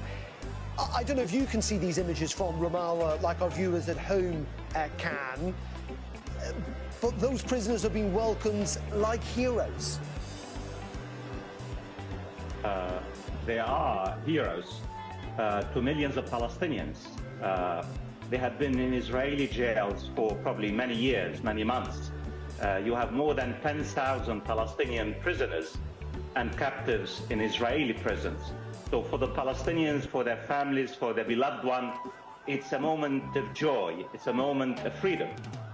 In the same way that the release of 4 Israeli hostages, it was a moment of joy and hope for their families and their beloved ones. So we should not really lose sight of the human aspect of this story, that the human aspect is really the most important aspect. For the Palestinians who have suffered tremendously for many years, particularly for the 15 months, and for the Israeli hostages and their families who have suffered in the past 15 months. We definitely must focus and remember the human aspect of this story on all sides, of course. This is a divided screen that we're seeing, but it is also a divided narrative, if you like. There will be many Israelis who will not be terribly happy seeing these Palestinian prisoners being welcomed back, given the crimes they will have committed. And there are many in Tel Aviv, while they are delighted and jubilant at the return of their hostages, who do not like this deal. Many Palestinians basically tell you a different story, that many of the Israeli prisoners were basically imprisoned for their political views, including women and children. And you're absolutely correct. It's a divided narrative. But the big story is the following. If it was not for Hamas, the Israeli prisoners, the Palestinian prisoners, would not have been released. This is the big story for the Palestinians and for their supporters in the neighborhood and in the world. In fact, the Israeli narrative was and is that Hamas was defeated, that Hamas was battered, that Israel has succeeded in basically destroying Hamas. What we have seen in the past 2 weeks, Hamas still standing. Hamas is alive. We've seen Hamas professionalism, discipline, the way they projected images of control. And as the American intelligence shows, that Hamas has been able to recruit at least 15,000 fighters in the past 15 months. According to the American intelligence, that many Israelis, you're absolutely correct, are not really asking questions about why did we release Palestinian prisoners? What has happened to the destruction of Hamas? Why the Israeli army, after a relentless war, has failed to destroy Hamas, has failed to release the Israeli prisoners by force. So, in fact, I did put this to my previous guest. His response was that actually Hamas has been defeated, that they have lost this war, and that in the end they would, even if the numbers that you're quoting aren't correct from American intelligence, that they haven't got the ability to mount anything like the attack that we saw on October 7th, 2023. What do you expect an Israeli military to say? Are you surprised by what his answers? Israel's major ally, the United States, the Secretary of State, Antony Blinken, the former Secretary of State, said that Hamas has been able to replace all its fighters who were killed and injured. In fact, Hamas has been fighting in every part of Gaza that's supposedly well cleansed by the Israeli army. And the big question is, many Israelis are asking the question, what has this war achieved? I mean, if you ask me from an outside perspective, the Israeli relentless war, all it has achieved is to destroy Gaza and to kill tens of thousands of Palestinians and injured more than 1,000 Palestinians and displaced 2 million Palestinians basically multiple times. What you have, you and I, what we are seeing, the same proposal was basically on the table for the Israeli Prime Minister and his coalition for 8 months. Yet they have already... The government of Israel made it clear that, yes, they wanted the destruction of Hamas, but they also wanted the return of the hostages, and that is happening. It's a process, but it is happening. 100%. All I am saying to you and to your viewers, this same proposal was basically put on the table by the Biden administration for the Israeli government 8 months ago. Why didn't the Israeli government continue the war? Why the killing? Why the destruction? Why the slaughter? At the end of the day, only a political deal with Hamas delivered the Israeli hostages, and I believe the Israeli hostages should not have been taken in the first place. That's not the question. All I am saying, that every single overarching aim of the Israeli war has not been achieved, and that's why the message now in Israel and in the neighborhood, Hamas still standing. There is no political vacuum or military vacuum in Gaza, and the morning after, who else is going to fill the vacuum except Hamas? This is the big message in Palestine, in the occupied West Bank, in Jerusalem, and the neighborhood. Do you then think going forwards, are you then suggesting that this deal is not likely to succeed? Are you concerned that it's going to fall apart, effectively? Absolutely correct. Because what the Israeli Foreign Minister said a few days ago, this is a temporary ceasefire. We have to achieve our strategic objectives. And the strategic objectives is to have absolute victory, total victory over Hamas. The Americans have been telling their Israeli friends for 15 months, you cannot have absolute victory. The Brits have been telling their Israeli allies, absolute victory is almost an impossible mission. So what we're going to have, sadly and tragically, and I hope I am wrong, Israel is going to resume the war after the end of 6 weeks, and this will be an insurgency war, a war that will really go on for probably 10 years. And the only way for Israel to win is to really militarily reoccupy Gaza. That's the only way Israel can have a victory, but even then, this insurgency will go on for many years, sadly and tragically for the civilian Palestinian population and for everyone else. Okay, Dr. Fawaz, Judges, thank you very much indeed for joining us this afternoon here on Sky News. Well, so 4 female Israeli hostages and 200 Palestinian prisoners have now been released today as part of that Gaza ceasefire deal that we've been reflecting on. But a 5th Israeli hostage, that of Abel Yehud's, has not been freed, although Hamas have now suggested that will happen next Saturday. But her delay has prompted Israel to postpone plans to allow Palestinians to enter northern Gaza. Well, the IDF says that Hamas has failed to meet its obligations under the terms of the ceasefire. Since the October 7th massacre, our mission has been clear. Bring home all the hostages held by Hamas in Gaza. Today, as part of these ongoing efforts, we welcomed home 4 more Israeli hostages after 477 days in Hamas captivity. Liri Elbag, age 19, Naama Levi, age 20, Karina Arayev, age 20, Daniela Gilboa, age 20, 4 IDF soldiers who were all abducted by Hamas from Nahal Oz on October 7th, 2023. Today, we salute and embrace them and their families as they reunite just now after so long. We cannot and will not forget the 90 hostages, including women, children, and elderly men, still remain in brutal conditions in Hamas captivity. Hamas failed to meet its obligations to first release Israeli female civilian hostages as part of the agreement.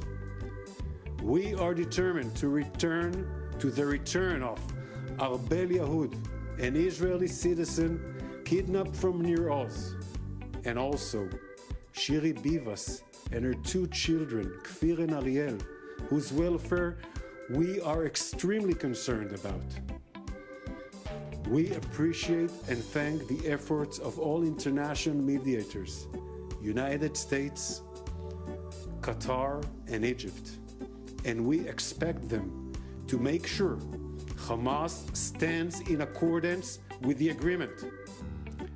IDF troops will continue to be deployed and operate and to do everything to protect the citizens of Israel. Our mission is not over until every single hostage comes home. That was a statement from the IDF, and these are pictures from the West Bank.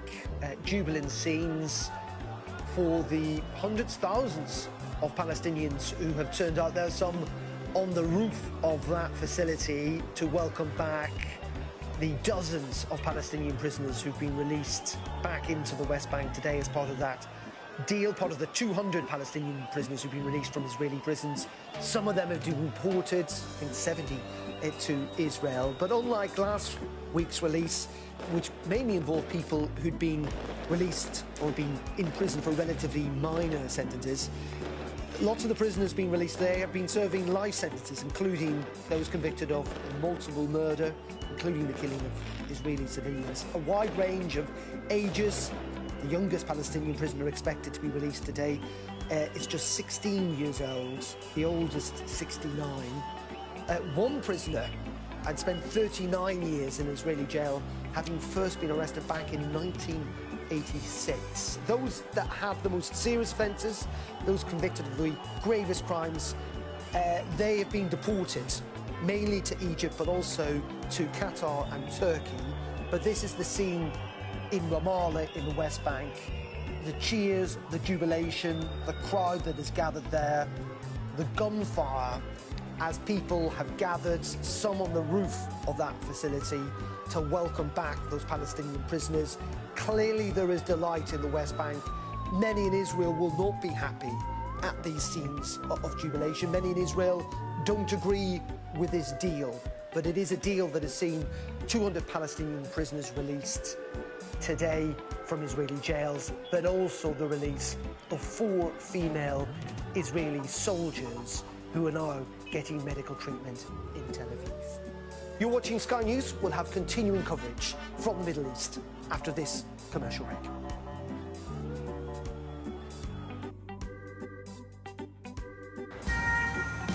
This is how you travel when the mafia wants to kill you. He's almost given up his own freedom, but that's the price he's willing to pay. Here, they don't just arrest and Drangheta mafia members, they also live among them. Time after time, I've seen the devastating impact of extreme weather and climate change. We don't have much snow at the moment. They've had a warm spring and exceptionally hot summer, and that means they're expecting to lose more than 3 times the amount of ice than they usually do. Flames are still forcing people from their homes and leaving many questioning their futures. Here was my life. We have nothing. I can't say anything, it's so sad. This disaster is testing the resolve of everyone on this island. The only way out now is by boat. Everything you see is devastated, and the misery being felt by people living here is repeated in towns and villages across Central Europe. Sky News, get the full story first. Turkey is burying its dead. The loss is profound. Whole families died in this collapse, generations wiped out. The violence has penetrated the heart of the city rather than being contained to the estates around the edge, and that speaks to the level of anger being felt here. In Sweden, police have seized a lethal stash. This is just a small sample of the deadly arsenal taken off the streets. This is an example of an advert, really. Anyone of any age could say, I'll do that for £1 million, and then have to go and shoot someone. Yes. I'm Siobhan Robbins, Sky's Europe correspondent based here in Berlin.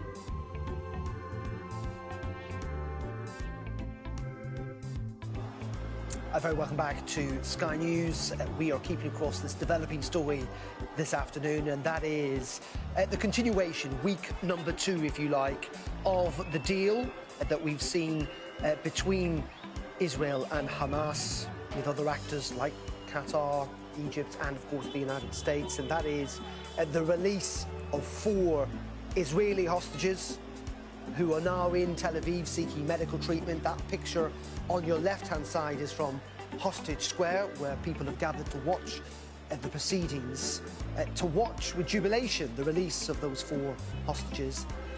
And in some ways similar scenes too in Ramallah on your right-hand side, where hundreds of Palestinians have gathered to welcome back dozens of Palestinian prisoners to the West Bank.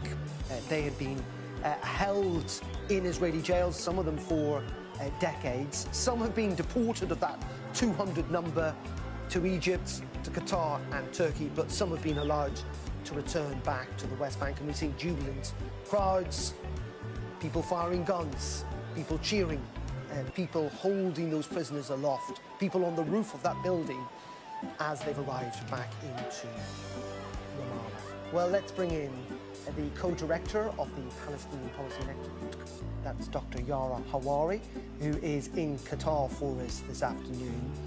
Yara, thank you very much indeed for joining us. Just give us your view on the scenes that you're seeing play out today, both in Israel and in the West Bank.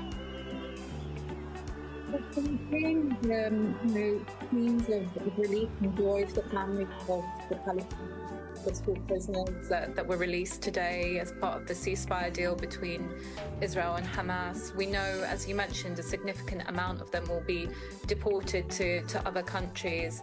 But I think the relief comes from the fact that, you know, the conditions in Israeli prisons have become really, really dire over the last year. I mean, there are reports from released prisoners of mass beatings, of torture, of sexual assault, of the deliberate withholding of food and medication. And indeed, when you look at the Palestinian prisoners that have been released, which includes children, I might add, you can see that many of them have really been decimated. You know, they look like they have been physically mistreated and that they've suffered. And it's also very bittersweet, because as we speak, the Israeli army continues to round up Palestinians in the West Bank and detain them. And since the ceasefire, I think we've seen more than 100 Palestinians Palestinians taken from their homes in the West Bank and disappeared into Israeli jails. And this is precisely what the Israeli regime does. It imprisons thousands of Palestinians in order to increase their bargaining chips. And it's a practice that has been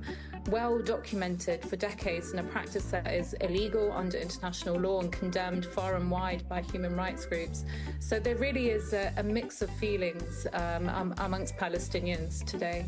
But there are many who say there should be no equivalence made between the hostages that have been held and these that are prisoners that have been, the Israelis would argue, tried in Israeli prisons, that many of them have committed grave crimes, and that's why they were in prison.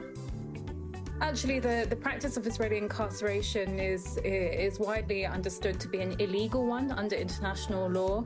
The military court system has been condemned as illegal by international bodies and human rights groups. They're often called kangaroo courts. Most of these prisoners will not have had trials, will not have been charged.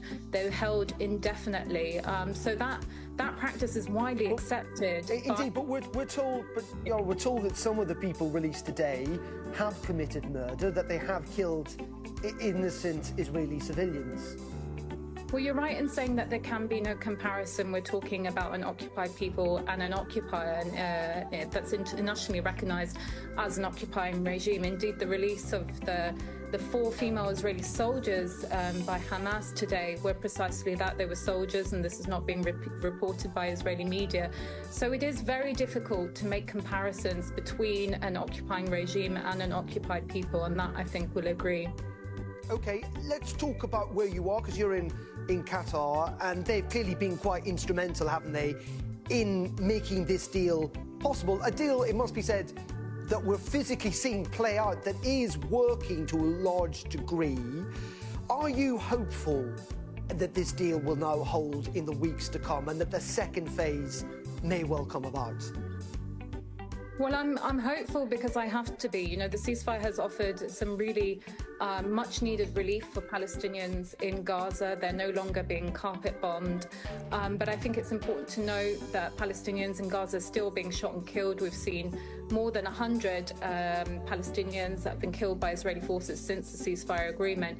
So there's a lot of potential for this ceasefire arrangement to go wrong, and indeed there are 3 phases, as we know, and there are lots of bumps that can happen along the way. We've seen the Israeli government several times stall the arrangements. We've seen different sort of reports coming out from the Israeli government, including reports that suggest Netanyahu is not willing to go beyond the first phase of the ceasefire. So there are a lot of challenges ahead, but I think, you know, for Palestinians, it's important to remain hopeful, because the ceasefire offers a lot of relief, especially for those in Gaza. And just very finally, Yara, I want to ask you about the pictures that we saw earlier on from inside Gaza of the handover to the Red Cross. What do you think of the criticism that's been made of the choreography of that, of, you know, the hostages being released but being surrounded by armed men with masks on, clearly trying to demonstrate some form of strength? Do you think that was necessary, though? Do you not see why many people would feel and find that grievous? Well, I think the whole thing was certainly orchestrated, and I think, you know, it was very important for these people to cover their identities, because we know that Israel would otherwise target these people. But I think in these kinds of situations, there's always going to be criticism. The last hostage handover looked very different to the one that we saw today, and that was also received with criticism. We have to remember, you know, that this is taking place in an area that has been completely decimated, and so coordination and organisation is certainly a challenge, and I think will remain to be a challenge. Okay. Dr. Yara Hawari, thank you very much indeed for joining us from the Palestinian Policy Network. Thank you for your time this afternoon. Okay, you're watching Sky News. As you can see, those two images on your screen, those two pictures, live pictures, one from Hostage Square in Tel Aviv, where ordinary Israelis have gathered today to watch the release of those 4 female hostages who are now getting medical treatments. And on your right, the hundreds, maybe thousands of Palestinians who have gathered to welcome back the dozens of Palestinian prisoners who have returned to the West Bank. Scenes of jubilation on both sides, but also a recognition that this is part of a deal that, again, on both sides, not everyone is in agreement on. But what we have seen is the second week of this first phase of the deal largely work with the release of those hostages and those Palestinian prisoners. We'll have more on this after this.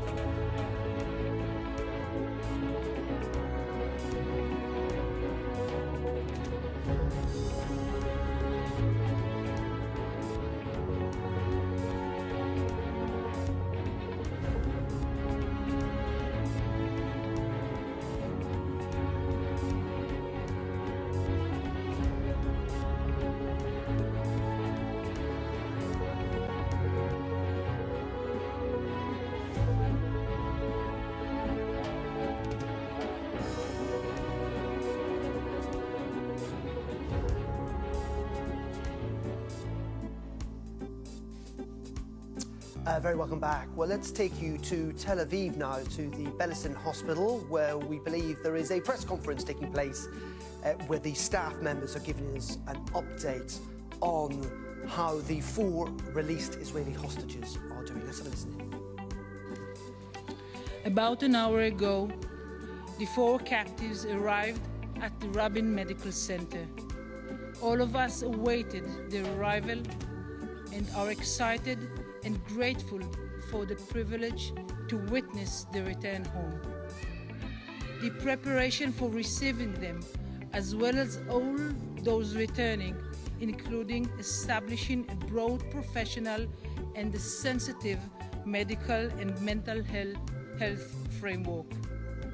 Over the past year, we meticulously planned for the reception, treatment in the hospitals, and ongoing care at the community, drawing on lessons learned from previous events. Today, we are meeting them after 477 days in Hamas captivity. This is an unimaginable reality. We, the medical teams in the healthcare system, stand ready to address any medical need that may arise. As part of the preparations, 6 hospitals were prepared to care for the returnees, 4 in the central region of Israel and 2 closer to the border to facilitate urgent medical evacuation. In line with these plans, Liri, Daniela, Karina and Nema were admitted today to the Rabin Medical Center, reunited with the families, and began a thorough medical evaluation conducted with sensitivity and dedication by the hospital staff. This moment is both emotionally and medically complex for those returning and their families, for the families of all the captives, and for the entire nation of Israel, both at home and abroad.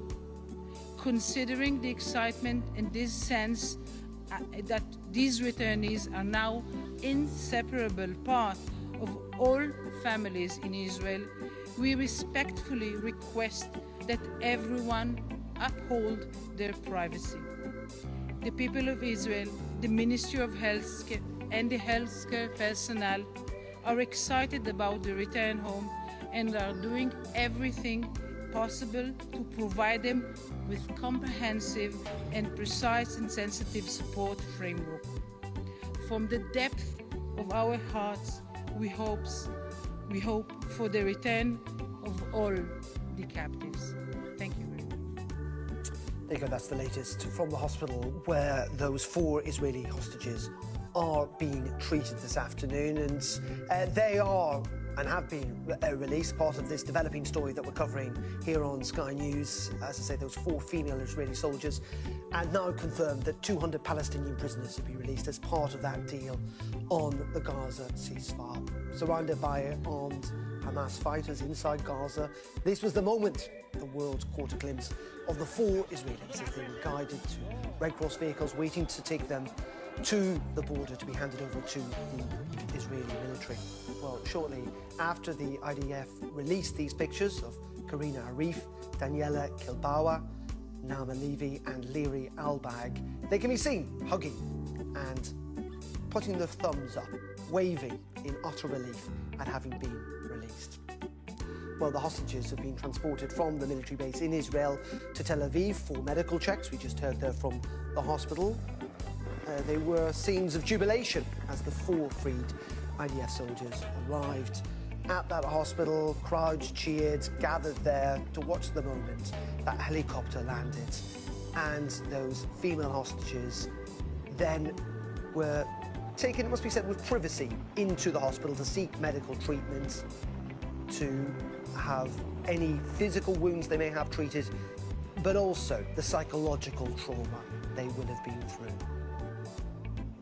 Meanwhile, 200 Palestinian prisoners have been released from Israeli prisons as part of the deal, 50 for each of the Israeli soldiers freed. Some of them were carried aloft on people's shoulders as they arrived at Ramallah in the West Bank. But a 5th Israeli hostage, Arbel Yehud, has not been freed today, though Hamas has said she will be released next Saturday. But her deployed release has prompted Israel to postpone plans to allow Palestinians to enter northern Gaza. Well, the IDF says that Hamas has failed to meet its obligations under the terms of the ceasefire. Since the October 7th massacre, our mission has been clear. Bring home all the hostages held by Hamas in Gaza. Today, as part of these ongoing efforts, we welcomed home 4 more Israeli hostages after 477 days in Hamas captivity. Liri Elbag, age 19, Naama Levy, age 20, Karina Arayev, age 20, Daniela Gilboa, age 20. 4 IDF soldiers who were all abducted by Hamas from Nahal Oz on October 7th, 2023.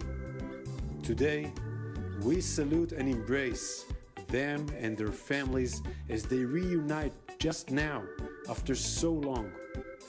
We cannot and will not forget the 90 hostages, including women, children, and elderly men, still remain in brutal conditions in Hamas captivity.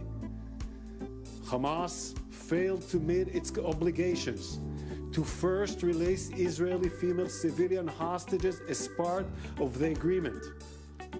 We are determined to return to the return of Arbel Yahud, an Israeli citizen kidnapped from Nir Oz, and also Shiri Bivas and her 2 children, Kfir and Ariel, whose welfare we are extremely concerned about. We appreciate and thank the efforts of all international mediators, United States, Qatar, and Egypt, and we expect them to make sure Hamas stands in accordance with the agreement. IDF troops will continue to be deployed and operate and to do everything to protect the citizens of Israel. Our mission is not over until every single hostage comes home. That was Daniel Hagari speaking a little earlier from the IDF. Well, we have just received pictures of the 4 hostages, those female hostages, being reunited with their families in the last hour or so. Quite incredible scenes. We can see the hugs, the joy, the smiles of those family members reunited. These young women were held hostage for 477 days. Karina Arif, Daniela Kilbawa, Nama Levy and Liri Albag. Utter joy. I'm sure there were moments in which the families, the hostages, thought that this day would never come. And you can see etched on their face the sheer relief, almost overwhelmed with happiness that this day has finally arrived. A little earlier, our Middle East correspondent, Alistair Bunkle, managed to speak to an IDF spokesperson about those images that we've seen earlier on today in Gaza of the hostages being released when they were surrounded by masked and armed Hamas fighters. When they arrive here at the military base, Raim, what is the process? What is the Israeli military sort of set up in terms of kind of a reception venue for them? Well, we're going to see this hopefully very soon. I mean, this is a big day for all Israelis. Of course, there's still going to be another 90 that still have to come home. So let's be happy about the 4 souls who have just been saved. And hopefully very soon they're going to come in and they'll be driving through here, going around us and coming into the base. At the base, they're going to be an initial medical checkup just to make there's no emergency write-off, and then they're going to meet their parents. They look as though, I mean, from the pictures we've seen, they were walking. They looked as though they were in physically they look fine. I can't imagine the psychological effect this has had on them after almost 16 months. And we're very happy to see. I even saw smiles, so I was happy to see that as well. They're going to come in here. They're going to meet, initial meeting with their parents and whatnot, and then go through some more medical checks. And after that, they'll be going on the helicopters, which is just over here, and they'll be taken off to hospital for further medical checks and for psychological evaluation as well, I assume. What are the considerations given to the Israeli soldiers who will meet them at the border? I think in November 2023, when we had a 7-day ceasefire, I think a lot of the soldiers were told, don't speak to them unless they speak to you, in so much that let's not overwhelm them. There's a point person to meet them, but let's not sort of swamp them when they come out. Well, I'm wearing a uniform. This part of it is a military because we're taking them from the Red Cross. But this is a civilian, this is humanitarian. Let's deal with these individuals, let them get their health back. So what we're trying to do It's a regrettable situation that those that meet them also have been told exactly that. Don't overwhelm them. Where your cameramen are very far away right now for that same reason. We just want to not overwhelm them with all this attention. They're getting enough attention as it is. I mean, we've seen what's happened to them in Gaza with your live feed there. I can't imagine having to be put up on a stage. Well, what do you make of that? I was going to ask you what you make of it, but also, you know, you are a serving soldier. Your military, the Israeli military, has fought this war against Hamas for almost 16 months. And yet, you know, you see up on stage there Hamas soldiers, you know, showing quite deliberately that they have not been defeated. There is still a presence. What's your reaction to that? Well, first of all, I'm a father also. And if those were my daughters, I don't know what I'd be thinking. I'd be outraged, first of all. And yes, those are Hamas fighters there. They're putting on a show. They've still got their masks on, so they're still afraid, obviously. The Hamas that we're seeing today, on one hand, it's the same Hamas that we've seen them in the duplicitous way that they've actually gone through this. And we didn't know until the last minute who's coming out. They said yesterday 4. They gave us the names. Now we're sure those are the same 4, yet it's against the agreement that we have. Just explain that. Because the agreement we have, from what it's a political agreement. It's not through the military, but yet we understand that it's supposed to be civilians first and then soldiers. I'm very happy that these 4 are being left free. But there are still other civilians that are there. And it's not clear to me as a Israeli citizen why. And last week we had the same thing where they didn't give out the names. So Hamas is stretching this agreement. Hamas militarily is not the same Hamas as it was 15 months ago. That's got to be clear. Now we're hearing all these things about how they're building up and recruiting new people and everything like that. I can understand that.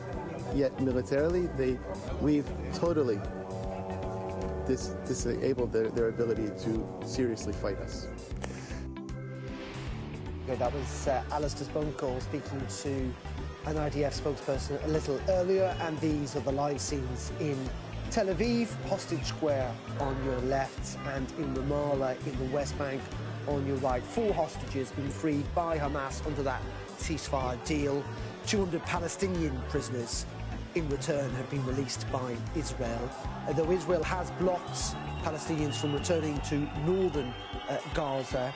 But the hostages and their families have thanked Donald Trump, it must be said, in their statements today for their release. We'll have continuing coverage from the Middle East in just a couple of minutes.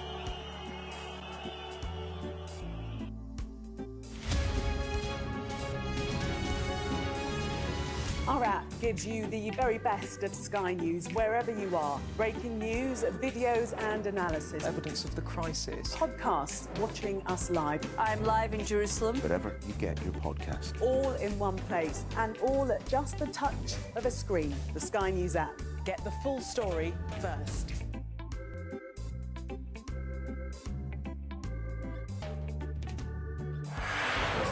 How are you? Good morning. Good morning. Nice to see you. How are you feeling? Looking forward to getting into the parliamentary chamber. Are you any further forward to making a decision? No, it's an important day today. All of the claims were in line with my parliamentary duties, so I'm making that clear to you, Connor. He was a Scot through and through. He was a very good politician. Alex Salmond was controversial, he was a disruptor, but above all, he was respected. Will you resign if you lose this week? Again, I'm not planning to, of course, lose the vote of no confidence. I'm planning to win that vote of no confidence. His face said it all. My intention to stand down as party leader. This is now a storm with deadly consequences. How are they feeling? They're a bit scared at the minute. We've been told to evacuate. How are you feeling? Devastated. Hundreds of homes were wiped out by flooding. I'm Connor Gillis, Sky's Scotland correspondent. It's probably the darkest time in my life. Scott is 5 years sober after a cocaine addiction left him close to death. Scotland has a shameful record. Worse than England, the worst in Europe. Why not just say you've failed? Because then you might get more respect from families who've lost loved ones. This is where one of the UK's most prolific rapists thought he'd got away with murder. Sky News can reveal that former sex workers had told police he was sexually violent. My free wherever you get your news. It's over, isn't it? The Americans say he is Rossi, a fraudster. This has been one of the most bizarre cases ever heard in a courtroom in this country. A dangerous murderer. Do you think you'll ever be able to forgive Andrew Ellis after this? She said she can forgive him, but as long as he's behind bars. By doing the right thing, it's destroyed your life. They terrorised me. They intimidated me. Sky News, the full story first.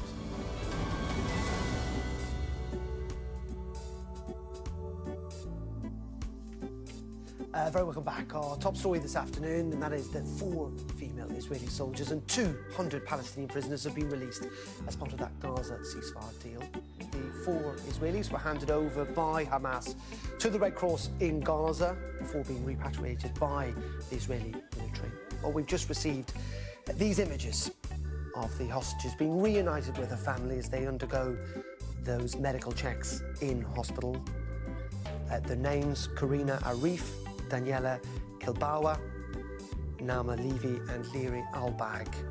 The utter joy on their families' faces, on their faces. A moment I'm sure both of them thought would never happen, but a moment of utter joy, a moment in which they are almost overwhelmed with emotion. What comes as 200 Palestinian prisoners have been released from Israeli prisons as part of the deal, 50 for each of the Israeli soldiers freed. Those are those live scenes in Ramallah as hundreds of Palestinians had turned out to welcome their return. Well, let's speak to Samuel Romani, Associate Fellow at the Royal United Services Institute. Samuel, very good afternoon to you. We focused a lot on the human emotion today, and you can see how raw that is, particularly from those images we've just seen of the Israeli hostages being reunited with their families. Let's look at the geopolitical situation, if we can, for a moment. What I found fascinating is that each of the family statements today noted Donald Trump and their thanks for him in helping to bring about this deal. Well, certainly there's a lot of appreciation. There's a view that Trump was the person who put this over the line via his special envoy to the Middle East, Steve Witkoff. And that is based on the fact that the deal that ultimately resulted in this swap of hostages for prisoners was on the table from May by the Biden administration, but Biden was unable to bring it through until the final days.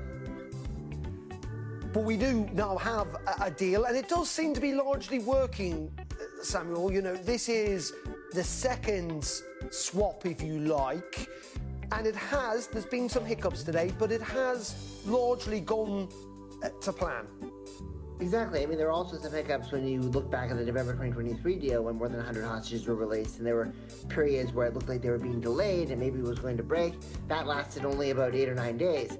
This deal looks like it's going to be lasting a lot longer, in part because of the phased approach, right? 3 and then now 4. But there already were some signs of trouble. I mean, there obviously the Israelis believe that the Hamas were withholding one female hostage in particular, Yeshud, and they were threatening to torpedo the deal over that. There's the withdrawal of the key coalition partners like Ben-Gvir and also Smotrich's resistance to this deal, pushing Netanyahu from the right. And there's also the interlinkage between what's going on in Gaza and what's happening in Lebanon, because the Lebanon ceasefire is now on the edge because the Israelis are taking longer than Sunday to leave southern Lebanon. What impact could that have on the wider deal? I mean, between obviously Israel and Hamas. I mean, how much would trouble or a breakdown in Lebanon bleed into what we're seeing play out in this phase 1 agreement? Well, the general perception is that the Gaza war and all these multiple other regional leaders were kind of somewhat related together, and that's very much supported by the statements from the individual Iranian proxy groups. So after October 7th and after the Israelis began their retaliatory assault on Hamas in Gaza, Hezbollah started firing cross-border attacks in solidarity with Hamas. The Houthis started striking the Red Sea shipping, and both the Houthis and Hezbollah basically indicated that if Israel and Gaza remain stable, then things will ultimately cool down on those respective fronts. Also, it's important to keep in mind that the Israeli-Lebanon conflict actually was showing signs of heating up even as early as June of 2023, so it's to some degree separate. So I think that they might be interrelated to some extent, but there also are local factors to consider. But I think that definitely ending the Gaza war and the Lebanon war together will be the safest way to guarantee the ceasefires in both countries remain intact. But Samuel, isn't this the problem? That yes, we've got a deal. Yes, it largely seems to be going to plan. We know this is only phase one. But even if that goes well and phase two does happen, it doesn't necessarily, or there's no guarantee it's going to lead to what everyone would want to see, which is an actual lasting peace. That's definitely an important question. It was interesting to see how the Israelis are handling the Nord Stream corridor that links northern and central Gaza together. Will the Israeli troops withdraw from Gaza on time? Like they haven't done that in Lebanon, will they do that in Gaza? If they don't, that could lead to a reheating of the war. And then there's what comes next, right? Because obviously the Israelis have made it very clear. They've drawn a line in the sand. They've said that Hamas cannot rule the Gaza Strip. Hamas cannot reconstitute its military forces and just resume power like it did before October 7th. And as of now, Hamas is severely weakened, severely degraded, maybe not posing a severe threat to Israel from its rockets and paratroopers, but still able, over time, to eventually become the governing authority again. Will Israel accept that possibility, or will Israel decide to push for a more final outcome? My guess is that Israel could very well, after the ceasefire finishes, continue, with Trump's encouragement, to push to the end to weaken Hamas further. Okay, Samuel, thank you very much indeed for your time this afternoon. That's Samuel Romani there from Rusi. Those are pictures clearly coming in live from the West Bank of the prisoners being reunited with some of their family members, but also by people welcoming them as they've been released. But these are the live pictures, I should say, coming in of the hostages being released and being reunited with the families. Moving pictures. We were showing you stills earlier.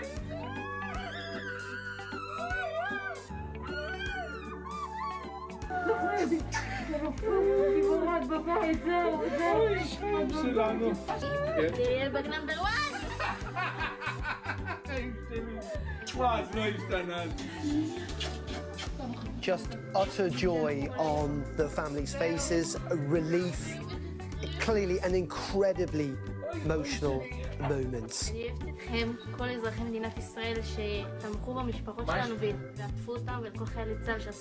These are the 4 Israeli female hostages who have been reunited with their families in Israel today, having been held hostage for 477 days, a day of high emotion, also on a day that 200 Palestinian prisoners have been released by Israel.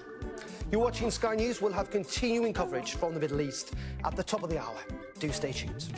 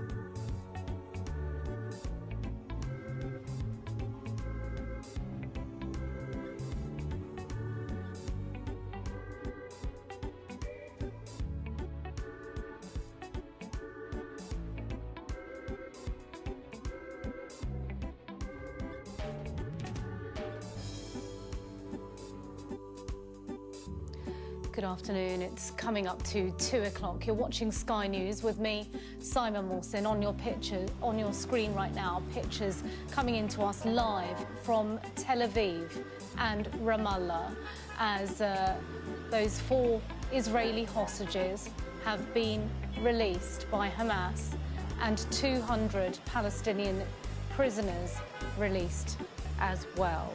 We are continuing our coverage of events in the Middle East.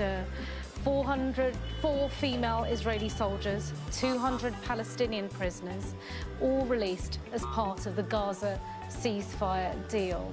The 4 female Israeli soldiers were released surrounded by armed Hamas fighters inside Gaza. Well, this was the moment the world caught a glimpse of them as they were guided to Red Cross vehicles waiting to take them to a border to be handed to the Israeli military. You can see they were also asked to take the stage. Shortly after that, the IDF released these pictures of Karina Ariev, Daniela Gilboa, Naama Levy and Liri Alberg. They can be seen here hugging and speaking with fellow soldiers. Well, the hostages were transported from Raim military base in Israel to Tel Aviv for medical checks. And there were scenes of jubilation as the 4 freed IDF soldiers arrived at the Beilinson Schneider Hospital in Tel Aviv. Cheering crowds gathered around the hospital to watch the moment they landed.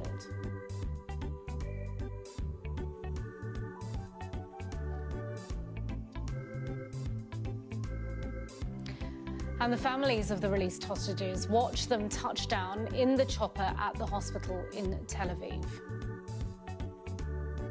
Well, Karina, Daniela, Naama and Liri were then reunited with their families. We've got these pictures that have been sent to us by the Israeli military. As you can see, emotional scenes, moments of joy, of relief, of tears.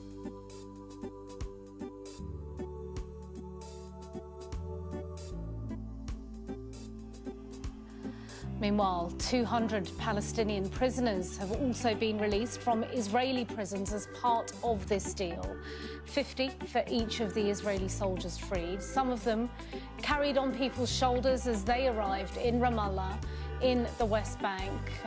Joy, happiness and relief there too.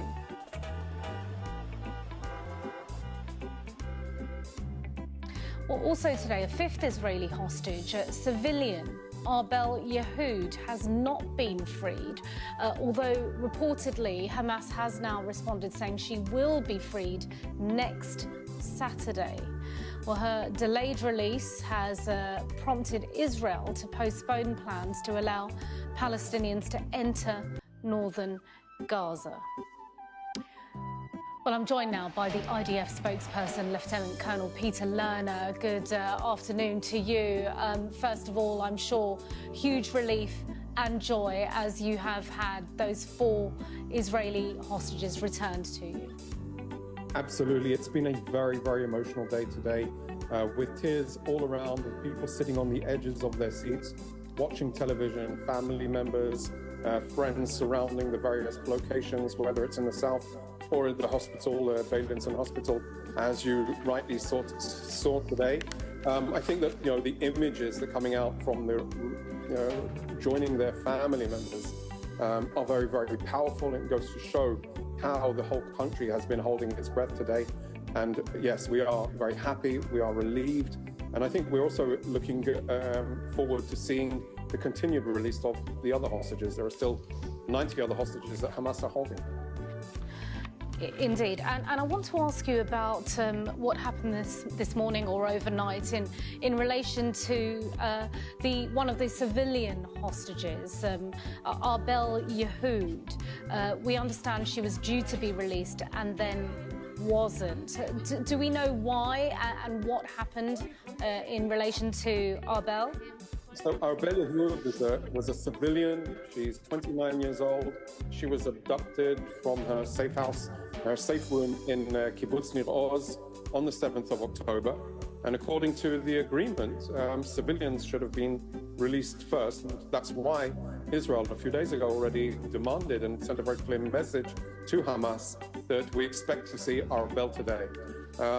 In not responding yesterday with Arbel in the names of the expected hostages to be released today, we understood that they had broken the agreement and decided not to fulfill their responsibilities. Today, after the hostages, after Daniela, Liri, Nama and Karina were released, the Prime Minister's office put out a very clear statement that Israel will not be continuing with the steps until we have a very clear understanding of the arrangements to bring Arbel Yehud home. That's what we expect, and we expect to see. I heard what you said just a few moments ago. I think we remain very, very cautious about accepting. You know, when you deal with the diabolical likes of Hamas, we have to be very wary of what they say. But more importantly, I'd say we have to be very clear in what they do. We expect. So no indication then, Lieutenant Colonel, as to why she hasn't been released, or what the confusion is, or as you say, why they're reneging on the deal? From my perspective, there is no confusion. Hamas have a responsibility. The agreement stipulates that civilians come home first. Arbel is a civilian. She should have been home today. Yeah, we understand. We're just wondering if there was any indication why. And so, of course, we see those scenes of the 4 young women being returned in the embrace of their families now. I know that you have a very specific way of welcoming them, of taking care of them from a mental health and a healthcare perspective. Can you talk us through that? Yeah, of course. So first of all, when we first welcome them, the IDF does an initial, very, very preliminary overview just to see that they are safe indeed to travel and how they can travel. And that's why we're able to put them on the helicopter and then evacuate them, accompanied by medical and psychological staff, to the hospital in Petah Tikva, the Beilinson Hospital.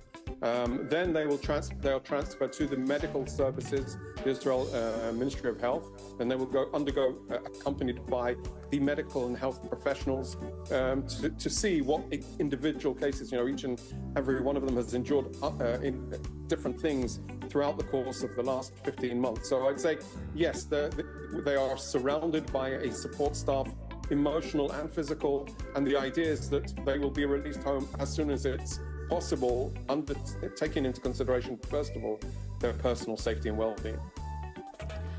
And let's turn our attention now then to the prisoners that have been released today.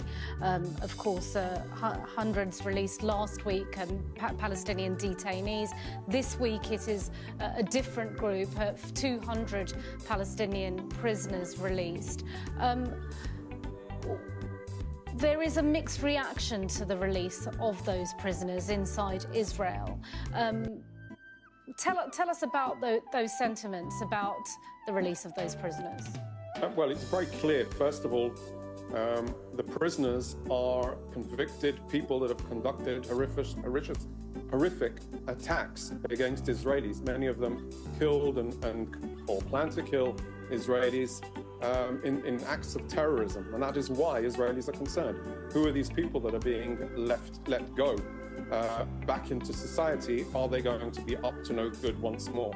So that is precisely what Israel has been talking about, but the government decided that this is the price that we're willing to pay to bring back the hostages.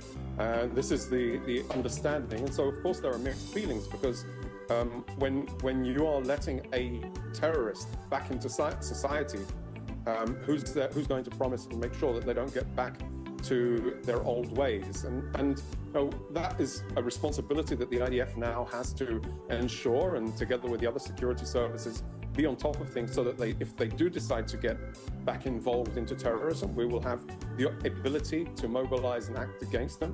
And I think that when we look forward, and here's what I know that historically around 20% of released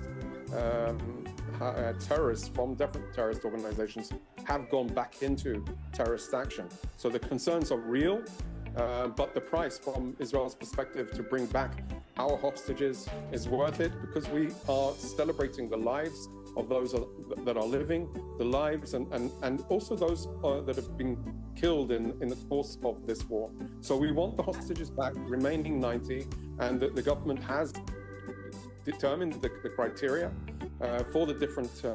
Can I just continue to ask you about these prisoners? We understand also many of them have been deported.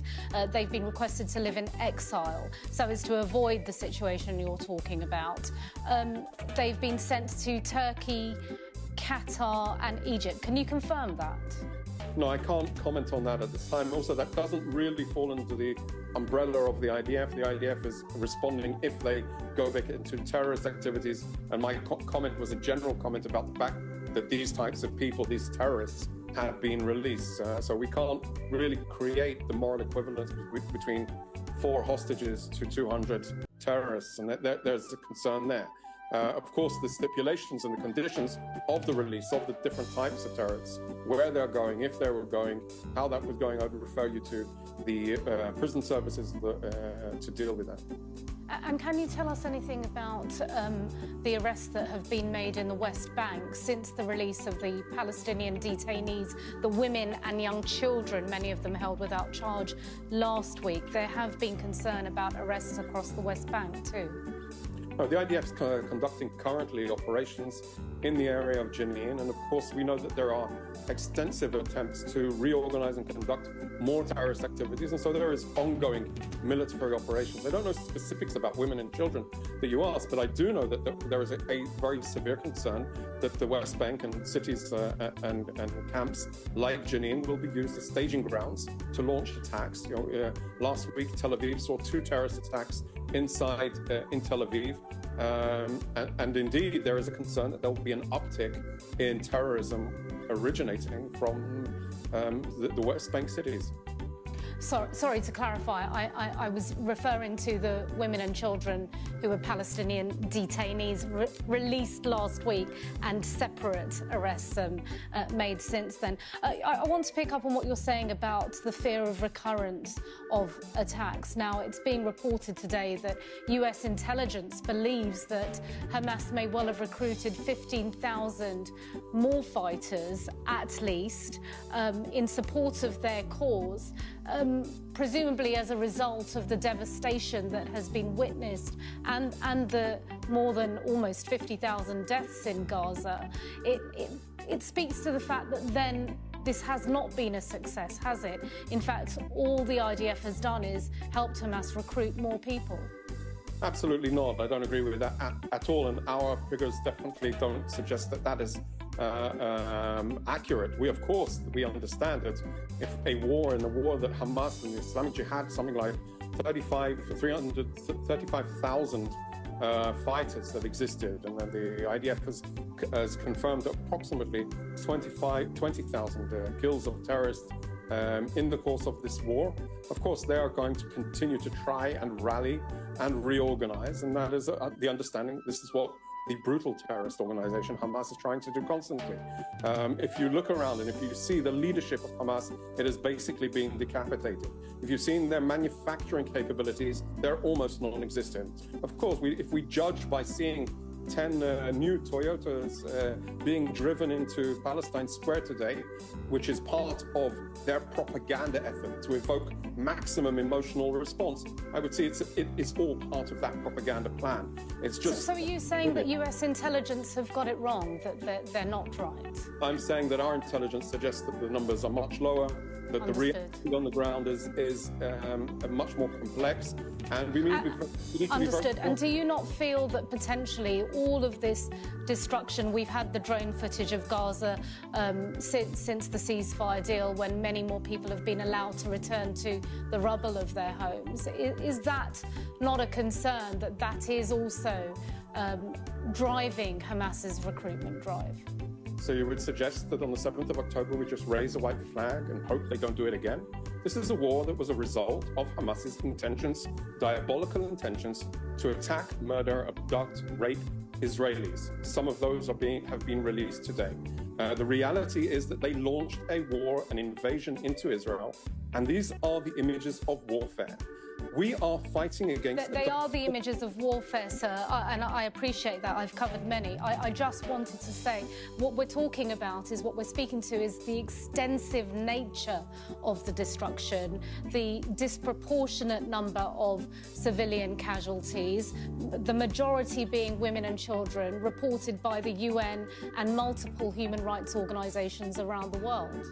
No, I don't accept the premise of that either. I'd say the images of warfare that we are seeing are a result of how Hamas plays military. When they establish all of their infrastructure beneath hospitals, within the civilian arena, in UN facilities, of course, there is going to be devastation and damage. When you destroy a tunnel that is placed under a residential area, there is going to be damage to that residential area. So I would say we need to be very, very cautious of echoing and amplifying anything Hamas says. We also need to realize that when an urban war takes place in an urban area, there are always going to be repercussions, as you've said and as you've seen very many times. This is what war looks like. This is what war looks like in the civilian arena. We didn't choose the battleground. We chose to go and try and bring back our hostages. There are two ways to bring back hostages, either through negotiations or through military operations. The war could have ended on the 8th of October if Hamas would have released the hostages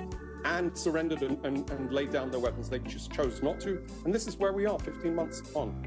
Well, I won't ask about the ceasefire negotiations because I understand you're not involved in them, but there is discussion that this was the same ceasefire deal that was offered multiple times last year. I want to ask you finally, once again, about the hostages, Lieutenant Colonel.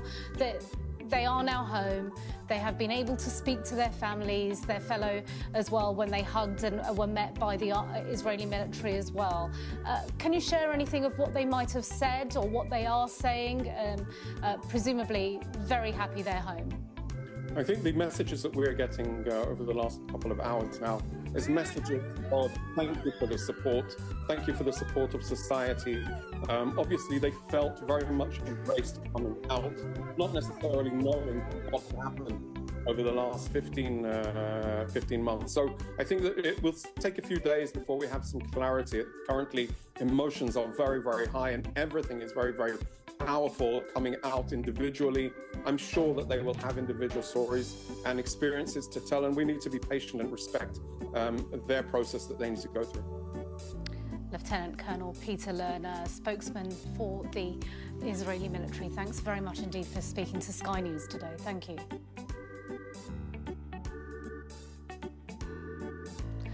Well, these were some of the 200 Palestinian prisoners who were released from Israeli prisons as part of the deal. Some of them arriving carried on people's shoulders as they arrived in Ramallah in the West Bank. Our correspondent, Adam Parsons, is there.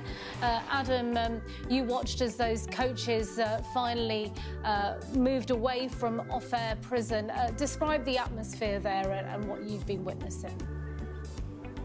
Complete jubilation. I don't think there's another way of expressing it. So the coaches came. That building you can see behind me is where the prisoners who were released were taken, had medical checks, and then they were allowed out into a crowd that is grown and swayed and been full of cheering families, bystanders, friends, people who come to greet these prisoners. And for the past couple of hours, this place has just absolutely it reverberated with a sense of relief and joy. The first thing, well, this morning we saw these coaches just at lunchtime leaving Ofer prison much earlier than anyone had anticipated and driven through the outskirts, the suburbs of Ramallah, through to here, right in the heart of the city. And as they came down the hill towards this recreation centre, they were swamped with people around the coaches, with plea, with sirens.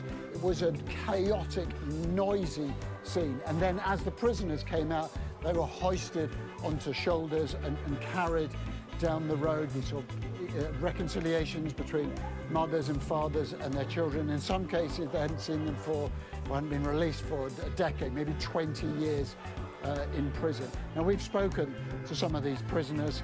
A number have told us that about the conditions they faced in Israel, claimed that they were beaten up until the very last minute. One prisoner telling me that he was beaten regularly, but always away from the cameras. Another person saying that this is a victory for the Palestinians and a victory for Hamas. And I think one theme that comes out of the crowd here, and obviously these are people who are fervent supporters of these Palestinian prisoners, is not just enduring support for Hamas, but solidified support for Hamas.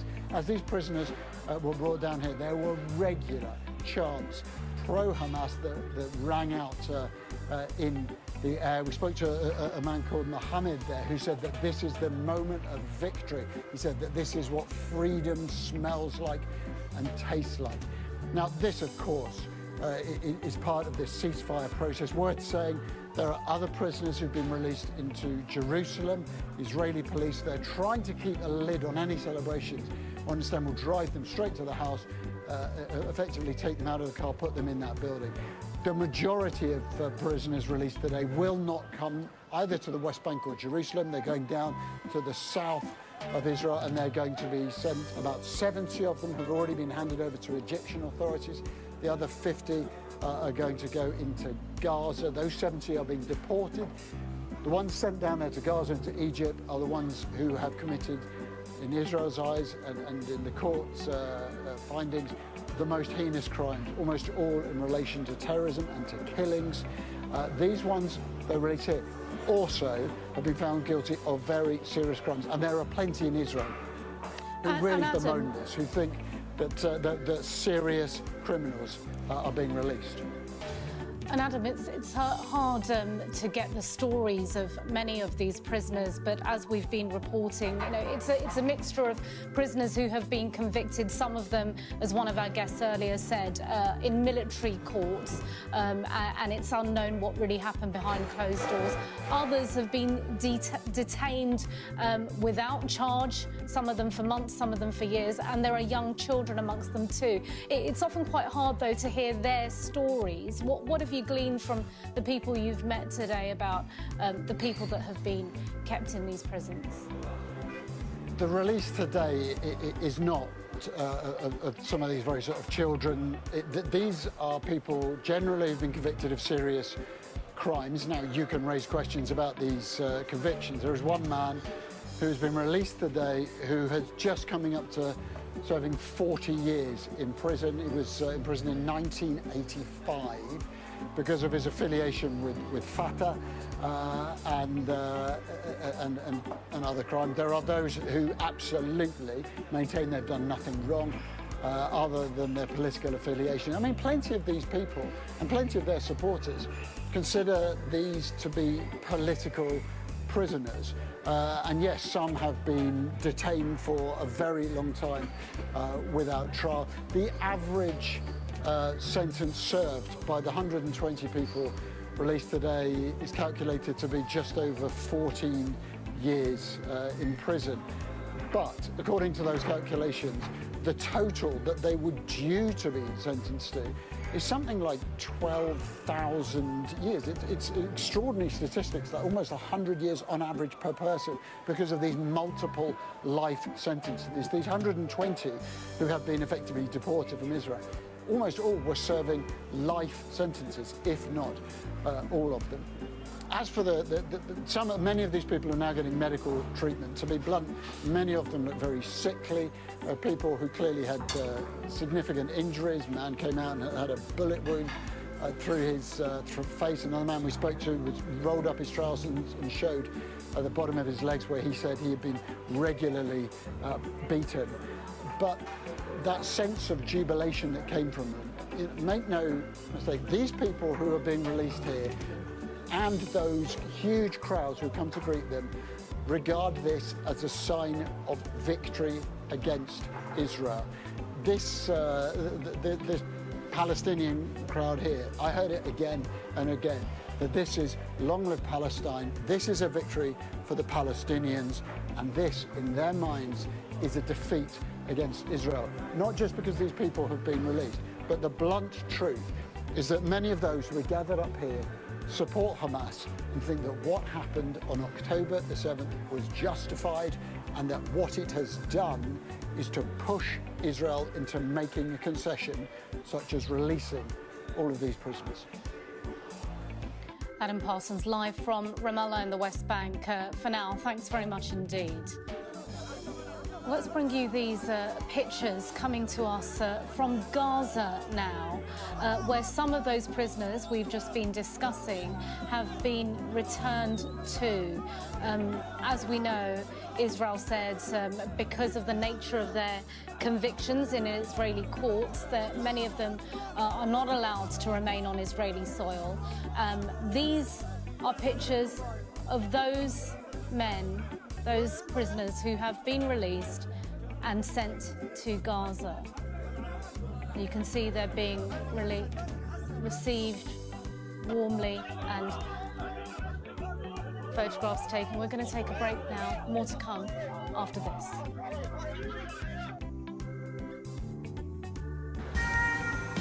This is how you travel when the mafia wants to kill you. He's almost given up his own freedom, but that's the price he's willing to pay. Here, they don't just arrest and Ndrangheta mafia members, they also live among them.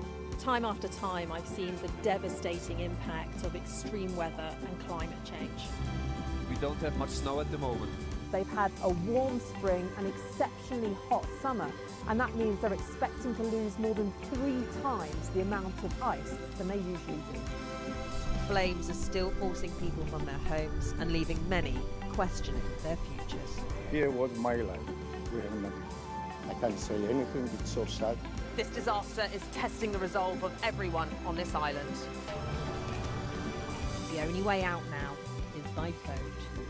Everything you see is devastated, and the misery being felt by people living here is repeated in towns and villages across Central Europe.